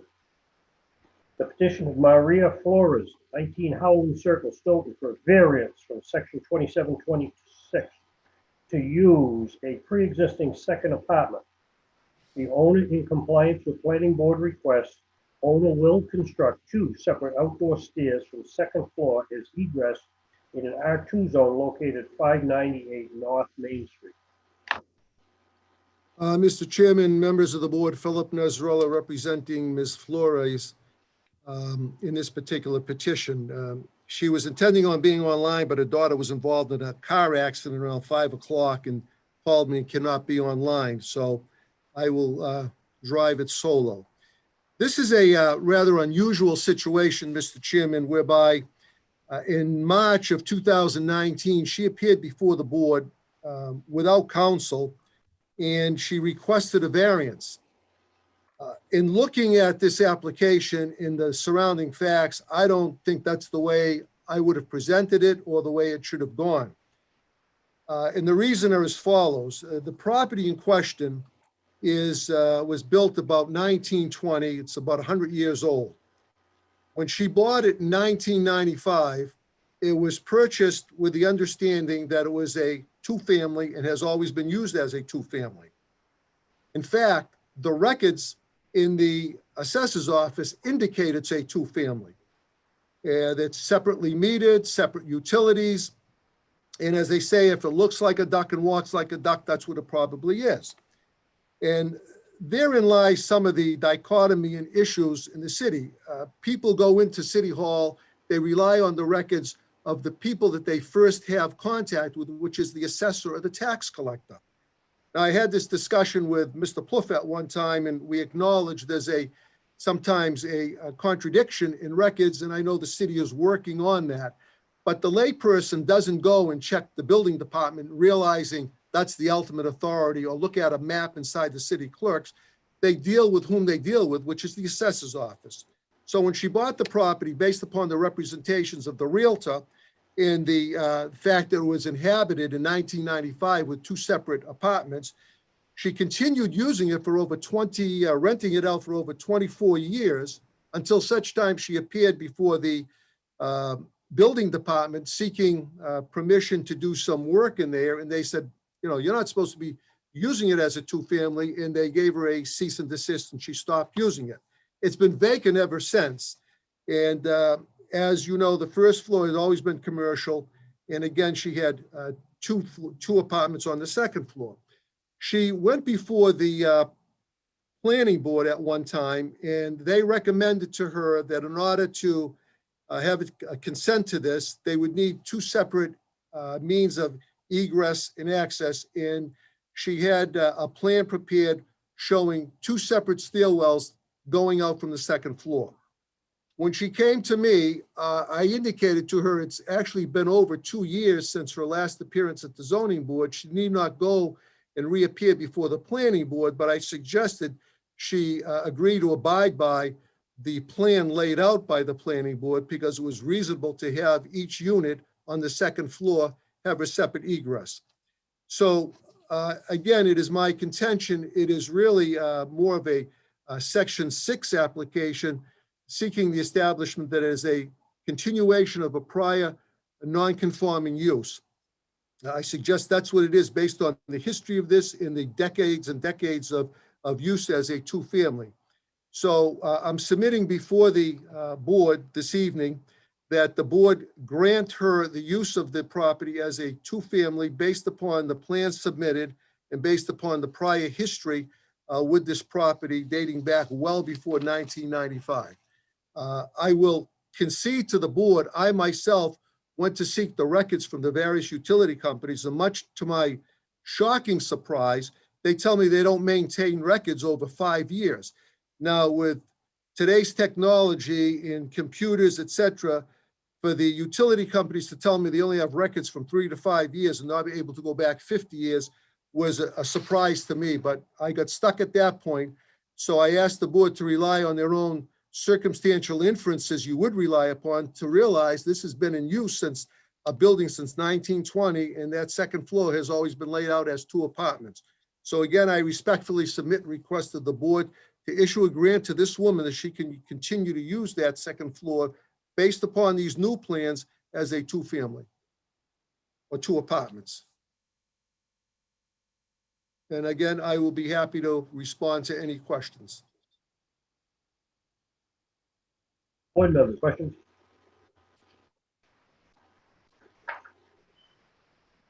The last time this came to, they had unacceptable plans, both for egresses, dimensions, and unacceptable on-street off-street parking layout. Why it was denied. They actually had the second means of egress as a ladder going down the side of the building, immediately to another building on the south side of this property. That was totally unacceptable. So I think what we see now is they have created an exterior stairway. Now, I'll tell you, concern on the front here that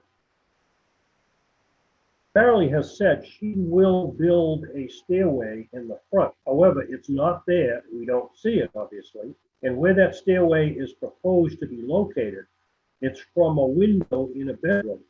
And I think you may find with the building department, they will not allow second means of egress to come out of a bedroom. I agree. And that's not my understanding of the way it was laid out, because I agree 100% on that. It's not to come out a window, a separate doorway. So unless I misunderstood the plan, but because I'm on board with that. And I have not worked with this engineer before either. My understanding was this was to come out of a doorway. Yeah, that very well could be, but the point was, it's an exit that comes out of a bedroom. No. And I think you find that if a bedroom door is locked, then the second means of egress doesn't exist. So that's something that's going to have to be addressed. Correct, and I would submit that with the grant, it be stated, the exit has to come out of a doorway, not a window. So on the application that we're seeing tonight, this is a mixed-use occupancy. You're talking about 2 apartments on the second floor and commercial on the first floor. That is correct. Yeah, that's how I believe it has always been since 1920. Okay, so but tonight's issue, when we talk about parking and everything related to this site, there's no mention here about parking for commercial use of the first floor. Everything we're talking about tonight is related to the second floor. Well, we have dedicated the parking spaces for the second floor. There are 4 parking spaces and the remaining would be for commercial. Okay, I'm only reiterating what happened the last time we were here, Correct. why it was denied the last time.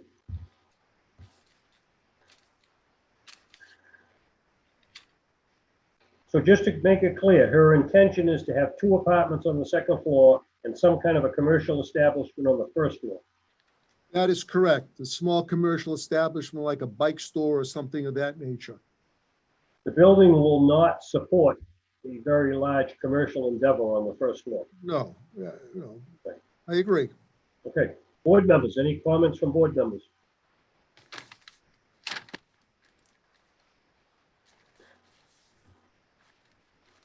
If not, I'm going to close that portion of the hearing and open it up for public discussion. Is there anyone here that wants to speak in favor?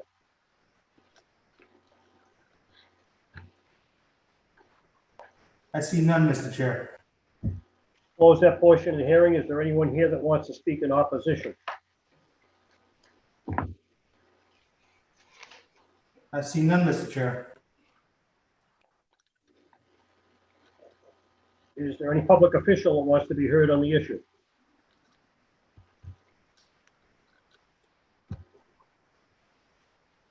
I see none, Mr. Chair.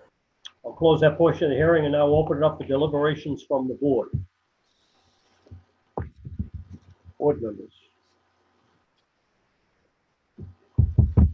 This is kind of a unique situation where the stairways leading into the second floor are all exterior stairways. There's no interior stairways.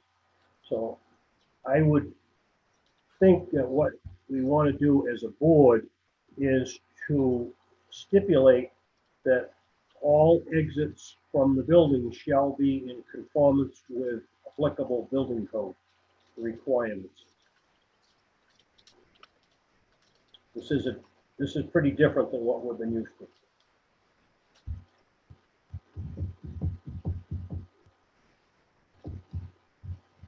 Any comments?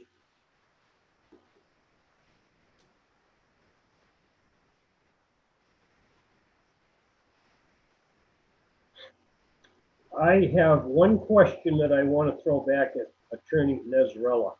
I believe that the last time she was here, they put up some kind of a dividing fence between her property and the people next door. And I noticed that is now gone. You know anything about that? No, I do not. I think it was a set of posts and chains that went the whole length. And I think there was a dispute over who was parking where. Yeah. You're not aware of that? No, I'm not aware of it. Okay, all right, very good. All right, board members.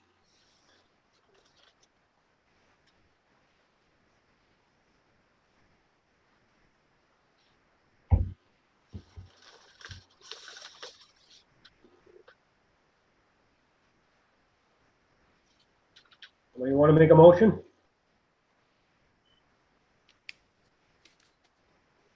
I'll make a motion to grant.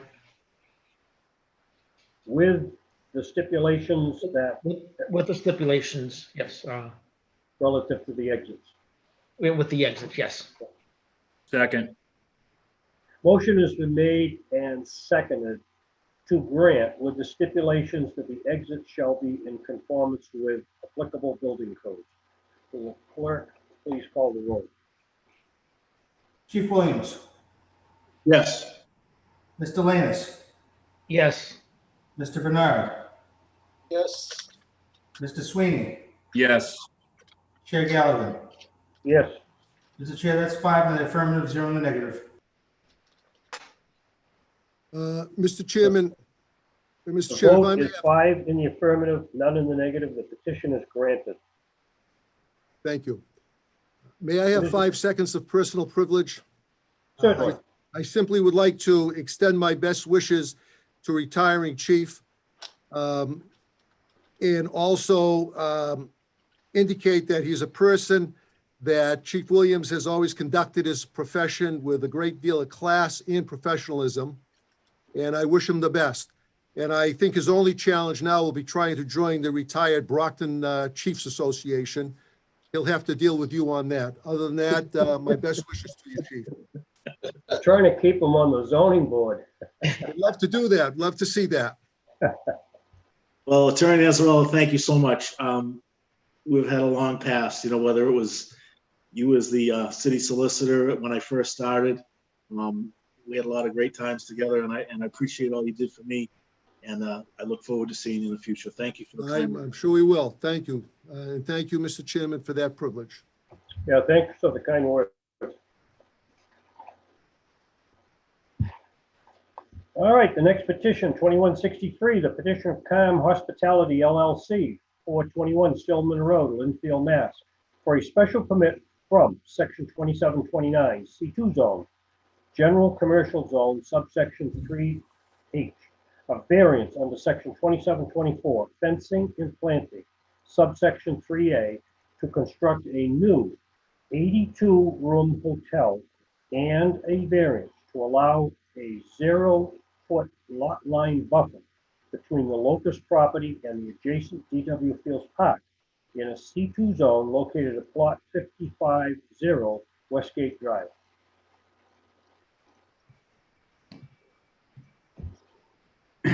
Good evening, Mr. Chairman, if I may. All set, go ahead. Good evening, Mr. Chairman, again, and members of the zoning board. My name is Patrick Sullivan. I'm an attorney with an office in Attleboro. I represent the applicant herein, Calm Hospitality, and its principal, Mahavir Patel. He's here with us tonight, along with Eric Diaz of Strong Point Engineering, my client's engineer of record, who has provided the site design plans and will give some overview in that regards. The application before the board is for a special permit to construct an 82-room hotel in the C2 zoning district. That's a use that is allowed by special permit in this zoning district. The site itself is compliant with all the city's zoning requirements except for one variance request that was included in this application. That is for a 0-foot setback from the DW Parkway, which abuts the property and which I'll touch base on here in my overview.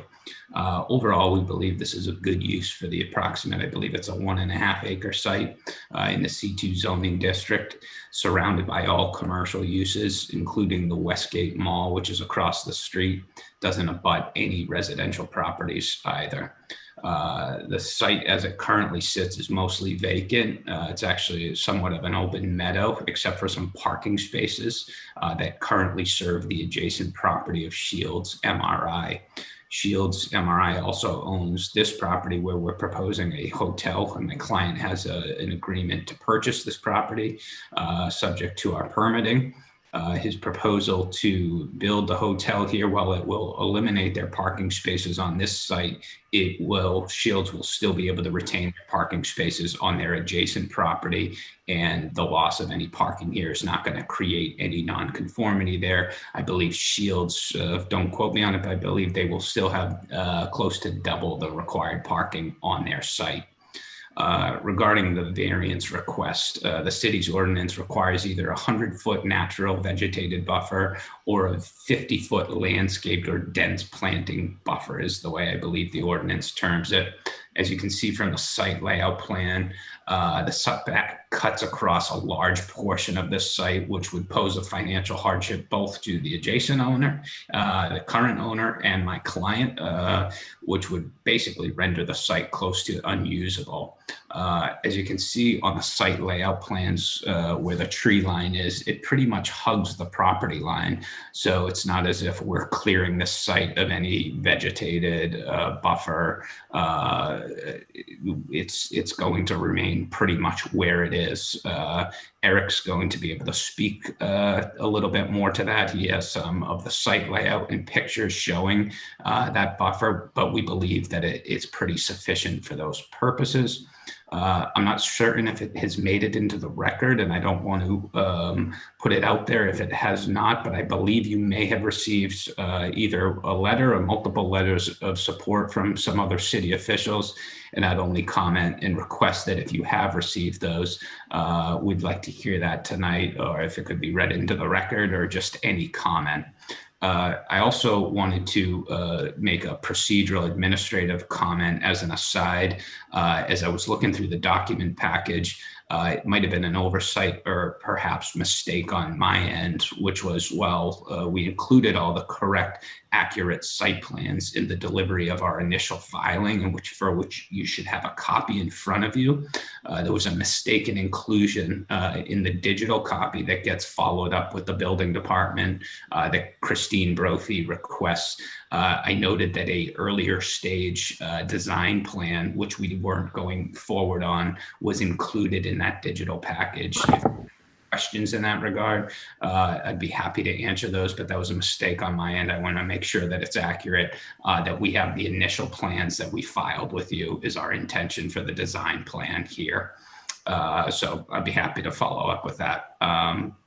So I'm going to turn it over to Eric now to comment on the over design. I'll be happy to answer any questions here, and I know that Mahavir will be happy to answer any questions in regards to the business. Just finalize it in a summary that we think this is a great use of the property, that will be beneficial to the city in terms of tax revenue and jobs, and that it's fitting with this commercial area, and that we can make quality use of the site without any detrimental impact to the adjacent parkway. So with that, I'll turn it over to Eric.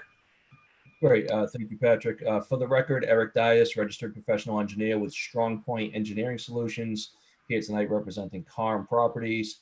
If I may, I do have a few figures that I'd like to display. Am I able to share my screen?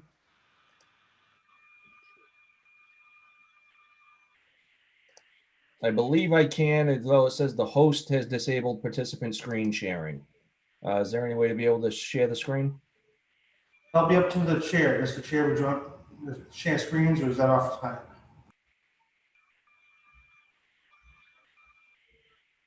Chair?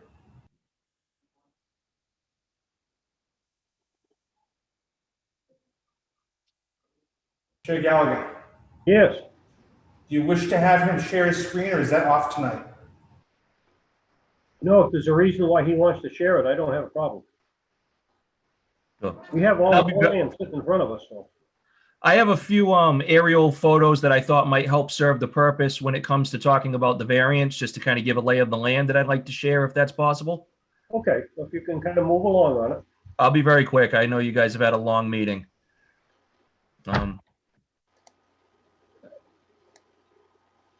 So I'm trying to share the screen now. It just says host disabled participant screen sharing.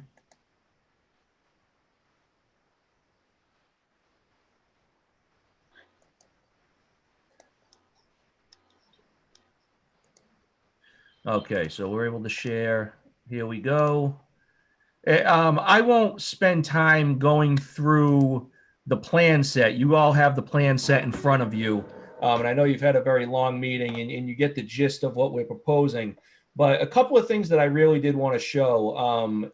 Two things. So with regard to the setback that is required, this red line that you see where my cursor is represents what it would look like if we were required to adhere to the 100-foot setback of naturally vegetated buffer from the boundary of the DW Fields Park. You can see it cuts this site completely in half, renders this site just about unusable. I believe this site is even assessed at close to $750,000. Certainly, if this was to be imposed, it would impact the financial validity of not only the site for my client, but for anybody who tried to develop this property in its entirety. Beyond that, the alternative to the 100-foot natural vegetated buffer is a 50-foot buffer of dense plantings. That's represented by this red line here. And what you can see is that cuts the lot by about approximately 1/3, makes it more buildable than a 100-foot buffer would be, but certainly would be a project killer for this particular project. As you know, the number of units that we're allowed in the hotel is driven by the number of parking spaces that we can fit. If we were required to adhere to a 50-foot vegetated dense planted buffer, it would eliminate all of the parking from the western and southern side of the site and cut the number of units in half. The other thing that I wanted to share that I thought was germane to the conversation about the variance is this plan here. This is an aerial view of the site currently. This is the parking area that exists now for Shields MRI, and it's approximately where we're proposing to put the proposed hotel. What you can see is that in the current form, the rest of the site is just a mowed field. There is no natural buffer there in the first place. The other thing that you'll see is this dimension here from the property line to the DW Fields Parkway proper is over 100 feet. It's nearly 112 feet. So there is a buffer to the area that would be traveled within the park. It's just on the park property, not on the subject property. And then just to go through this plan a little bit more, we have some photos just to give an idea. This photo here is standing on the southern property line looking at the property toward the Shields MRI. And then these next three photos, this one here, this one here, and this one here are all standing on the parkway pavement looking at the site. And what you can see is not only is there a treed buffer, but the change in grade is such that you can't actually see this site from the parkway. So I thought that those were important points to hit as we talk about the variance. Certainly, if there's any questions with regard to the site design, I'm glad to answer them, but I know you've had a long meeting and I don't want to belabor anything. So I'll be glad to answer any questions that you have.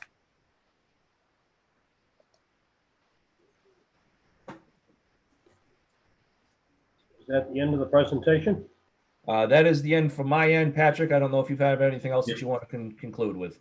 I think that's good. You're good? Good. Yes, sir. Okay, board members, any questions from what we just heard? I have a question. Good evening, gentlemen. You've obviously done surveys and studies on the hotel business in Brockton. Can you tell me what your findings are in terms of who is the average person who rents a room? What the demographic is? The average customer is just like a transient customer or people. I believe there's 6 million square footage of office space in the 15-mile radius of Brockton. So it's pretty much our target market is visitors of Brockton, transient customers, and all supporting all the office spaces nearby. Okay. A major concern that a lot of residents that I've spoken to have is that this could end up an opportunity for subsidized homeless or housing, as you would see in some of the adjacent hotels. Can you speak on that? Yep. So the brands that we're proposing, it's a mid to upper scale hotels, such as like a Fairfield Inn or a Comfort or a True by Hilton. So the target market that we're attracting would not be those type of customers. Okay. Thank you. Thank you. Can you explain to the board any specifics of the meeting that you had with the Park Commission relative to this setback? I can. So I have the meeting with the Park Commission, and I gave a very similar presentation to the one that I just gave to you folks. And at that particular meeting, there was not much that was discussed. There was no deliberation on behalf of the Parks Commission. It was sort of dead silent when the presentation was over. I did get an email from Tim Carpenter, the park superintendent, last week, telling me that he was holding another meeting for the Parks Commission to deliberate on this. And I attended that one via Zoom on, I believe it was Thursday night. And I believe they made a motion to send a negative recommendation on the variance request to the ZBA. That said, I believe in your file, you have a positive recommendation on the ZBA request from the city planner's office. That's correct. We have a positive from the planning. We have a negative from the Park Commission. Yes, sir. I'm just very, very surprised that a project of this size, that there hasn't been some type of understanding between the two parties of some common ground, shall we speak, about how this issue can get resolved. Sure, I can understand that. I do know, in speaking with the planning office, I do know that they have had some conversation with the mayor's office about this as well, and had that conversation before they rendered their recommendation. I don't know that the Parks Commission has done the same. I'm assuming not, since they're on opposite sides of the fence. That I would love for them to both be on the same page and both give a positive recommendation. Unfortunately, in this case, that just didn't happen. If I'm reading the Parks Commission the right way, it seemed to me like their recommendation was based solely on procedural habit, that I think it's not personal to this case.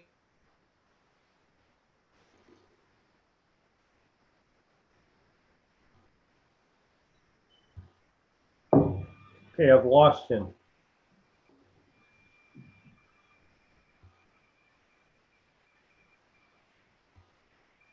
I think he's Eric. I think you might have. Can you follow up?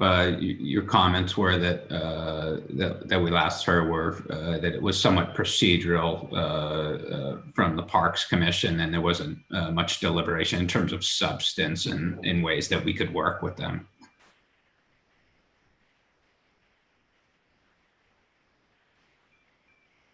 Does conservation come into play? Yeah, I'm having some technical difficulties over here. Can you guys hear me?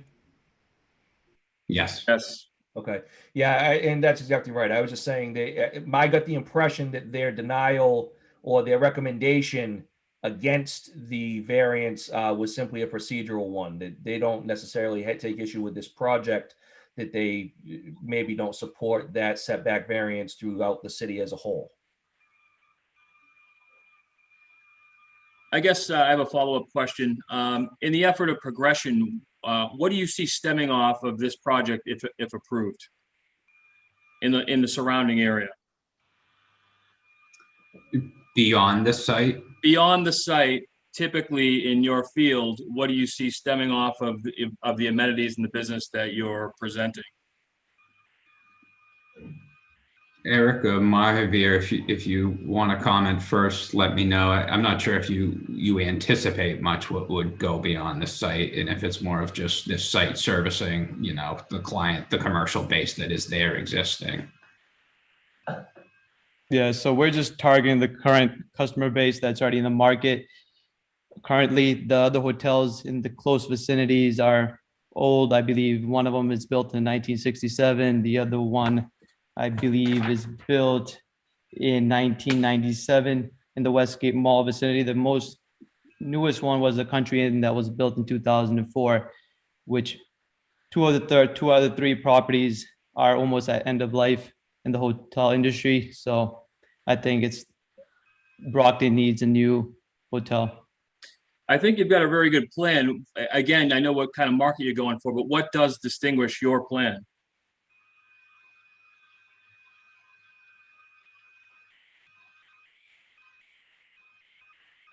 You hear me? In regards to what distinguishes your plan as opposed to what happens to, you know, the clientele that the other hotels are now? We're just trying to put a better product into the market.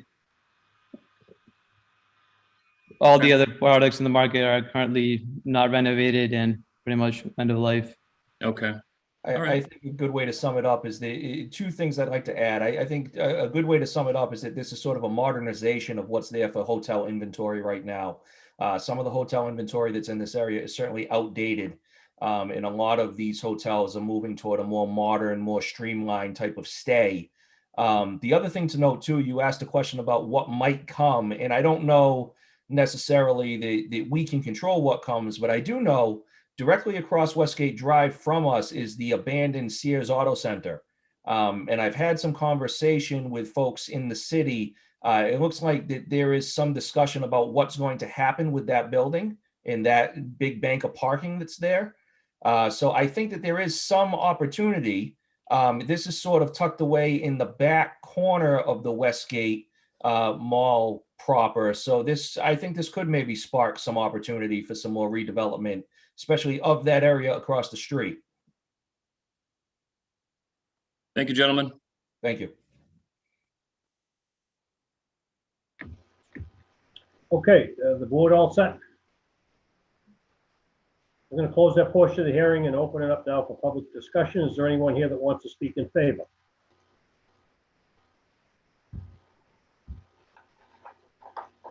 I see none, Mr. Chair. I have a document that has come in from the planning department that supports the granting of this request. The planning department. If there's no other ones in favor, I'm going to close that portion of the hearing. Is there anyone here in opposition?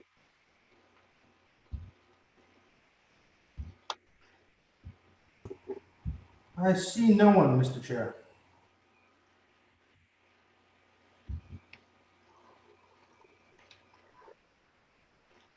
We have a letter that has come in from the park department, and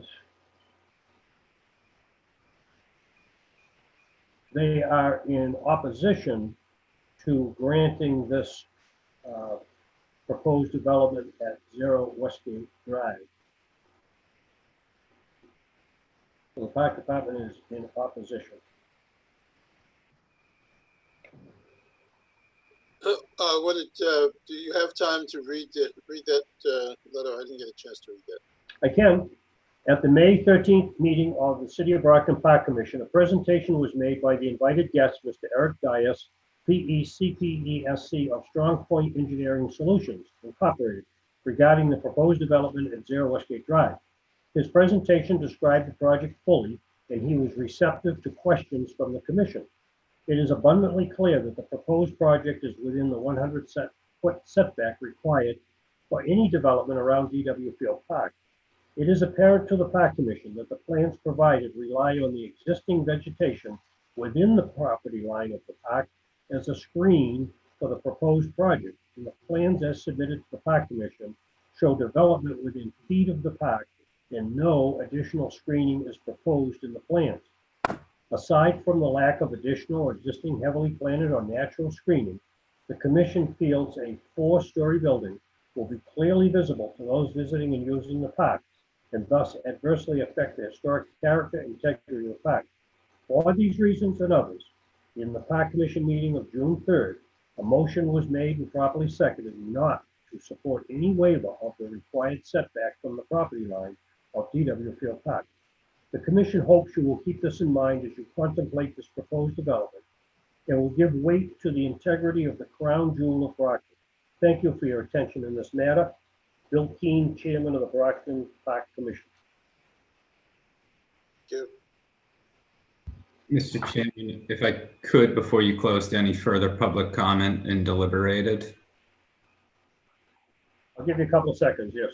Right. So, and I know you may have comments in deliberation, getting a little bit more towards the hotel use, but I just wanted to comment if the board's inclination during deliberation was the concern for the setback with the parkway. we would request perhaps a continuance to the next hearing rather than an outright denial if that was the vote, and some opportunity between the board, the park commission, and the planning department to see if we can find some way to satisfy the board. If the board is otherwise open and amenable to this project, but that is their major concern, I'd hate to see an outright denial for us where I don't see a major change for us coming back to the board. I'd rather try to have an opportunity to work with the park commission. Their comment has been read into the record. We understand that, but I would seek an opportunity to try and find some amicable solution. Okay, thank you. All right, is there any other opposition?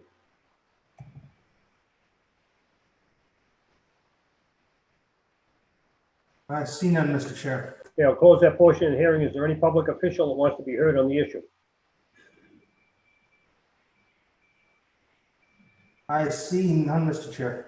Okay, I'm going to close that portion of the hearing. I'm now going to open it up to deliberations from the board members. It was interesting to hear a little industry inside scoop that the life of the existing hotels in Brockton are near or close to exceeding their life.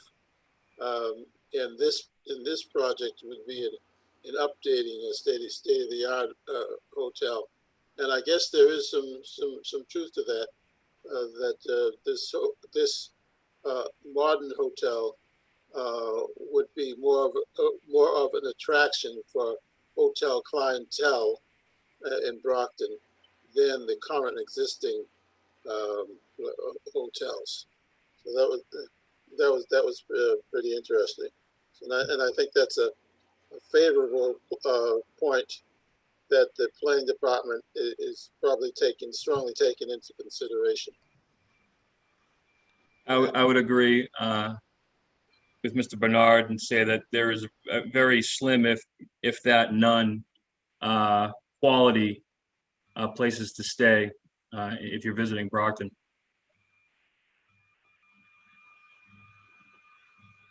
I also agree that a quality hotel is desperately needed in the city. Also, I am very, very disappointed that a project of this size, coming from a national company, did not spend some time knowing what the situation was with Fields Parkway. We have had other projects that we have dealt with where we had to deal with this 100-foot setback or the 50-foot setback with deciduous trees and whatever. And in every case, there has been an agreement that has been reached between the developer and the park so that there was an understanding of what needed to be done to allow this board to make a decision relative to grant a variance. It seems to me in this case, I don't think much talking has been going on. And for a project of this size, I am just very surprised that I received one flat piece of paper that kind of described what was going to take place with this hotel, and virtually no indication that they were aware of the 100-foot setback and how they intended to work with the park to make it work so both parties could accept the development of this piece of property. I just think that it puts us in a very terrible position here, to be honest with you, because I think the hotel is a good thing for the city. And it's probably not a bad location where they want to put it. I am just very disappointed that we're sitting here tonight with the park commission who oversees that park and is very concerned about what happens with the periphery of that park, sitting here telling us that they voted to oppose granting a variance for the 100-foot setback. I just find that it's disheartening. And personally, I have to look at this park as a crown jewel of this city. And And if there's going to be something that's going to be done here to alleviate this problem, I'm just amazed that something couldn't have been done on the park side of the property to make up what could have been done on the development side of the property. There had to be some middle ground here somewhere. So I just feel as though the board's in a tough position here, that we think that this is a very good project for the city, and yet we have an obligation to protect the park. And the park people are telling us, do not approve this. And then we hear tonight that they'd like to go back and maybe sit down with the park commission. I just think that these people should have done this long before we ever got to this point tonight. In other projects, the developer has come to us with the blessing of the park commission, saying that even though we're going to be encroaching on the 100-foot setback and the 50-foot setback, here is things that we've done to ameliorate that condition to the satisfaction of the park. Once that is agreed to, it certainly makes our decisions a lot easier. But I'm prepared to make a hard decision, but I'm just very disappointed that we've got to this point where nobody's budging. That's my comment. Mr. Chair, for lesser reasons, much lesser reasons than that which you have just stated, relative to other cases being allowed to withdraw. In this case, we have, as you said, we have been put in a very compromising situation where it's our obligation maybe to prioritize preserving the 100-foot setback, but it's also our responsibility to move forward projects that the planning department so strongly support, that we might take into consideration that, as you state, these two parties should come together before and come to some compromise before coming to us, that it would make sense to suggest to the petitioner that they are able to withdraw without prejudice, and with the hopes that they would work with the park department to come to some resolution before coming back to us, rather than denying and not having them come forward for what was it, a 2-year period, or if this was does that make sense, or is that beyond the bounds of what we can do? We have allowed people to withdraw for a specific reason, usually because they are totally unprepared to come before the board, such as the one that we saw tonight. This group is fully aware of how zoning boards operate. All I'm saying in this case is, if this is approved tonight, then we are giving up the boundary line to the park. We're telling the park that we are not going to consider the 100-foot setback. We're not going to consider the park. If it's denied, they can then go to the planning board. They can go right to the planning board and explain to the planning board what has transpired tonight, and they want to enter into discussions with the park department. And I would think that people on the planning board would understand that a substantial change could be here from putting a buffer on the development side. Maybe the developer is willing to put a buffer on the park side. I think negotiations could very easily be quickly opened up. That's what I'm thinking. I'll defer to our member of the planning board for his comment on, if this was denied, could they go right back to planning and enter into some kind of an agreement? What do you think? I would be in favor of that, if that's allowable by the board. Your board. Yes, the planning board. Yeah. With a project of this type, I think that would be a change which they're looking for. They look for a change in what was presented. And I think the change could be some negotiations on how we can fix this problem with the setback. To me, that's a change. So what you're suggesting is a motion to grant with the hopes that it fails? I said, if that happens, if this is denied tonight, I would hope that they would immediately go right back to the planning board and request a change in how they're before us tonight telling us they have zero clearance for side yard setback. They can come back with some kind of a plan where they can address that problem, which caused them to lose the vote tonight. I would think that the planning board will accept that. And if the negotiations fail and they come back to the zoning board, then we make our final decision. But I just feel badly right now that a couple of people are not talking and they're leaving it to us. It's a shame that this project gets lost because of a 100-foot buffer. It destroys that piece of property. Nobody can go up there. We saw that same situation on Pleasant and West Street, where we had a piece of property up there that they wanted to develop. When you put the 100-foot buffer in there, that piece of property was destroyed. But they came to an agreement with the back, if you remember right, with the planting of trees and everything else, and there was an agreement that came up. And the zoning board thought it was a good agreement. Right now, we have nothing. It's either we're gonna go with the developer and tell the park, see you later. Or we deny it and get them back to the bargaining table, have them talk to each other. Mr. Chairman, can I ask a question? This is Chief Williams. I can't hear you very good, Mike. I'm sorry.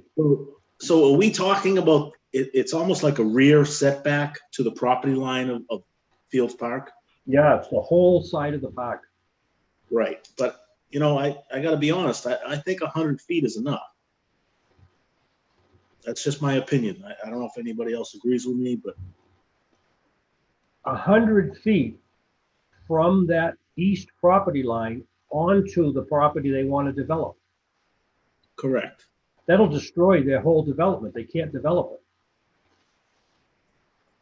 So what they're asking for us tonight is to do away with that 100-foot buffer and allow them to build their parking lot right up to the property line of the park. So there's no buffer. That's where I was confused. I thought you meant there was gonna be 100 feet between the edge of the parking lot and the park property. That's what they're supposed to do. But if they did that, they could never develop this piece of property. Right. What I'm saying is, I think if cooler heads prevailed here, perhaps the developer could work with the park and put a buffer on the park side so that they can use their property, they can develop their property. Right now, we are in a position where we either grant this and tell the park commission, see you later, we don't care about your 100-foot buffer in the park, or we deny it and see if we can get these people back to the bargaining table, so as to speak, to come up with a resolution to this thing. Okay, I would like to see the hotel built. I think it's a great thing. Right. I agree. Okay, thank you. That answered my question. Okay, and I want to make a point here, discuss a point. Is it better that we, and this is what I suggested earlier, that we allow them to withdraw, or that we make a definitive decision today by voting it up or down?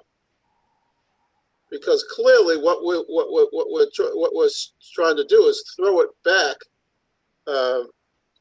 to the park department and the petitioner to speak. But we have no. If we deny it, we lose control over what it is we're trying to accomplish.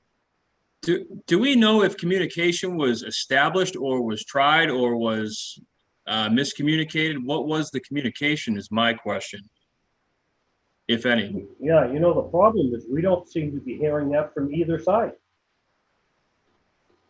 That's why we're in kind of a tough position here. I would like to see this hotel built. But if I vote to throw the buffer away from the park, we might as well kiss the buffer goodbye for any future development around that park. Do we have the authority to say we refuse to hear this case? No, why would we do that? What? They have a legal right to be before us. It's before us, and we're saying we're not prepared to hear it. The parties need to speak. Can we do that? And, Well, the hearing really has concluded at this point. We've held the hearing. I guess now at a point where we're going to vote. I guess where I was alluding to is, you know, if they had tried to communicate, what's going to change? Say we come back and we're here at the same point. You know, was there communication? Was there a problem communicating at some point? You know, and if there was, what would change? I think this board may be better informed that negotiations took place to try to address this situation.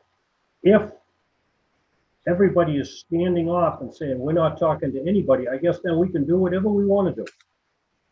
That's exactly my question. Yeah. If this is voted down, I would say they go right to planning, request a change with the potential of the buffer working with the park department. If the park department then says we will not discuss anything, and they come back to us with the same request, now we're in a position to make a decision. So that's only my thought. I'm asking the board what you think on this. all right, so we can go around Robin's barn all night long.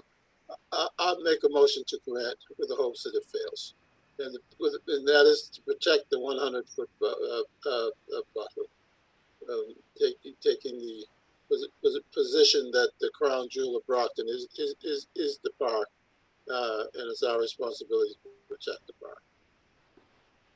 Mr. Chair, may I make a comment respectfully? No, there's a motion on the floor. Okay. Motion to grant with the hopes that it fails. And I think that's the best way to get to our desired end. I'll second that. Motion's been made and seconded to grant. Will the clerk please call the roll? Chief Williams. No. Mr. Lannis. No. Mr. Bernard. No. Mr. Sweeney. No. Chair Gallagher. No. Mr. Chair, that's 0 in the affirmative, 5 in the negative. All right, the vote is 0 in the affirmative, 5 in the negative. The petition is denied. And I would hope that the petitioners fully understand how this discussion went tonight and how this has got to have some resolution to it.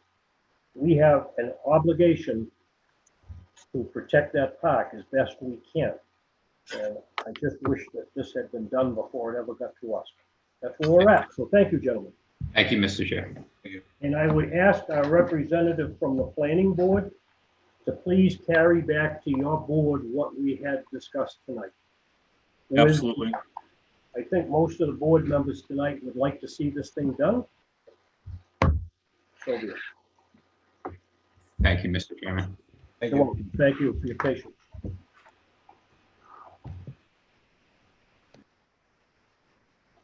All right, the next petition.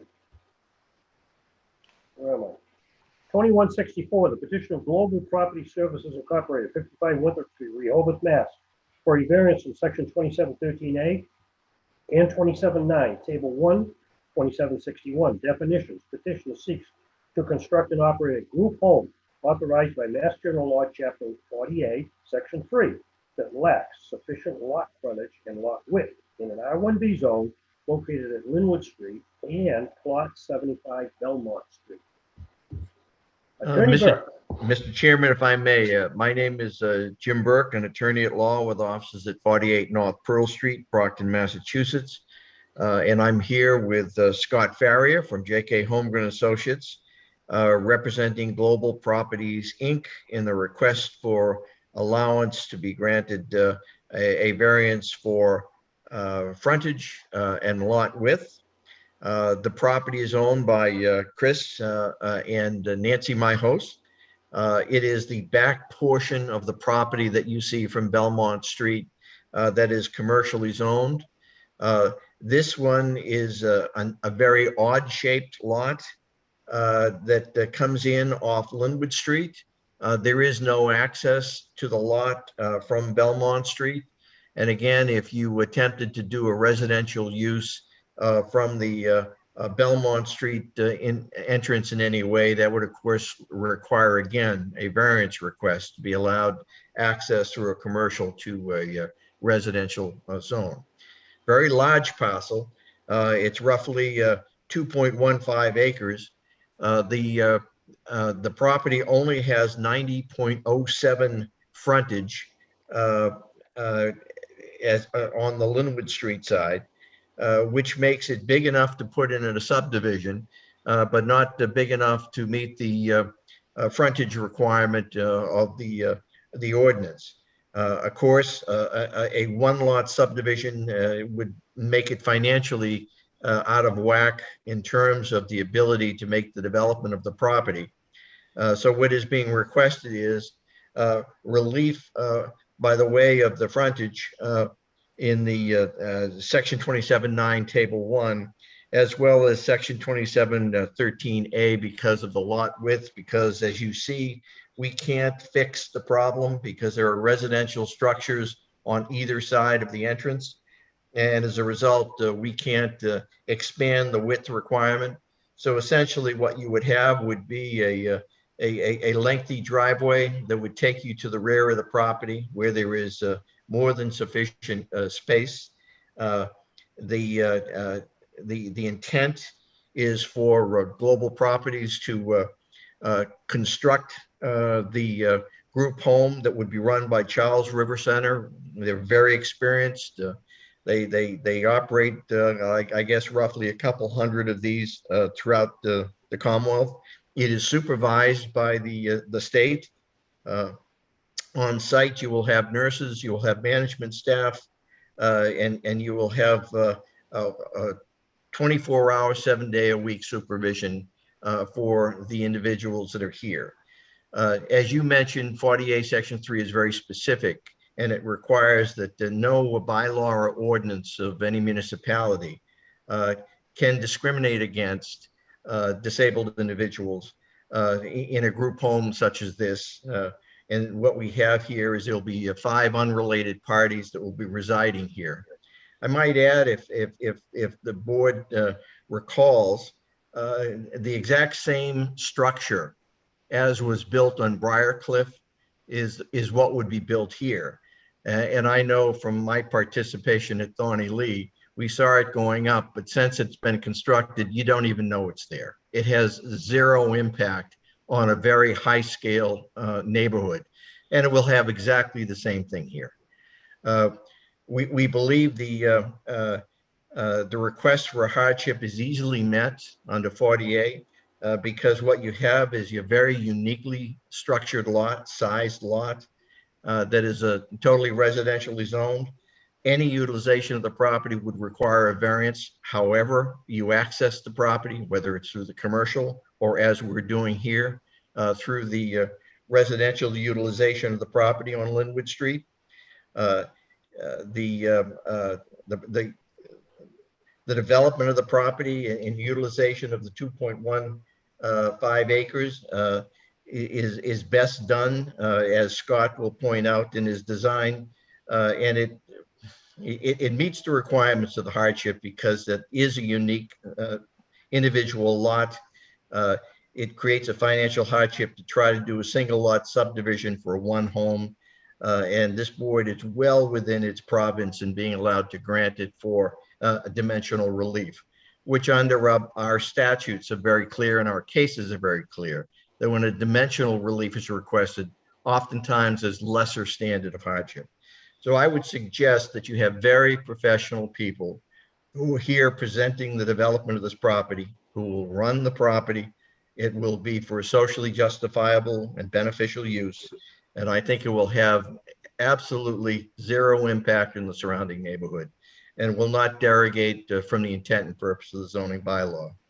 Having made my speech, I'm going to let Scott go ahead and identify for you the plan layout and how he sees it going forward. Thank you, Attorney Burke. Mr. Chair, just real quick, the proposed 5-bedroom dwelling fits nicely on the lot. We meet all of the zoning requirements as far as setback goes. We chose the location that's before you mainly because of the 50-foot wide existing sewer easement that kind of goes right down, I guess the left-hand side of our 90-foot opening. There's a 50-foot easement that runs from Linwood all the way up the property in a kind of in an easterly westerly direction. So because of that, we've placed the house where it is. As I said, it meets all the zoning requirements.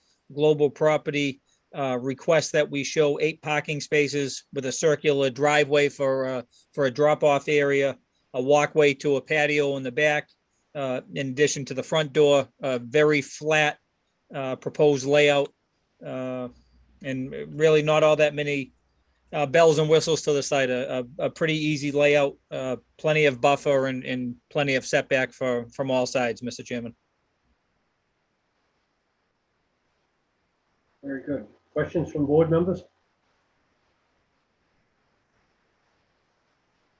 I'd like to just throw a question out there on that driveway going in. You're showing 16 feet. I'm wondering if 20 feet would make better sense. Anybody got any thoughts on that? Why did you pick 16 feet? We just wanted it to be we wanted it to be wider than your typical 12-foot drive, Mr. Chairman. There's not a lot of traffic. We just felt like 16 was adequate. It is a little bit of a long stretch. I wouldn't be that much of a stretch to increase it to 20 feet, Mr. Chairman. All right. So anyway, that was a thought I threw out. I want to get a comment on it. The driveway that's going in, are you going to landscape both sides of that driveway going from Linwood Street in? Well, that's something that absolutely we can do. Yeah. All right. So the other question is, would there be a walkway that runs from this house out to Linwood Street? No, there wouldn't be a need for one, Mr. Chairman. I would not think so, because No, if you get out to Linwood Street, there's no place to walk. Exactly. Also, the clientele within the structure, there is not a lot of movement around. So the people that are in this location don't really leave the site. They will under supervision and assistance, but you won't find them walking around the neighborhood. Okay. Is there any plans to put any fencing around the perimeter of this lot? It's so dense that I'm not sure that Scott thought it was necessary. There's a lot of natural buffer that exists, and they're going to try to maintain what they can. But Scott, go give it a shot. No, I don't think so, Mr. Chairman. The 2 properties to our immediate left are already fenced in. As Attorney Burke said, it's pretty dense all the way around us, so we don't see the need for any fencing. All right, so a question came up. Could any of the neighbors expect somebody walking from this property, walking across their lot, across their property? I would not expect that that's not an expectation they should be concerned about. Okay, all right, good. All right, any other board members?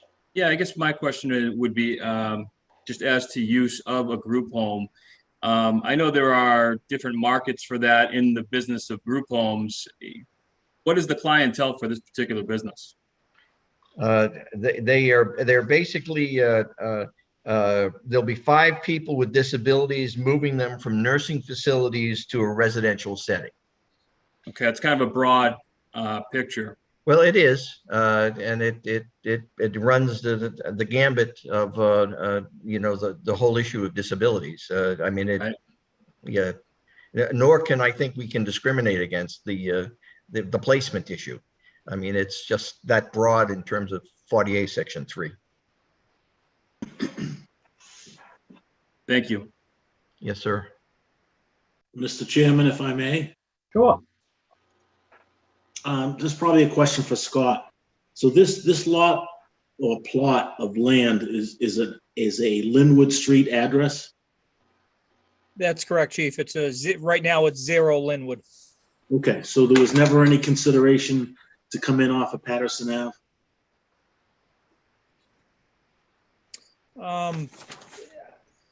I would say no, just because we don't have access out to Patterson, Chief. Okay, all right, just looking at the map. Sure. The Patterson Ave entrance might be better suited for this plot. Right. There's a sewer easement, as I said, but we don't have the rights to access through that sewer easement.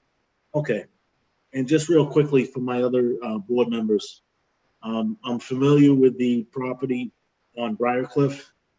I see very, very little activity there. The residents are all inside. There's no foot traffic.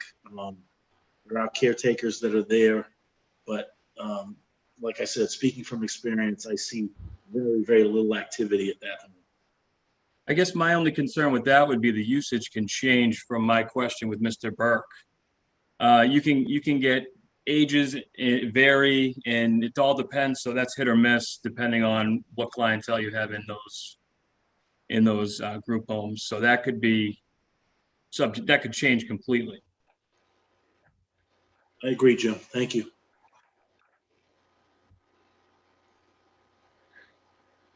Okay, the board all set?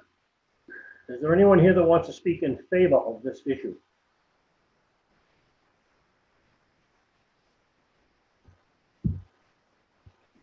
I see none, Mr. Chair. Seeing none, I'm going to close that portion of the hearing. Is there anyone here that wants to speak in opposition?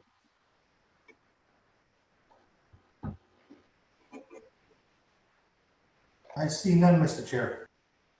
Okay, I have received some correspondence from 79 Linwood Street in opposition and 74 Linwood Street in opposition and 67 Linwood Street in opposition.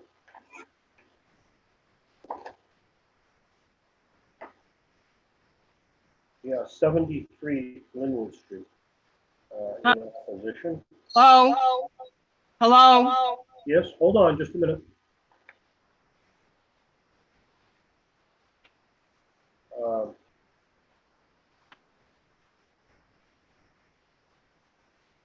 Beverly Thibodeau in opposition.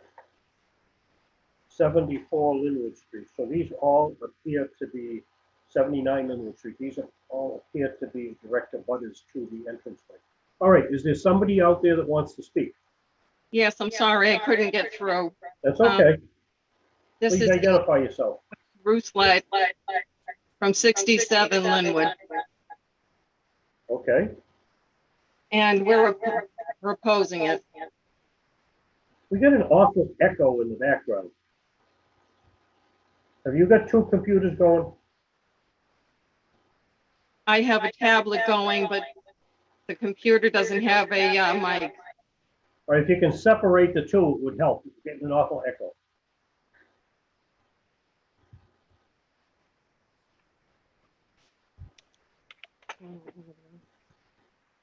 Okay, you there?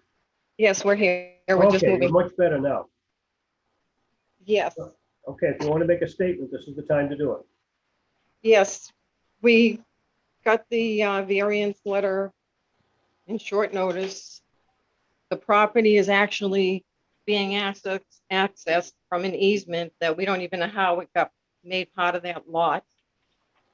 And I looked up the information and the maps and everything. The property is being built right behind my neighbor to the right of me, if you're looking at my house, which means their patio and any existing land, if they decide to develop behind it, would be behind my property. We didn't get any answer like you did as far as what kind of individuals would be there, like you said, so we don't know if they will be walking behind our houses and that. And when I looked up the lot in 2020, it was listed as a vacant lot undevelopable. So why is this lot now developable? Well, it's not developable without zoning board approval. It's not buildable the way it sits right now. It doesn't have street access, sufficient street access. Hi, this is Wade Rouslet, Gail's husband. Yes. Yes, on all these petitions, this was the only petition that didn't really tell you an address. So most of the neighbors didn't even know what this was actually happening. They thought it was the vacant lot at Belmont Street. The way they put this is Linwood and plot 75 Belmont Street was kind of deceiving. If my wife didn't check the plot. Okay, we lost you.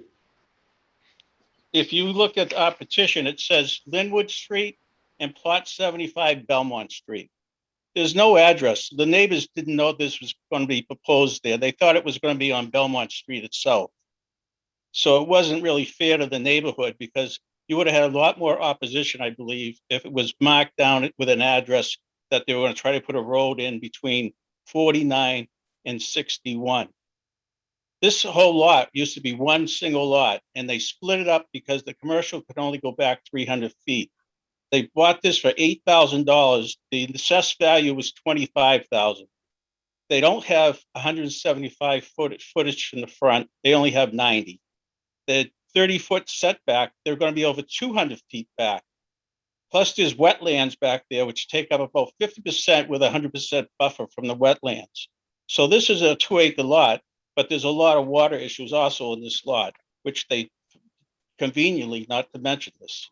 So to me, people in Patterson Avenue didn't even know about this. You look at this thing and it says Linwood in plot 75. No one in their right mind would know where that is. Every one of the petition you have on this night, and it's been a long night, there's an address. It tells you exactly what they're trying to do. I think this was underhanded how they're trying to do this. If my wife didn't find this information and go to the neighbors, they wouldn't have it. No one knew about this. This was like a lawyer's putting something through without even having an address put on it.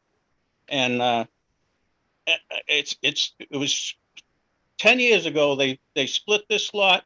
They knew it couldn't be developed because they didn't have the 175-foot footage and they couldn't get the 30-foot setback. Now, all these zoning laws, you're just changing just a supply for one building, which is going to be larger than 2 times larger than any house in the neighborhood.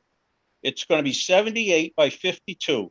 They're going to have nurses and everybody else in here. They tell me that, well, let's say this doesn't work out. All of a sudden, this residential 1 turns into commercial, can be changed. And this could be something different in 10 years. So you're changing residential area into a commercial area.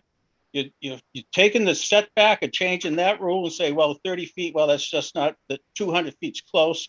Or the 175 foot, they'd only have 90. They don't even meet any of the criteria. They might have it out in the wetlands, but they don't have it in any other area. This wooded area protects the neighborhood from the VA hospital, all the lights and everything else from the lights. The trees prevent that from happening. You're taking away the residential neighborhood. You're just putting a commercial property in a residential area. If they want to build a group home, it's a commercial endeavor, do it in a commercial area. Don't change the residential area just to make it one company happy and change all the neighbors' lives. Okay, Well, thank you.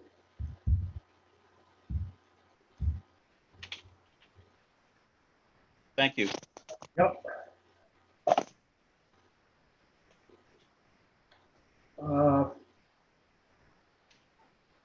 Otherwise, anybody else want to speak in opposition?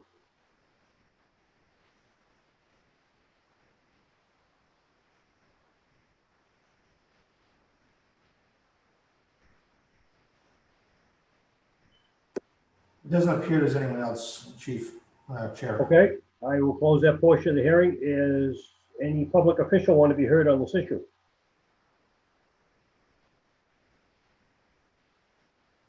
There doesn't appear to be anyone on. I can't hear you. It doesn't appear to be anyone on tonight at this moment. Okay, so I'll close that portion of the hearing, and now we're going to open it up for discussion from the board members. Board members.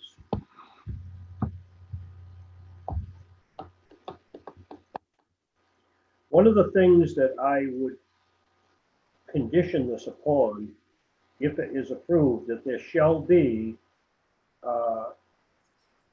suitable, and I'll find the right word, landscaping along the entranceway that leads into this property. If that road is 16 feet wide and it's 90 feet, that gives pretty sufficient room on each side to put some decent trees and landscaping as an approach going in. There'll be no signs out on the street other than a street address sign, I would assume. And along the rear on 61 and 67 Linwood Street, on the property of the petitioner, there is no reason why they can't do plantings along there to make sure that there is a segregation between the two properties. Seems reasonable.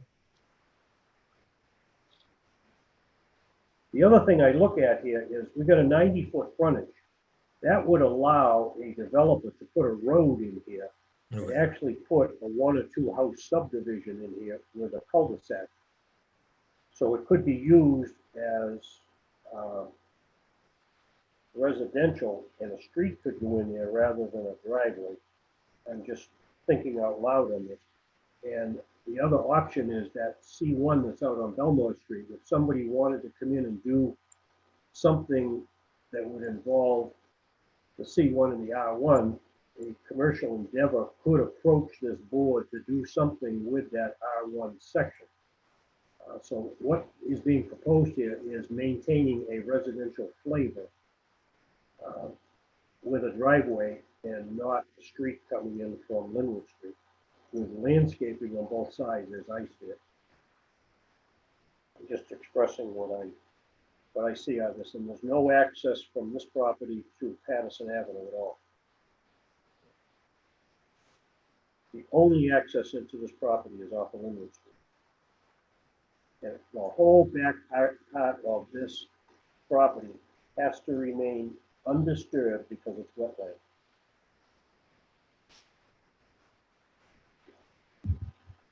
Anybody else got any comments?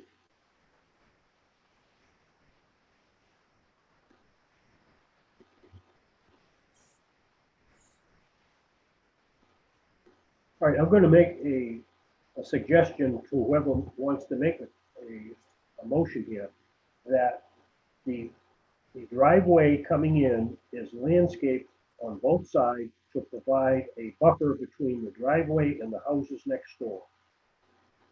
And we will embellish that. And that there shall be landscaping and a buffering on the property line behind number 61 Linwood Street and behind number 67 Linwood Street. And most likely behind number 49 Linwood Street. We might as well get all 3 houses, give them some buffering behind there with some trees. That shouldn't be too much to ask of the developer. Understood.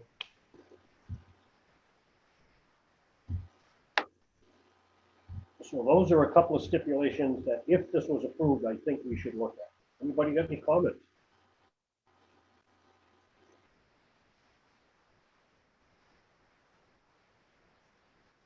Move to grant with stipulations. Can you repeat that, please? Move to grant with the aforementioned stipulations by the chair.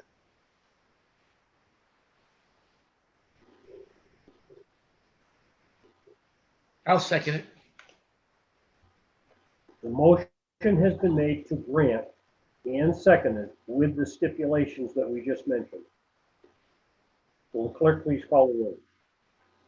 Chief Williams, Yes. Mr. Lamus, Yes. Mr. Bernard, Yes. Mr. Sweeney, No. Chair Gallagher. Yes. Mr. Chair, that's 4 in the affirmative, 1 in the negative.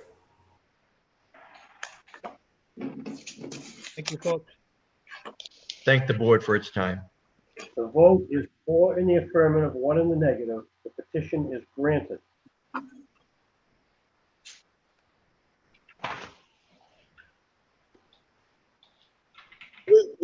still have an 11 o'clock rule that any petition heard after 11 o'clock will be. I was kind of hoping you forgot about that. So I was just going to bring that up. We have 2 cases to go. Do you want to continue, or do you want to call a halt to this and reschedule the last 2 hearings?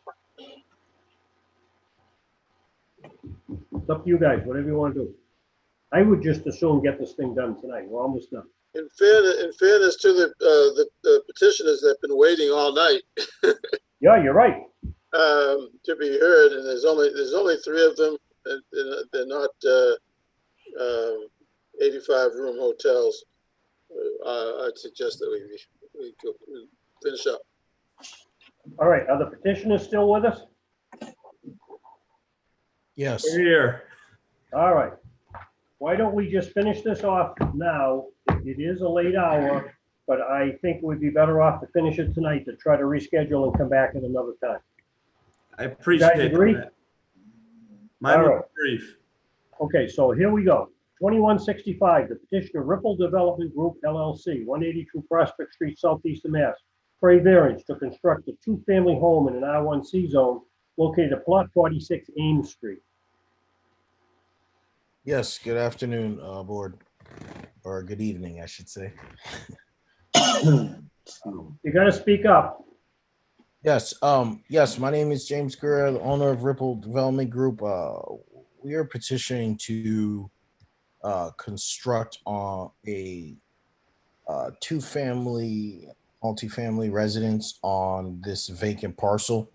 I'm not quite sure if you guys have my site plan in front of you. Yes, we do. Okay, yes, so we have some very interesting situations with this lot. We do have an encroachment on both sides. However, it does meet the minimum lot requirement.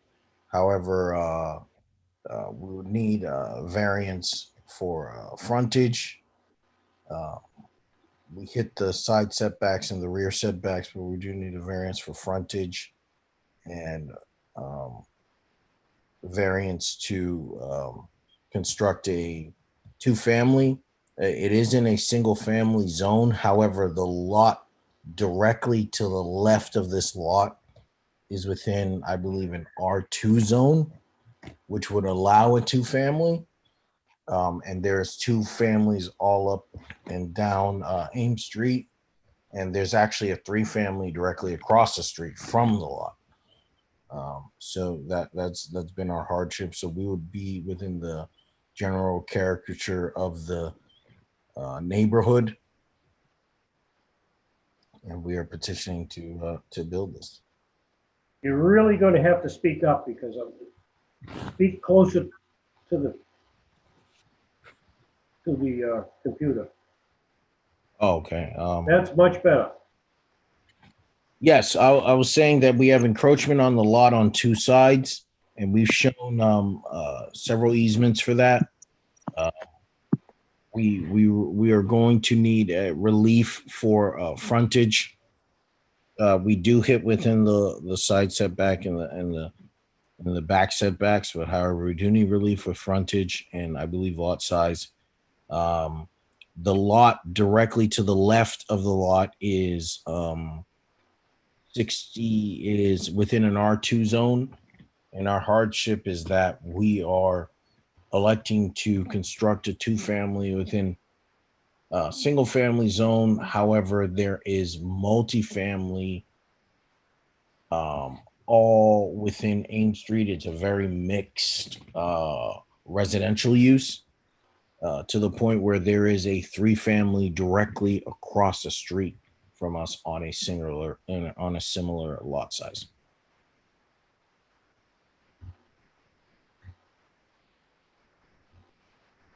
What is it Any about questions from the board members? what is it about the size, shape, and topography of the land that justifies the hardship? I'm sorry? What is it about the size, the shape, or topography of the lot that justifies a hardship? The the size and topography of the lot that justifies the hardship is really the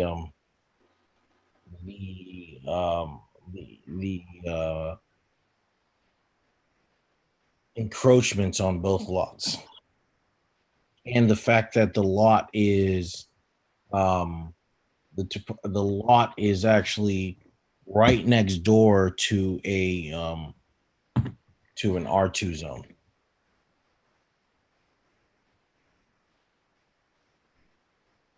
To the point where we had to do a significant amount of research and go down to the building department and spend some time, because we thought that it was within R2, but it was directly outside of it. So it's more of the location of the lot being within a different part of Ames Street, where a part of Ames Street is zoned multifamily and some parts are not. Okay, any other questions from any board members?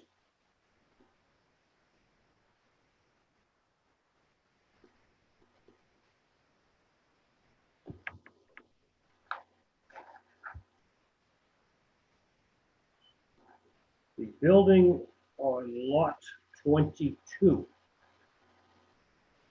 was before us for zoning several years ago on Yes. front yard setback, and it was not approved. Now, this building is extending over onto the subject property that we're dealing with tonight. So there was some zoning activity at this location several years ago. All right, any other questions from any board members? Seeing none, I'm going to close that portion of the hearing. Is there anyone here that wants to speak in favor?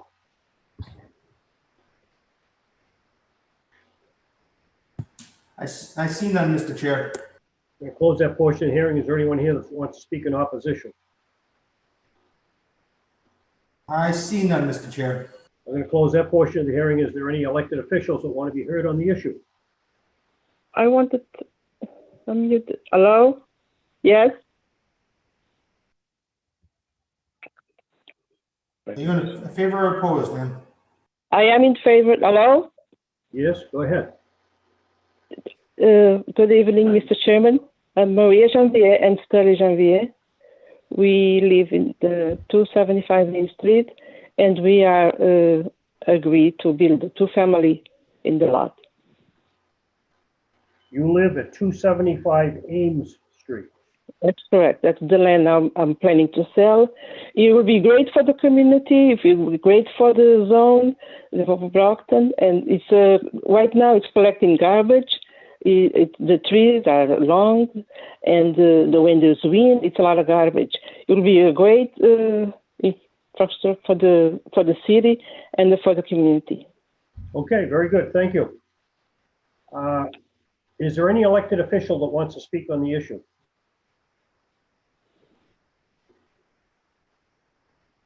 I don't see any, Mr. Chair. Seeing none, I'm going to close that portion of the hearing. I am now going to open it up to the board for deliberation. Board members.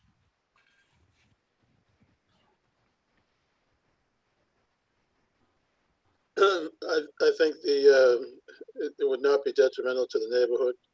That it is unfortunate that he's right on the demarcation of the R1 and R2. I think we could overlook that because it would not detriment the neighborhood. There are other multifamily houses in close proximity. I move to grant. Okay, on the motion, my concern is that we have lot lines that are all over the place here because of encroachments. We got garages, we got houses that encroach on this property, and they've got lines that are drawn around that. We also, I failed to mention this, I'll bring it up now, that the planning department is not in favor of allowing a two-family lot to be built here. Two-family dwelling, the required lot area is 10,000 square feet. The applicant only has 6,500 square feet. So they need 10,000 square feet to put a two-family on this piece of property. They only got 6,500. I thought that it was 7,500 square feet, Chairman, It's or 5,000 square feet. 5,000 for each unit. So if 2 units would be 10,000 square feet. Okay. I withdraw my motion, Mr. Chair. Oh, you can do whatever you want.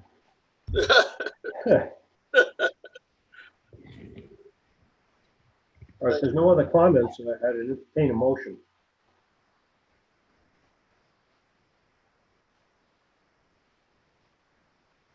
Make a motion to grant with the hopes that it fails. Second. Motion has been made and seconded to grant with the hopes that it fails. Will the clerk please call the roll? Chief Williams. Chief Williams. No. Mr. Lanus. No. Mr. Bernard. No. Mr. Sweeney. No.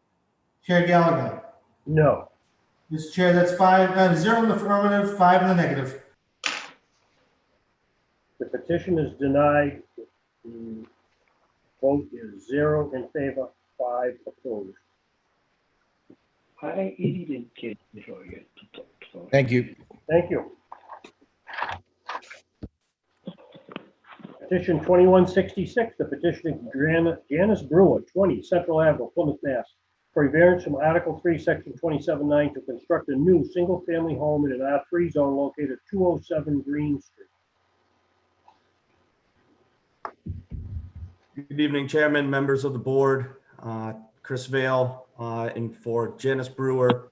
With me tonight is Azu from ETA Engineering.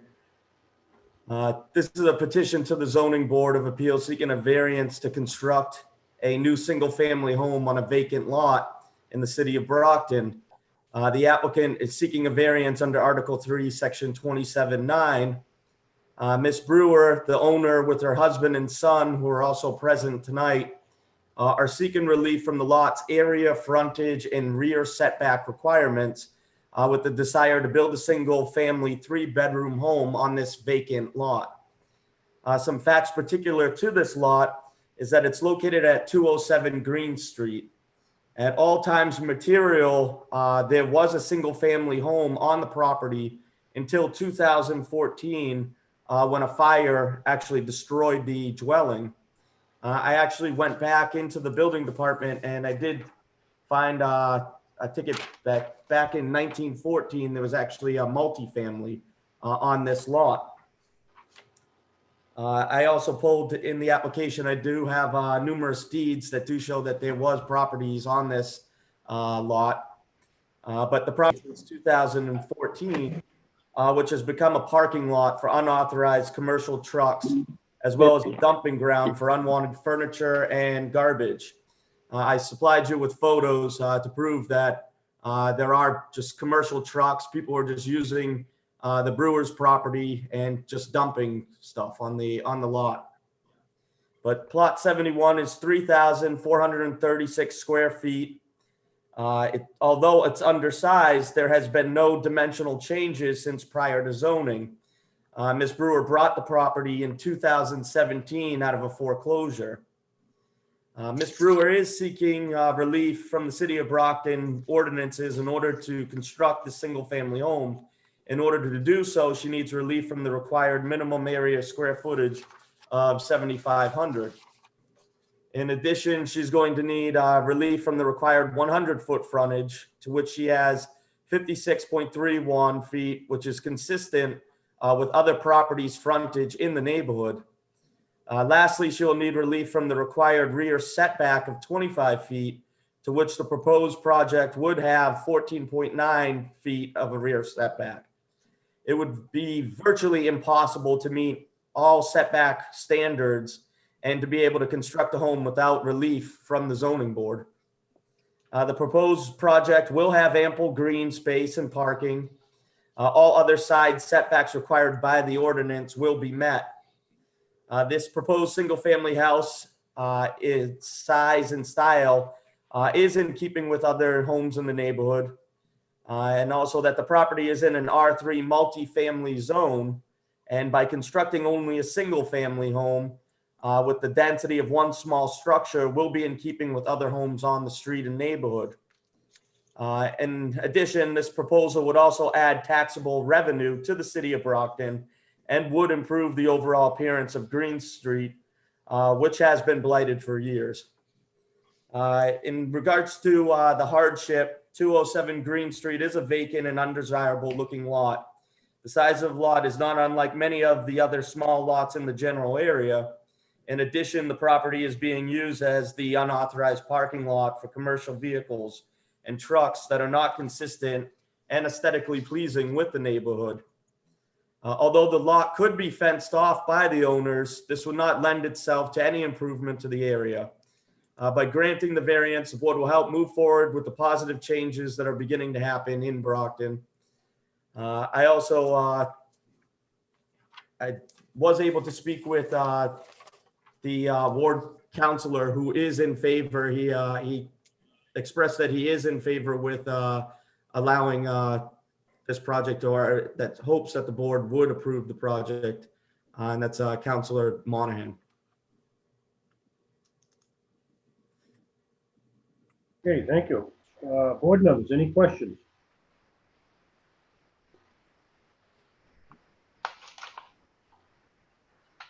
I just have a question on the plans that are submitted here with this.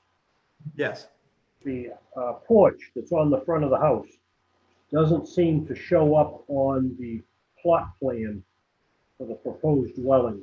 So you're showing 20-foot setback from the sidewalk, when in fact it's much less than that when you add that front porch on. If you look at the plans of the house and the pictures that you submitted of the trucks in the yard, the front porch appears as though it's at least 5 or 6 feet closer to the street. It's not on the blue part which shows the proposed dwelling. Do you see that? I do. So even though we're looking at a 20-foot setback, I presume it's less than that. Yeah, if I may, Mr. Chairman, I believe there were that up front.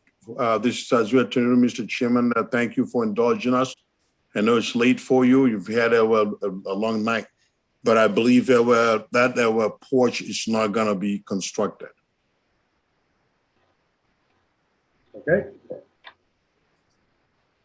Board members, any other questions? If not, I'm going to close that portion of the hearing, open up for public discussion. Is there anyone here that wants to speak in favor?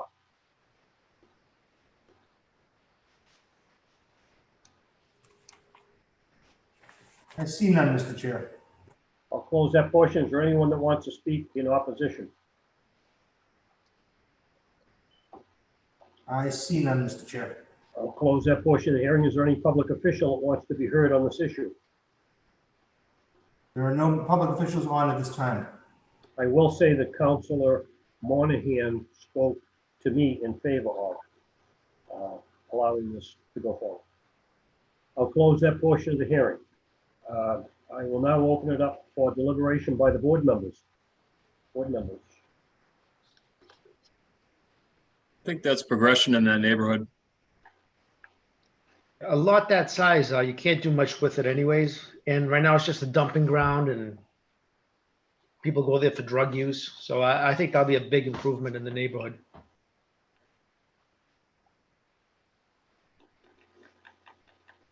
I'll make a motion to grant. Second. Motion has been made and seconded to grant. Will the clerk please call the roll? Chief Williams.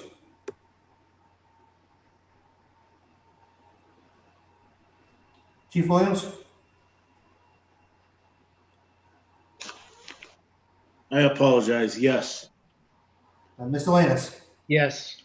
Mr. Bernard? Yes. Mr. Sweeney? Yes. Chairman Galligan? Yes. Mr. Chair, that's 5 in the affirmative, 0 in the negative. 5 in the affirmative, none in the negative. The petition is granted. Thank you, Chair. Thank you, members of the board. Mr. Chairman, thank you all for your time, and we really appreciate it. And Thank you for staying awake with us. Chief Williams, it's a shame to see you retire, but I will echo with the attorney that Nazareth said earlier. Now you can join our Chief Gallagher in starting our Retired Chiefs Association. I got to get him on the zoning board. You keep playing. Thank you so much. Thank you so much for your time. Have a good night. Thank you. You too. Yes, sir. Yeah. All right, here's the one we're waiting for. 2167, the petition of Brockton area ARC, 1250 West Chestnut Street, Brockton, Mass. For a variance from Article 14, Section 2765, subsection 11, Article 3, Section 27-11, Table 3, to construct a new canopy to enclose the existing loading dock and to locate the business sign within the setback area in an I-1 zone located at 1250 West Chestnut Street. The petitioner. Thank you, Chairman. Thank you, members of the board. Hopefully we saved the best for last for this long night. But this is an application for the Brockton area ARC. With me is Dean Rizzo, the executive director for the ARC, as well as Scott Ferrier from JK Holmgren Engineering. This is a petition to the Zoning Board of Appeals seeking a variance under Article 3, Section 2711 to construct a new canopy and to enclose the existing loading dock within the 50-foot setback area. Also, a variance is requested under Article I-1 in an industrial zone to construct a new sign for their business. Some particular facts, this is located at plot 161, located at 1250 West Chestnut Street in the city. This location is located in an industrial zone. The location of the Brockton area ARC is located where the Brockton area ARC is located where it conducts its business. The ARC is recognized as the premier agency for services, advocacy, and information pertaining to the needs and interests of individuals with disabilities and their families. In order to operate more efficiently, the Brockton area ARC would like the permission to construct a new canopy, enclose their loading dock, and to locate the business sign within the setback area. All activity is going to be all activity is shown on the plan submitted. In regards to their hardship, the property is in an industrial zone. It is a busy commercial area, and the activity at the front of the building with parking and loading does not presently work well. The proposed changes would help the operation to work more efficiently. The existing setback requirements impose a hardship as due to the size of the building, there are not any other viable options. The changes would not negatively impact the area as well.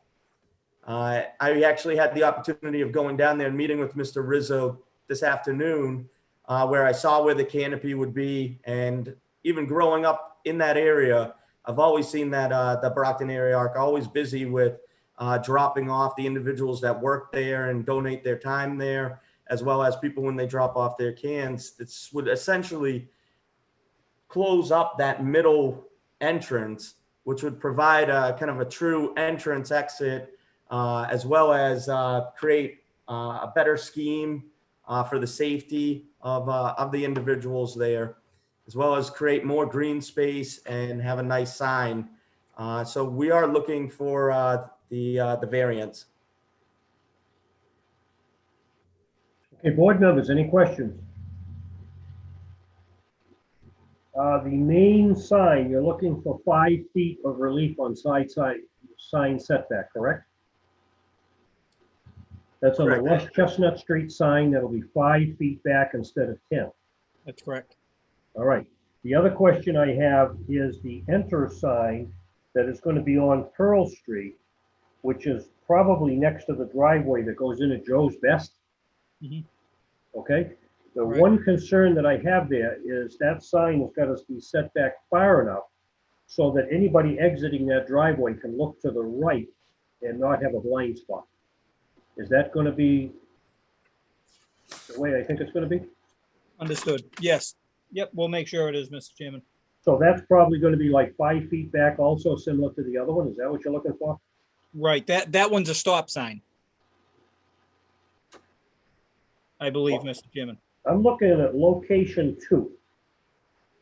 Oh, okay, I'm sorry. I thought we were looking at, Location 1 is the one that's on West Chestnut, right, and you're looking for 5 feet for that one. that's correct. All right, so location 2 to me looks like the driveway that comes out of Joe's Best. That would be on Pearl Street. All I'm saying is my concern is if a car coming out of that driveway has to be able to see to the right. Okay, understood. So that's the relief you're asking for Yes. on the Yes. signs. Okay. All right. Any other questions from any board members? None? I'm going to close that portion of the hearing. Is there anyone here that wants to speak in favor?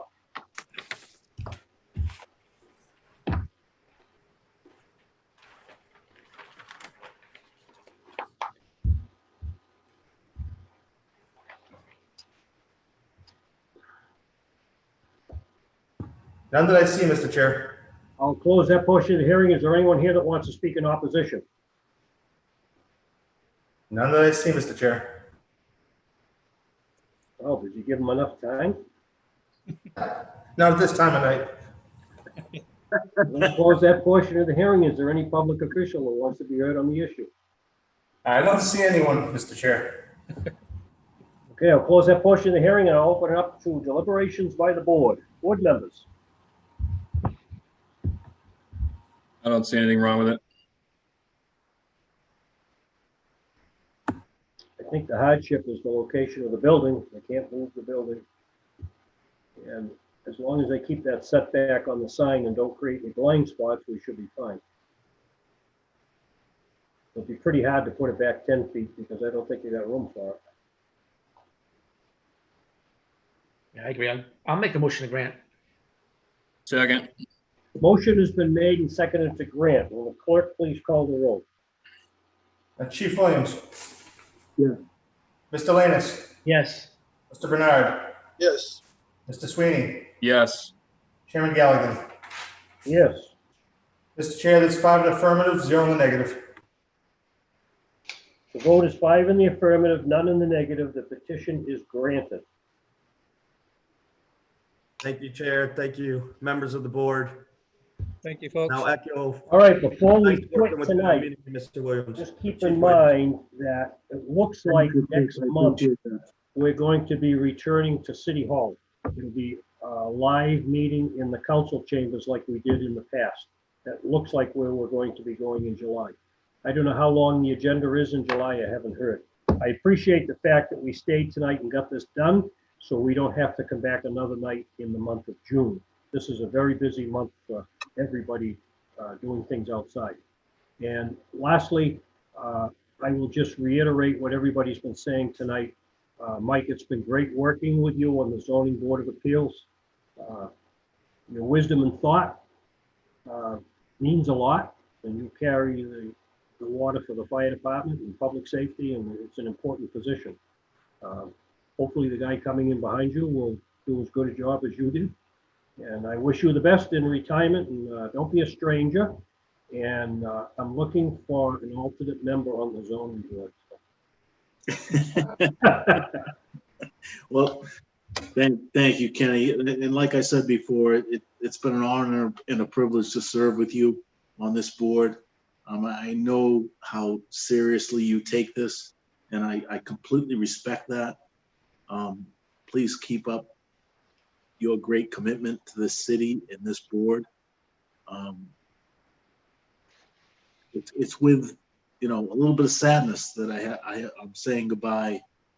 But again, it's been an honor to serve with you, and I truly, truly respect your judgment and your friendship more than anything. So thank you. And the feeling is Congratulations, Mike. Congratulations, Mike. You've been a great service, and I'm going to miss you. But I'll be talking to you. Thank you, Steve. I'm not going anywhere. I'm still going to be around. So, and again, to you, Steve, and Steve Lanus, you know, it's been an honor to serve with you this past 6 years. We've developed such a great friendship. You know, there's been other members that have come and gone, but I've enjoyed all of them. But I think Chief Galligan and you, Steve, have been the mainstays. And I truly appreciate that. And I appreciate your friendship. Thank you. All right, with that, gentlemen, I'm going to say good night. I'm going to bed. Guys. Mike, Thanks.